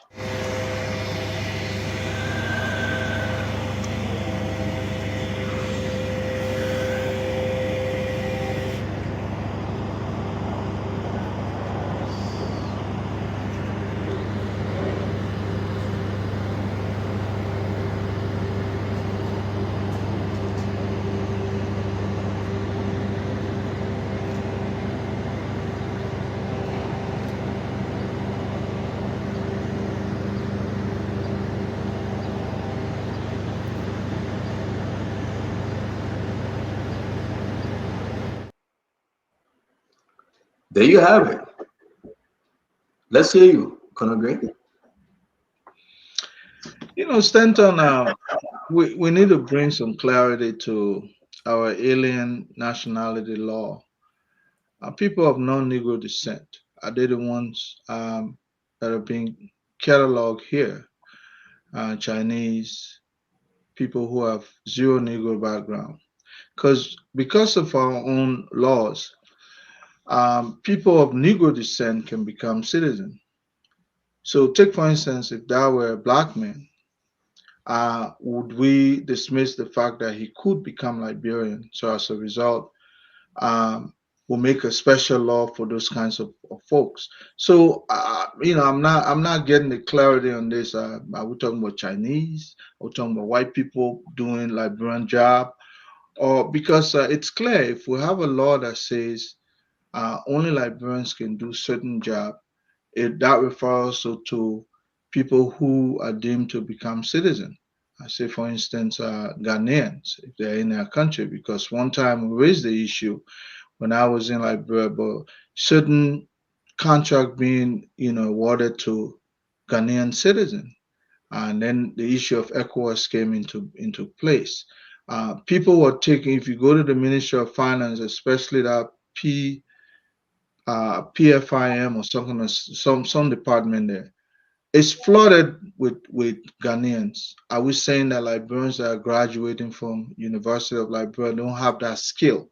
Well, these people are claiming that they have the qualification to do the job, amidst the fact that they also are of Negro descent and they could become naturalized Liberian. So when we're talking about categories of work Liberians can do, I don't think it's restricted to only menial job like someone pumping gas. What about big job, office jobs too, that primarily have been taken over by other nationals from around our sub-region? Are we talking about those as well? So I'll need some clarity to be able, to dwell into this physically, because I think it's unfair if we only reduce it to menial job. We have so many college graduates who are just languishing. They can be coached or trained to do the same job Ghanaians, Nigerians, and others are doing in our country just because they are black as well. Thank you, Colonel Gray. Thank you. Fubi, let's hear you on this. Yeah, I always, when I was in Liberia, I always told people, I said, look, you have multinational companies that rotate their staff between their different subsidiaries that they have around the world. So if all the countries will start talking about citizen job, then you will have nobody going on expatriation. So you just stay in your country and work there. Don't come in my country and work. So you start having this kind of restriction. Because right now you have Liberians working outside of Liberia. You want countries to start saying you go back to your country and go because you got work there.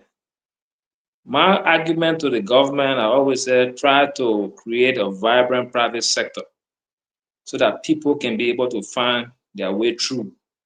The unemployment rate you have in Liberia, 8,000 or 10,000 jobs not going to solve that problem. So when you say you give 8,000 work permit, it's a drop in the bucket. You're not solving that problem. So building a vibrant private sector should be the government goal and not trying to query the minister about what is the name, work permit. And the question that the point that Carlos Berry raised about where the money going, that's a legitimate question. If it's going directly through government revenue account, fair. Government got something to do to use that. But the whole issue about segregation and trying to label people alien, that alien was I hate to hear from Liberia. You get to the airport at the first intimidation, Liberian citizen, ECOWAS citizen, alien. So we a lot of things in our country we're not serious about. And that's the reason why the country the way it is. And we got to fight to build a vibrant private sector. We'll not be making noise about this kind of stuff. The poor say, but not compared to America. No, you still got to compare to America. Liberians go there and they got not even citizenship, they got a residency, green card to work. They work. They're not going to ask them whether you're Liberian or you're not Liberian. Once you have your resident status, you work. You might it's not necessarily a government job, but you have opportunity to work, to live and work. And nobody going to be beating on you because of that. So we need to understand that Liberians need to rise up from that. But my argument, build the vibrant private sector. The senators, the kind of money they eat over there on a monthly basis. If they were focused on building the private sector and diverting some of the money into the private sector, we will not be having this kind of discussion they're having. The money that they eat regularly, look at their salaries. So I don't support the argument that they're making on the whole work zoning. They have to divert some of their salary, their vehicles, and change some of the laws on the books so that Liberians can benefit. Even the depreciation law of 3 years, some of those cars can go for 6 years. So why do you want to depreciate 3 years? The archaic law, change it. Thank you. These are some of the things we driving. Drive some more money into the sector. Thank you. Thank you very much. Again, we're just trying to just check this thing out because we have to close the show. But it's necessary to discuss. I want to play the second video we hear from Councilor. Let's hear you. Then I'll play the last video for tonight. So, Stanton, I support the argument of the senators. We have to take things step by step. There's time for every discussion, every part of government. We have a time to discuss it. Now we're discussing the labor ministry. I think it's important giving work permit out to people who are not Liberians and they are doing jobs that Liberians can do. I think it's wrong, and the labor ministry need to do more. There should be an assessment. We need to look at the labor inspectors, that on the field, what kind of a work they are doing, what kind of a monitoring, they are doing on the field. That you will have so many foreigners doing jobs that Liberians are doing, and nothing is being done. So it's a very good venture that the Senate is involved with. And to Conor, the law does not say prospective citizen. You got to hear you talking about people, Negro descent, who have the right to be citizen, whether they come in and they can work. There's no prospective citizen there. They say citizen of Liberia. The laws are clear in terms of what kind of a job should be given to citizens. So there's no job reserved for people who are online to becoming citizen. You are not citizen, you will not do the job until you become citizen. You can't get those jobs. So I think it's a good venture, and let us support the Senate, and let's see what comes out of it. On the issue of the money, good argument as well, good question. Audit will be done, and we'll know where the money went. So, but for now, let's deal with the issue of the work permit. Who is doing jobs that Liberians can do, and how can we get Liberians to do those jobs in place of those questions? Thank you. Thank you. Let's squeeze this in. Do we issue work permit without knowing what job that they're going to do? Work permit, Madam Pro Tem, work permit that we issue will be issued based upon job classification.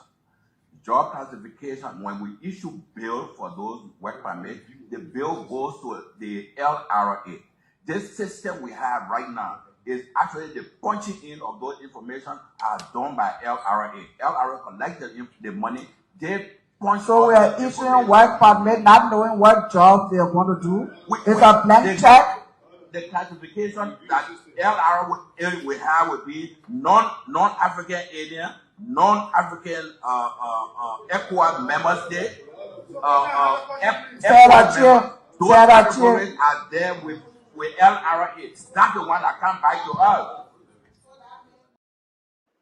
So the minister, can we mute ourselves, please? The minister is skipping the pro tem question. And that's the reason why Yombly is pushing the question. He putting it on LRA. LRA get your money, we understand. But what's the main question here? And the minister is not answering. And at the end of this drama, the minister begged for time, and they gave him the time to come back. Are you just understanding what he's saying? Does it make any sense whatsoever? So while we close the show tonight, let me play it one more time. Just listen. When Yombly asked him the question twice, and he couldn't answer Yombly's question, and then we'll move to Uncle Sam. Do we issue work permit without knowing what job that they're going to do? Work permit, Madam Pro Tem, work permit that we issue will be issued based upon job classification.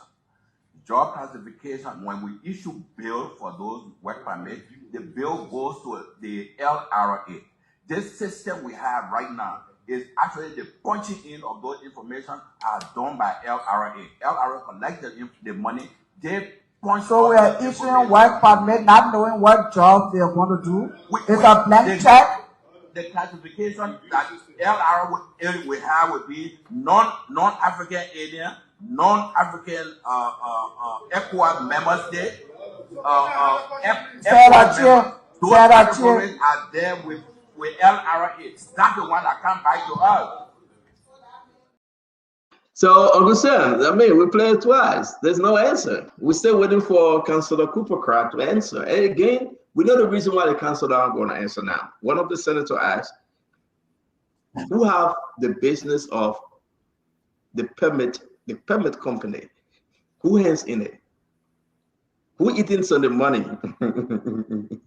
These guys were very, very hard on the councilor. And we hope that a councilor can clean with this one, because we are digging deeper. Uncle Sam, almost 9 million plus. The councilor couldn't answer the question, the details on the work permit. Let's hear you as we close the show. Look, it is ignorant, it is stupid, it is idiotic, and I don't know how to put it. For you to use work permit, the issuance of work permit as a revenue source, that's ignorant. That's stupid. That makes no sense at all. America doesn't use a green card as a source of income. They use it as a source to attract the best in terms of human capital, to transfer skills, to grow the economy, to create jobs. So they gave the what do you call it, when the H1 visas for people with high skills and special skills. What kind of stupidity is it? We're giving work permit for somebody that's selling pastry to Royal Hotel? Eh? Somebody who's an accountant at Renault Garage? This is stupid. This is ignorant. This is why the country is the way it is. When you go to Mama Point Hotel on Sundays, go see it. I'm not going to call the nationality that are there. They're there with their family, their little children there, and stuff like that. What's wrong with us? Now, let me get more controversial. Do you always see any teenage Lebanese girl in Liberia? You know why? Because they don't want you touching their teenage daughters. So by the time they're growing, they send them out. And you an ass, you an ignorant person, you expose, you give them everything. You give them your economy, country. You give them your women. You give them everything. What do you have? You have nothing. You're zero. $9 million coming in for work permit should not be an excuse for granting work permits to people who are coming to do menial jobs. The University of Liberia graduates thousands of people yearly. If you put those people in an internship program in a Lebanese store or Lebanese business or any kind of major foreign business, in 5 years, they will be world class. But you importing Filipino pastry makers, the head of housekeeping in many hotels. They are saying stop insulting Uncle Sam. We on a family program. This is stop insulting. Stop insulting. You say you say what? No, I said we gotta go, Uncle Sam. Stop cussing. Also, you don't want me to talk again? Because you want me to talk about here people there. Like, $9 million to break down your economy, a work permit, it should not be a source of revenue. Okay, the work permit should be a source of attracting. We gotta get a 1 billion. So they're trying. If you listen to me, anybody quickly, income inequality, Gini coefficient, empowerment ratio, right? And Mama will know that, right? So you have a GDP of 4 billion, but if 5 or 10% of the people in the country are responsible for 80 or 90% of income, that's why you have such a wretchedly poor country. We gotta go. Thank you. You have Liberians. Okay, listen, I gotta go. I mean, I know I'm controversial, but I just don't know how to put it. I put it the same way, you know, like it. We appreciate you, Uncle Love Sam. you guys, and love you, Uncle Sam. Tell my wife that I'm coming to Liberia in August. Yes, Uncle Sam, thank you very much. We love you too. Have a good night. I want to say to my brother, lawyer, Counselor Gould. We know it's late at your end. Have a good night. Again, we look forward to seeing you for more, sir. Thank you. Let's close the show. Thank you, Fubi Owakadugu. Thank you very much, my friend. While we're here, I just want to do this real quick. Then whether you want to close, you can close. If you don't want to close, you can leave. People in Africa, they are leaving. And Uncle Sam is 72 years old, so he got to go to bed. But the last thing here that we have to play, then maybe you can incorporate in your closing if you stay on. DTTV went out today. DTTV. You know, the spoon always go up. People say, well, Stanton planting people. And let me just be clear. I don't plant anybody. All right. We just need to have a good show and to be very, very real and straight up with the Liberian people. We try our best to tell you the truth. We are not 100% truth teller, but you at least found around 75%, which is fair. But when we come on the show to tell you the truth, it's only about the interests of Liberia, Liberians like you. So we ask you, every day you follow us, we say thank you. You share our program, we say thank you. Today, DTTV, I don't know nothing about them, but they're online. We always follow them. They went out today. After Spoon went out, they said, well, Spoon, you talked to only 6 people that are all Liberian. Well, Spoon, you planted people. Jeremy Pierce said, I told people from Douala to Relay in my van, and I talked to them. I don't know about that. Maybe DTTV now, we don't know where DTTV to the people from. So let's listen to DTTV. This is today, DTTV, let's listen. Lisa Espan. Yeah. Lisa Espan, you lost something. What happened? Because now you say Nana is sting. What made you sting? They for me. And now you say Nana. It's tough. See how we say now. See how they play NT. See how they play NT. No customer. One customer today. See the money one I make. See to that. You know the market. Point. Okay. My destiny to go on 400. To go on to come at 400. 800. How we manage? So you spend. So you spend 800 per day. 800 per day. My poor boy at 250. So doing weird time, you found it difficult to get money? Actually, weird time was very smooth. They my hair, yeah. Tell them my boy they safe. But see, come say hair feel my hair. I had to pop had to cover it because she. So if people may ask you, we are regime and Burger regime, which one you choose? We are regime was better. What make it better? Oh man, start with the people buying, people taking pay. On my husband, he take pay for more. There's no working. He working. I tell you, now for the government. He voted for the government. Nana, I get red on my house. Who buy red a cup? I take for Nana. Amen. He bring all the children. He bring all of that. He bring it to me. So what is the message to the government? Oh, Joseph Baka, you fool all. In which way? Because my husband tell me say that cheese. And Nana, a money devil. You mean Joseph Burger regime is like devil? That devil. Repeat again. Joseph Burger, you devil. Okay. Your message to the no, I got message for you, but you devil. So what you want why you want to tell? So I play the next one. We got a few to go. But the part in that video, she said the man brought all us, I bring all the children to her. And I bring woman. Again, that's how it is. But we'll get to the serious part. Let's play this. Thank God for life. You selling in the market? I'm selling in this market. What are you selling? I'm selling provision, tablets, and all of things. So how business? My brother, business is very hard.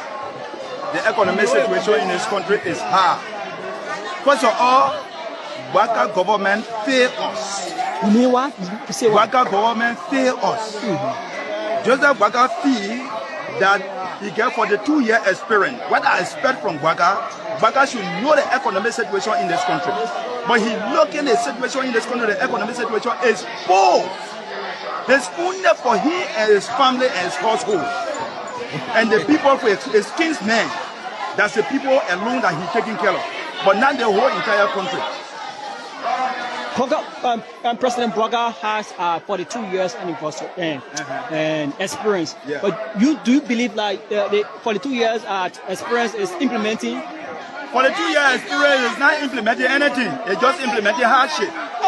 Burger does not understand the economic situation of this country. Let me tell you today, Burger does not understand the situation of this country. And the people that are working with Burger, they know the economic situation in this country. But they don't want to be bold to the public to tell him how for this country to be run. And they are doing it at their own selfish greed. Look at Rachel Kuhn. Look at Fanani Kofa. Look at the kind of money they dish out to LIJ Hotel. They stay there for complete almost 6-7 months. Why are they doing that? It is a Liberian tax that they are consuming. So you mean Richard Kuhn spent a lot of money at ROT? So we gotta play two more. Again, guys, it's not from Spoon. It's from another TV, another online TV. They're doing the interview. So we play all of this, and people are going out on the street, and the Liberian people are speaking. Don't get vexed with me. We're just doing the Liberian people job. So let's go ahead and play the last two. Yeah. How business? Business is not well fun. Why? Because we made a great mistake. Which is the mistake you guys made? Our 14 mistake we made. The person we put there, the rescue we talk about, it's not rescuing, it's suppression rescue. You mean what? Suppression rescue. Oh, suppression rescue. Yes. Okay. So we come there to suppress all the things. So you mean the government suppressing you guys? No. The person we put there suppressing mostly. No, you mean President Bouaka suppressing us. Okay. Because he came to rescue us, but now he's suppressing us. In our movement now, he's suppressing us. Yes, this is just of £8. £8. How much? This money. Now it's $700 for 1 pound. 700 like that. So doing we are region, how much you guys need to sell a pound for? Our pound is a good one. 500. 500. 500. We are region 500. Yeah, 500. And Bouaka region is 700. Yeah. Why you increase the price? Yeah. Why you increase the price? It's not me increase the price. I'm a businessman. I go for you to sell it. Okay. And I went there to me. The way you buy on that side, how you sell it? That's how I sell it. Okay. So when you drop, I will drop the price. When you go up, I will add the price. For man benefit too. So we are region used to get more customers. Sure. But then time that they didn't want is not here. Wow. I play the last one here. You're not buying. You're not buying. You pay ticket money, who you pay ticket money to? LMA. Okay. So in we are region you used to find this, you used to experience this stuff? No, during the past government, I used to experience this. I used to kind of use to buy for me. And even when I go buy in a store, they think person but for now, see what we used to buy during we are time for 500, we buy in a 700. Repeat again, so what? See now we used to buy during we are regime for 500, now we buy in a 700. Amen. Yes. So we bring the market, no profit. Then they're not buying. He said that before I used to sell so now 5 to 16 a day. But now in we are region. Yes, in we are region. But now even selling even one thing. So that one thing I was selling for 1 week. So for that one thing, I finish eating all the profit from there. At the end of the day, I can't achieve nothing. I really want to give my children to go to school. So now people may ask you if you openly ask questions on like in we are past administration and Joseph Bouaka current administration, which one do you choose? I choose we are past administration. Yes. So why you choose we are past administration? Because during we are time when I used to cancel, they still used to go far. They still were moving fast. I have no regrets. But for now, every day I cry with him. Because what I want, I get to support my children. Because the market I can sell before I support my children. So in that now. So what is the message to the president of Liberia, Joseph Bouaka? My message to Joseph Bouaka, let me talk on the thing prices. The price is very high. You go buy in a store, they're taking a rate for 204, 205. The rate? Yes. You mean the rate, the buying rate is 205? 205, 204. So now you can relay what it. So anyway, you want buy from money change now, you'll be buying for 208. And amidst all of that, President Joseph Bouaka say, I want to make it very, very clear. It's good to people who are familiar with the program. You know, they themselves, they used to play with their own monies, and this time around, things are working very well. People are happy, going to their hearts. There you have it. Through it all the people talk to, President Bouaka said things are fine, people are happy. May God grace our heart, may God bless our country. And may God bless the state. You decide whether 1 or 10 or 15, the Liberian people will speak, and they are speaking.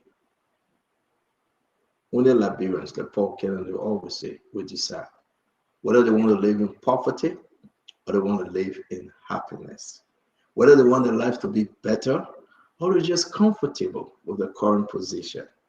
You decide. You, my fellow Liberian. Sometimes I get mad with Paul Kennedy. I get mad with Mama, but Mama was right. Somebody happy for Dusty Road. Somebody ain't happy because they're buying the food. But you decide, my fellow Liberians. Only you can decide. Ministers making 15,000 with all the benefits included. They're making 10,000 with a few. They're making 8,000. They get the big cars. They're eating the well good food. And they look at you that get no food. Your children are in school. They say the government doing good. What the government doing good for? Senator gets security with arms around them. Representative get gun, men around them protecting them, opening the gate. The chief coming, let the chief go inside. Before the chief come, the chief food ready, everything, but you not eat to restaurant free because he's a representative and senator. But then the senator will kind of tell you, the representative will tell you, say, the country is doing fine, but your children are in school though. So Mama was right. They don't always say the country is doing fine because they don't get security, they don't eating, they don't getting paid on time, they don't get free gas, free car. But then they don't look at you and say the country is doing fine. So you decide. Look at Delon and look at yourself. Minister Mo Ali, or Director Mo Ali, look at him, he's director. He gets the money. I'm putting nobody picture up. Mo Ali not get fat, his stomach big. Mo Ali said the country is not hard, nothing happened. But guess what happened? Mo Ali gets security now. He was happy to show you his security today. Mo Ali taking pay on time. The lawmaker then giving Mo Ali plenty of money to use on operation costs. But then Mo Ali come and tell you, say, the country is okay. But what about you? You begging for $100. You begging for one cup of rice. Look at the people in the market. So you decide. My good friend and brother, Sekou Dukle, he fat. He enjoying for National Port Authority. He get $25 to $30 million budget that he used on operational costs. Nobody asked him. He said he will not put no money in the government coffer. But he will come and tell you, say, the country is doing fine. So my fellow Liberian, you decide. Let's go to LPRC. It must wear. It must wear. He's flashing. He can give $50,000 to the Federation Youth of Liberia flag. Easy, US dollar. Nobody question him. It must well get operation money that he can use. His house is paid for. His nanny are cooking for him. They pay him. The security, they pay them. It must well don't have to worry about anything for 6 years. But you begging for father to go buy one cup of rice. And it must well look at you and say, the country is so beautiful. The country is so fine. Nobody's suffering the country. You decide. You decide to see Gafan today get every incentive. Stephen Johnson, our brother, he has every incentive. And then we can name them and name them and name them. But then they will come on the show and tell you, say, no suffering in the country. And they will show you a road, a dusty road, and say, you see, the government building the road. But guess what happened? I agree with Paul Kennedy. Only you can decide. If you like it, keep it. If you don't like it, change it. You get time to change it. You get time to speak. We will go to the marketplace. Jeremy PSA stand up, put the people in the buses and carry them around. And then interview them. You decide. Did I put you in bus? No. The little girl that came on the street and said, my man said nobody buy. Yeah, carry spirit, yeah? People calling me to support the lay girl. That mean know that lay girl? No. People are in the market from DTV today. I don't want to send them? No. But then these people will come and sit in the air-conditioned house and the air-conditioned car and tell you, say, our country is so good. They would get in the plane, the helicopter, the airplane, and leave the country for a couple of days and come back and say nothing wrong with our country. Everything is booming. You decide. Only you will decide, because the message we are bringing to you will be real-time messages. It will be the bread and butter issue. When your children go to school, no reset, you decide whether Joseph Boakai is the right man for you. When you don't have the couple rights to eat, you decide. When your husband and your wife don't take pay on time, you decide. When you go to the hospital and you die, your family member die, no medication, no good healthcare system, you decide. So on this note, I am making my own decision here. We got an announcement I was coming with, but I hold it back for today. And tomorrow we'll get into it, because I like to share with the guys. President Boakai made a comment yesterday during the cabinet meeting. He said 20% of a share that belonged to some Liberians, and one of those individuals died. President Boakai said the share should be taken away and be brought back to the government. You remember the MTN? There's something that involved Bernard Ure and Emmanuel Shaw. Mommy, go back, read it. I think you remember it. I will send you that history. I got some papers today. So it involved them. When they brought a mobile company, you all know the story. Emmanuel Shaw has share, Bernard Ure has share.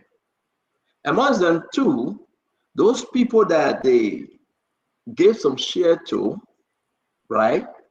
Those people, two of those individuals died, but they have certain percentage, certain share.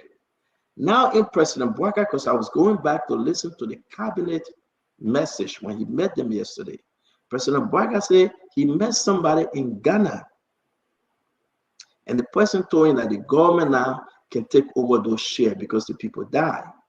But the people finally saying, we have the next of kin. Why would the government want to take our share? But here's the catch.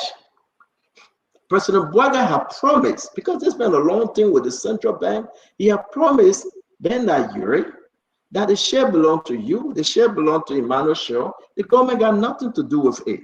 But surprisingly yesterday, President Boakai said after studying everything, he have ordered a letter written to the central bank that they should take, the government should have possessed those shares. We got the document, we got the video. I want to share with everybody before we talk about a very, very interesting story here. Who owns those shares? We're talking about over hundreds of millions of dollars in the bank, because the bank collecting this money and there's no board to decide on this issue. It's so complicated. But when I heard the president say the government will take control of those shares, then it raises question for more investigation. Why President Boakai is taking that position? Join us tomorrow and investigate on your own.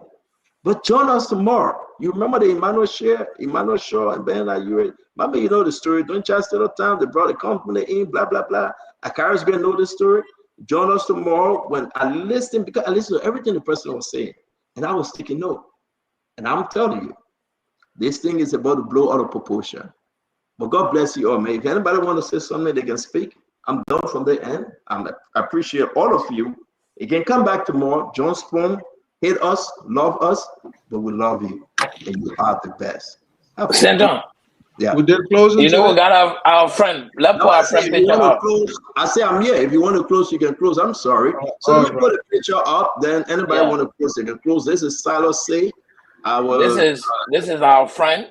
You remember one time Senator talk about a house we used to live in Williamboro. Now he and the man used to come to eat our Chinese food. They would never bring food. Senator would not bring food, but they would come here and Silas, they would come eat our food from us. Silas, my man, you are a friend and a brother. For the past 25 years, we've been, up and down, and we just want to say happy birthday to you today. He, Chokonkui, the former Minister of State our portfolio, and myself used to work at BJ's in Burlington. Yeah. Trocon was the forklift operator, he and Silas, and I was the quality control clerk. When I check that forklift and I see that nothing that illegal, then I let it pass. And then illegal thing there, You always used to let them pass. Don't even do that. We want to say, Silas, happy birthday to you. A good guy, by the way. He know how to play chess well. We want to say happy birthday to Silas. We want to say happy birthday to our sister Aisha. Again, our Duffer Skipper daughter. We want to wish you well and thank you for being a faithful fan for the Spoon Talk. We want to say thanks to all of you for joining us again on today. If you want to close, speak now or forever hold your peace. Mama, you want to say anything in closing? I mean, let's talk tomorrow. I just wanted to say that the 9-point-something million that they may talk about, when I went in the financial report, the financial statement of the consolidated account, I saw it there. But there are major issues that we need to talk about on that consolidated account statement. It is. And guys, let me encourage you. Even if you want to take a few time to listen to the senators or the House of Representatives, do that. They're raising some serious issue this time, and then we'll bring it on the show to discuss it, right? Because these guys and they are digging deeper. Everybody taking their own position now. So we appreciate them. It's better for the country. It's better for the country. Colonel Greg, you want to say anything? Yeah, I wanted to firstly send birthday wishes to Lopu Kese. She is celebrating her birthday tomorrow. She'll be having a bash on the weekend. She's a sister-in-law, very fervent, very pleasurable. So I wish her happy birthday. But I wanted to take a bite little before we leave on this issue about Liberians coming in the street. I think it was this very Spoon TV we sat and saw an interview in the market, and others were singing behind there. That was during President Weir's time. This kind of suffering we didn't see early in time. It just goes to say that we have amnesia. We tend to forget that every year before this is better.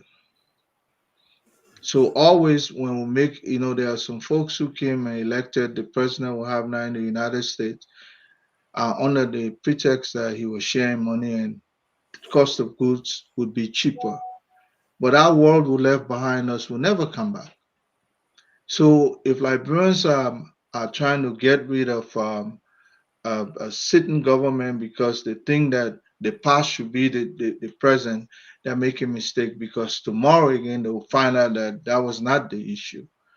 But on the contrary, I've heard civil servants are saying the money they deducted from us during the Weir administration, we're getting it back, our salary going up. I'm hearing that. I'm doing my own due diligence. So that harmonization thing was the past. That's the only thing that is affecting our present, because people's salary going up. But remember, always you find people who are dissatisfied. Remember, people complain about Pharaoh were better, and when Moses was leading them through the wilderness. That's what that's what us human beings, that's what we're capable of doing.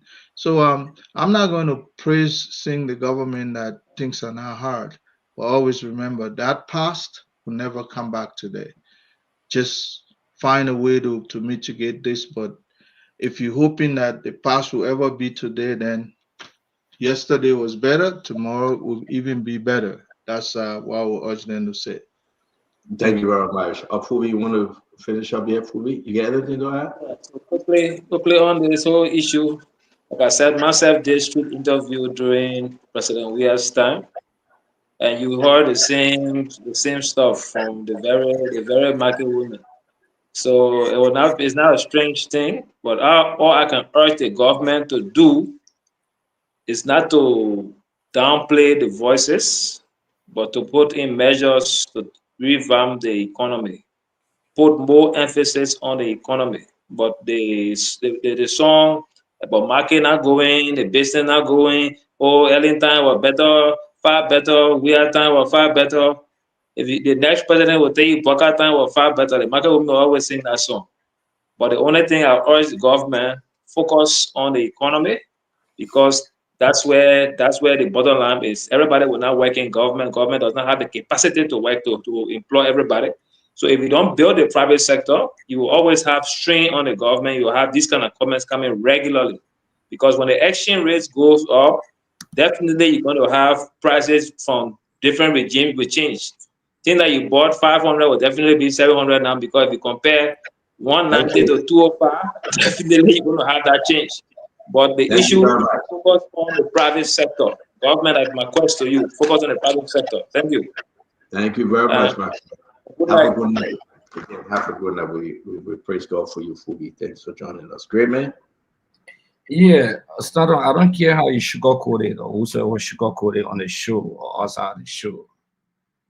When you tell your daughter or your child that you return the country to normal days, and people that walk in and they begin to remember normal days, where 25 cents have value. Yeah, $1 have value. You could take 90 cents to the market and your part will boil for 2-3 days. That's the kind of commitment that people made to the people. When the president stand in the public glare and say, these children that are on the street, in my first 3 months, they will not be on the street again. And the population clap for that. When the president says and say, they've been stealing our money, I know where they took it. I know where to find it, and I will get it. And the population clap for you. We're not making up stories. When you tell the population, say, Akaros are rogue, and you cannot prosecute him, and you are only making campaign statements and speeches. You see, one of the brother guys that said something for people who are low. Amara said something, despite my disagreement with him. He told the people to do what? To reduce the what? The expectation, right? They should manage their expectation. Or limit the expectation, or manage the expectation. Manage. Yeah, manage. That was a smart statement, but the government did not capitalize on that. The government was telling the voters, the Unity Party, where there are no water, they said it will build bridges. You know that old adage, where they said there's no water, you say you build bridge across that area. So when you put the population under the pretext that you're going to school, you're the market women, your children suffering, you can't even afford, but I will provide dignity to civil servants. You market women, your children will go to school free. I will take care of them. Our health system is collapsed. Today, Stanton, he said something very important. We take it, our personally take care of a lot of people. To be better, who deliver sleeping on the same bed at JFK with the children that they have. 4 persons on the same bed. On the same bed at JFK. That's the reason why they ask you not to go in, Stanton. If anybody sit, and for me, it's good. I'm an opposition. Okay. That market, when that Radical market was standing on, nobody should fool you. You see, soon entering Radical market from the main entrance right there at the Kisipo place. I put shelter over that place. Behind there, nobody should fool you. They can vote one way. That whole group of people on that side. I saw some little women talking today, and I get them monitoring. People say, oh, the CDC people, they're making mistake. Oh, they put some of them coming from Busho Quarters. Right near there. The people, in fact, when I put in the Zin, some people say, don't put Zin there, they will not vote for you, they will not vote for CDC. I said, no. My duty is to give everyone equal opportunity. Go to Radical Market. I want the executive mansion to take the executive mansion press school and go and interview the people. Thank you. Let's make and this. listen, if they say anything different, stand on. No, it's a serious thing. Let me just conclude. Stand on, you see, my brother Conogre will want to intellectualize. Conogre, you can't intellectualize hunger. You can't intellectualize poverty. Believe me, today, what I think you're talking about, oh, prices will go up, they come in time. You hear the people talking, I find a concern. They say, well, $300 today, that $500. Because you told them, $300 will go below. Now, why you told them? You didn't tell them, say, $300 is a possibility to go to $400. I didn't prepare them for that. And the promises you made, what the people holding the feet of the government to the fire. And this government is becoming extremely unpopular. The president said all the poor in baby cars. But in the profit 75 for the parent account, every Sunday he's using a Lexus. Thank you very much. We got to go, and on this note, we want to say to all of you, we will bring in Acid Doe to do the final closing. I know Acid Doe, you've been working hard, so you join us late. But I have your piece of the pie, my brother. Take us home, Minister Doe. Thank you. Akaras couldn't have said it better, and I think he was looking in my mind. Exactly, I wanted to tell Dr. Raymond Gray that you cannot intellectualize poverty. You cannot spin hunger. To say, oh, you will spin hunger and the person's stomach will turn around. Why you were hungry, then food will get easier. It's not possible. You can do all that thing around. You go in the person's stomach, it's not going to turn something away. It's going to come from east to go to west and say, food get it because you say. No, the people hungry, they're hungry. But can you please mute me, the volume? Yeah. You know, today someone said something, a little guy. I read it and I thought he was spot on. He said, United Party has the ability to do a lot of good things. But there's a reason why the United Party government is not doing anything. Because they are so focused on what George Weah did or what he didn't do that they even forget to do what they should do. And I think it's true. Listen to United Party people talking. They will never come to say what they are doing. They will always say what George Weah did not do. So that means 90% of their focus is just on those things that George Weah did not do. So they are not putting themselves in the place where they should be doing what they should be doing as people. And I thought he was right. And that is true. You listen to the people every day.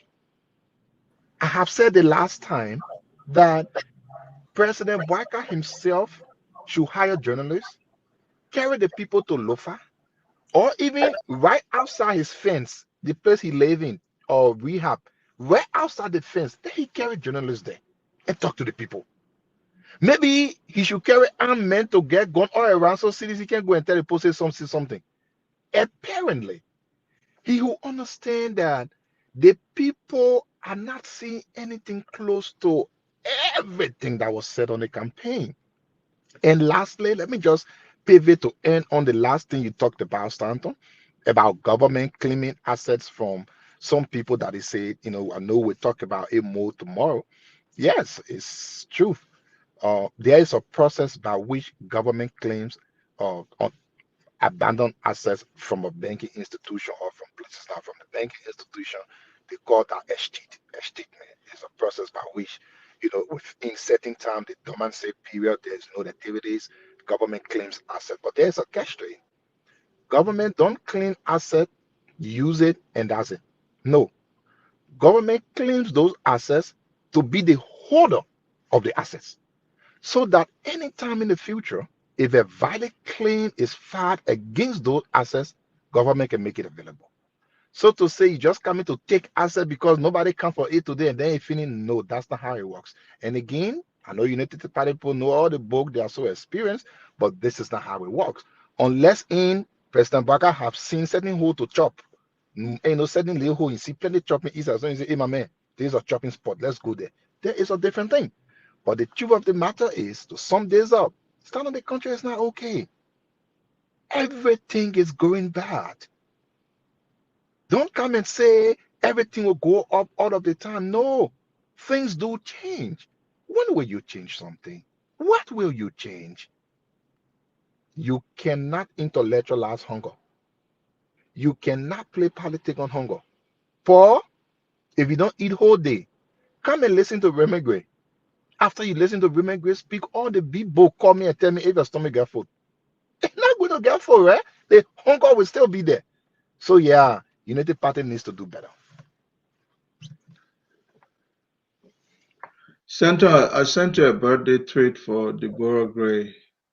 And again, my brother Raymond Gray. Yeah, man. I be having problem uploading these things. Oh yeah. I usually send it to you. Did you send it to Nelson? I'm gonna wait just to show it because of you. Can you send it to Nelson? Do you have Nelson number? I think I did. I deal with Yeah, him. because it always a problem, uploading from my end. So everything you guys send me, I send it to Nelson. Let me find it. Nelson, can you come on? Let's try to play Honorable Gray or treat here. Nelson, can you come Man, on, please? that Remy Grow, not Honorable Grow, they Remy man, I retire corner. Yeah, you're right, sir. Nelson, please look on your phone. I see you. So retire corner of the AFL. I got it, Conor Gray. I got it. Hold on, let me send it to. Yeah. And CEO, while you are putting up Conor Gray's stuff, something I wanted to recognize, I forgot to talk about it. The level at which people within the CDC have begun upgrading themselves, I think it's commendable. You see a lot of huh? But let me was CDC upgrading business, man. Come on, man. You could have created a story about it. Forget about that. Man, brother, go ahead. No. This is a serious thing. Let me CDC out. Nelson, do you got it? You got a great picture too. So one of the criticism. Nelson, man.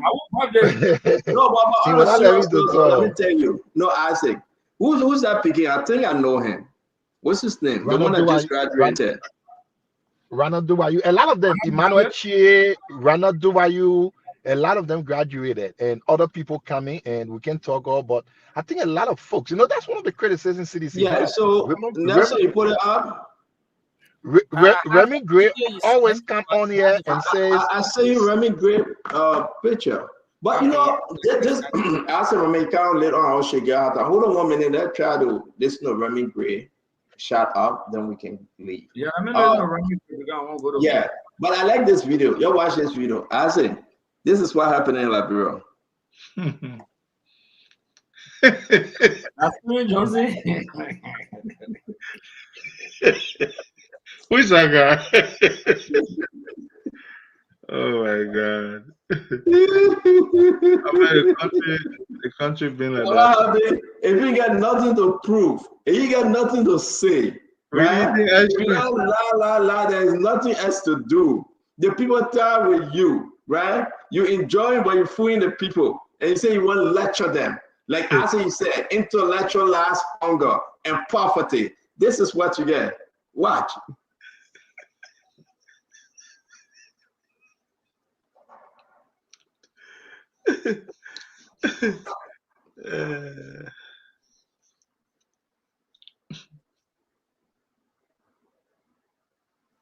My man, that's Steven Johnson. That's Steven Johnson. Let's set a shot up. Gonna go start laughing. Yeah, this is my cousin Deborah T. Gray. She's celebrating her birthday today. Of course, a proud mother of many beautiful young women, and when I say many, maybe 3. But she's celebrating the day, and she's proud to be here. For years she was trying to come over. She finally came, and she's living her life. That's how life is, my brother. Happy birthday to you, Deborah. Auntie Deborah, Sister Deborah, happy birthday to you. Thank you for being who you are. We wish you well. We wish you Godspeed. Enjoy it, man. Just enjoy it. Happy birthday, Auntie Deborah. Auntie Deborah, happy birthday to you. Guys, we're gonna leave you with this one. We're gonna leave you with this one. This is one of the best ever today. Have a good night from our end as you enjoy. What is this? Popsicle. Happy birthday, popsicle. As you enjoy your ice cream or your popsicle or something. I mean, I'm more intellectual as in poverty. Oh yeah, they got the intellectual as in poverty. More are the government doing good. But that's the issue, right? The guy refusing to share what he's looking at. Look at the man. Look at the man near him. Great. This is how Unity Project got it operating, right? Wait. Patrick Honda, there are 3,000 generator beating in fuel. He making $15,000. They get armed security. They all enjoy. Then they want to tell the Liberian people that the country is okay, right? And this is pure fair example. Look at the individual sitting by him. It's like more Ali enjoying and telling the man sitting by him, the Liberian man in the market, they can buy for him and say the country is okay. Who is really enjoying this video? Okay. The master sitting there something, and you said, "No, you got to That man are the masses.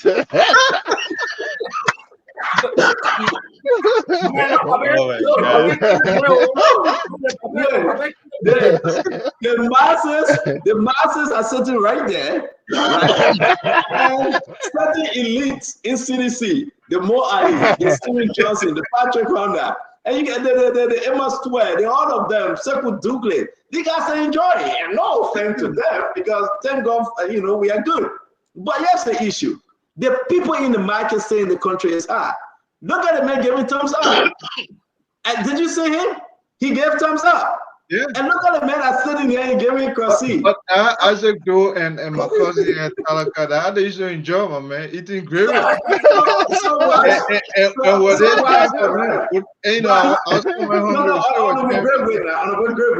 look at the eyeball the man giving it. No, when the man giving eyeball, he taking a deep lick and he gave it thumbs up.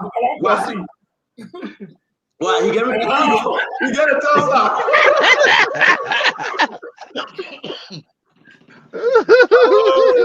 I've always been that way. And this is why we do your own spawn. We laugh and joke. We'll give you the information. May God bless you. May God keep you. Till we meet you again tomorrow. Have a peaceful evening. Have a peaceful evening and enjoy yourself. Good night. Thank you, Honorable Grace. See you tomorrow. I said those, see you tomorrow. And our brother Grace, see you tomorrow. Again, I want to say thank you very much, Nelson, and have a wonderful, wonderful evening. Yes. I heard that it shall rain tomorrow. I hope you enjoy your rain. Bye-bye.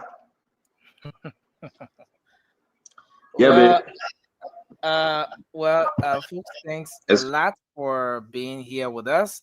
We appreciate you for coming on. Thanks a million to all of you who called in, the many of you who just shared the program. Those of you who just watched the show, we appreciate you as well.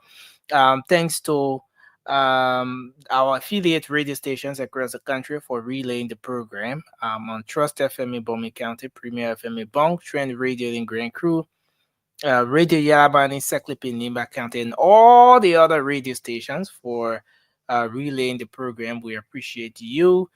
Thanks to Liberians across the country who have been following the program, and many thanks to our folks online engaging in the comment section, sharing your thoughts. Some of you just watching the program. We appreciate all of you for being here with us. Very quick, let me send a special birthday greeting to one of the ardent followers of Spoon Talk, Madam Marcia Snelling. You're celebrating your birthday today. Happy birthday to you as you celebrate your natal day. We wish you all the best as you celebrate your birthday today. This is you, Madam Marcia Snelling, an ardent follower of the Spoon Show. Happy birthday to you. And we wish you all the best as you celebrate your birthday today, ma'am. And thanks to the many of you joining us tonight. Let me say thanks to Nathaniel K. Hill for being on. Hanan Kramer, thank you for being on. Alex Dolo Freeman, my dear sister, thank you for being on. Alex Dolo, we appreciate you. Ruth Goba, thank you as well. Telvin Payne, Nathaniel K. Hill, Philip Bala, we appreciate you. Da Moore, thank you for being on. Marie Faya, we appreciate you. I see Joranson, we are. Thank you for being on as well. Wenga Red, Dennis, and to the many of you joining us tonight, we appreciate you. We look forward to being here tomorrow with another great edition of the program. We sincerely apologize that we can't bring you the late night show tonight. We will make subsequent announcements with respect to the adjustments in the late night show time now. We'll definitely inform you with regards to that. But thanks to all of you for watching Spoon Talk tonight. My name is Nelson Collier. Till we come your way again, have a good night. Jefferson Coleman, Morris Johnson, all of you, we appreciate you for being here with us tonight on this edition of Spoon Talk. Have a good night and bye-bye for now.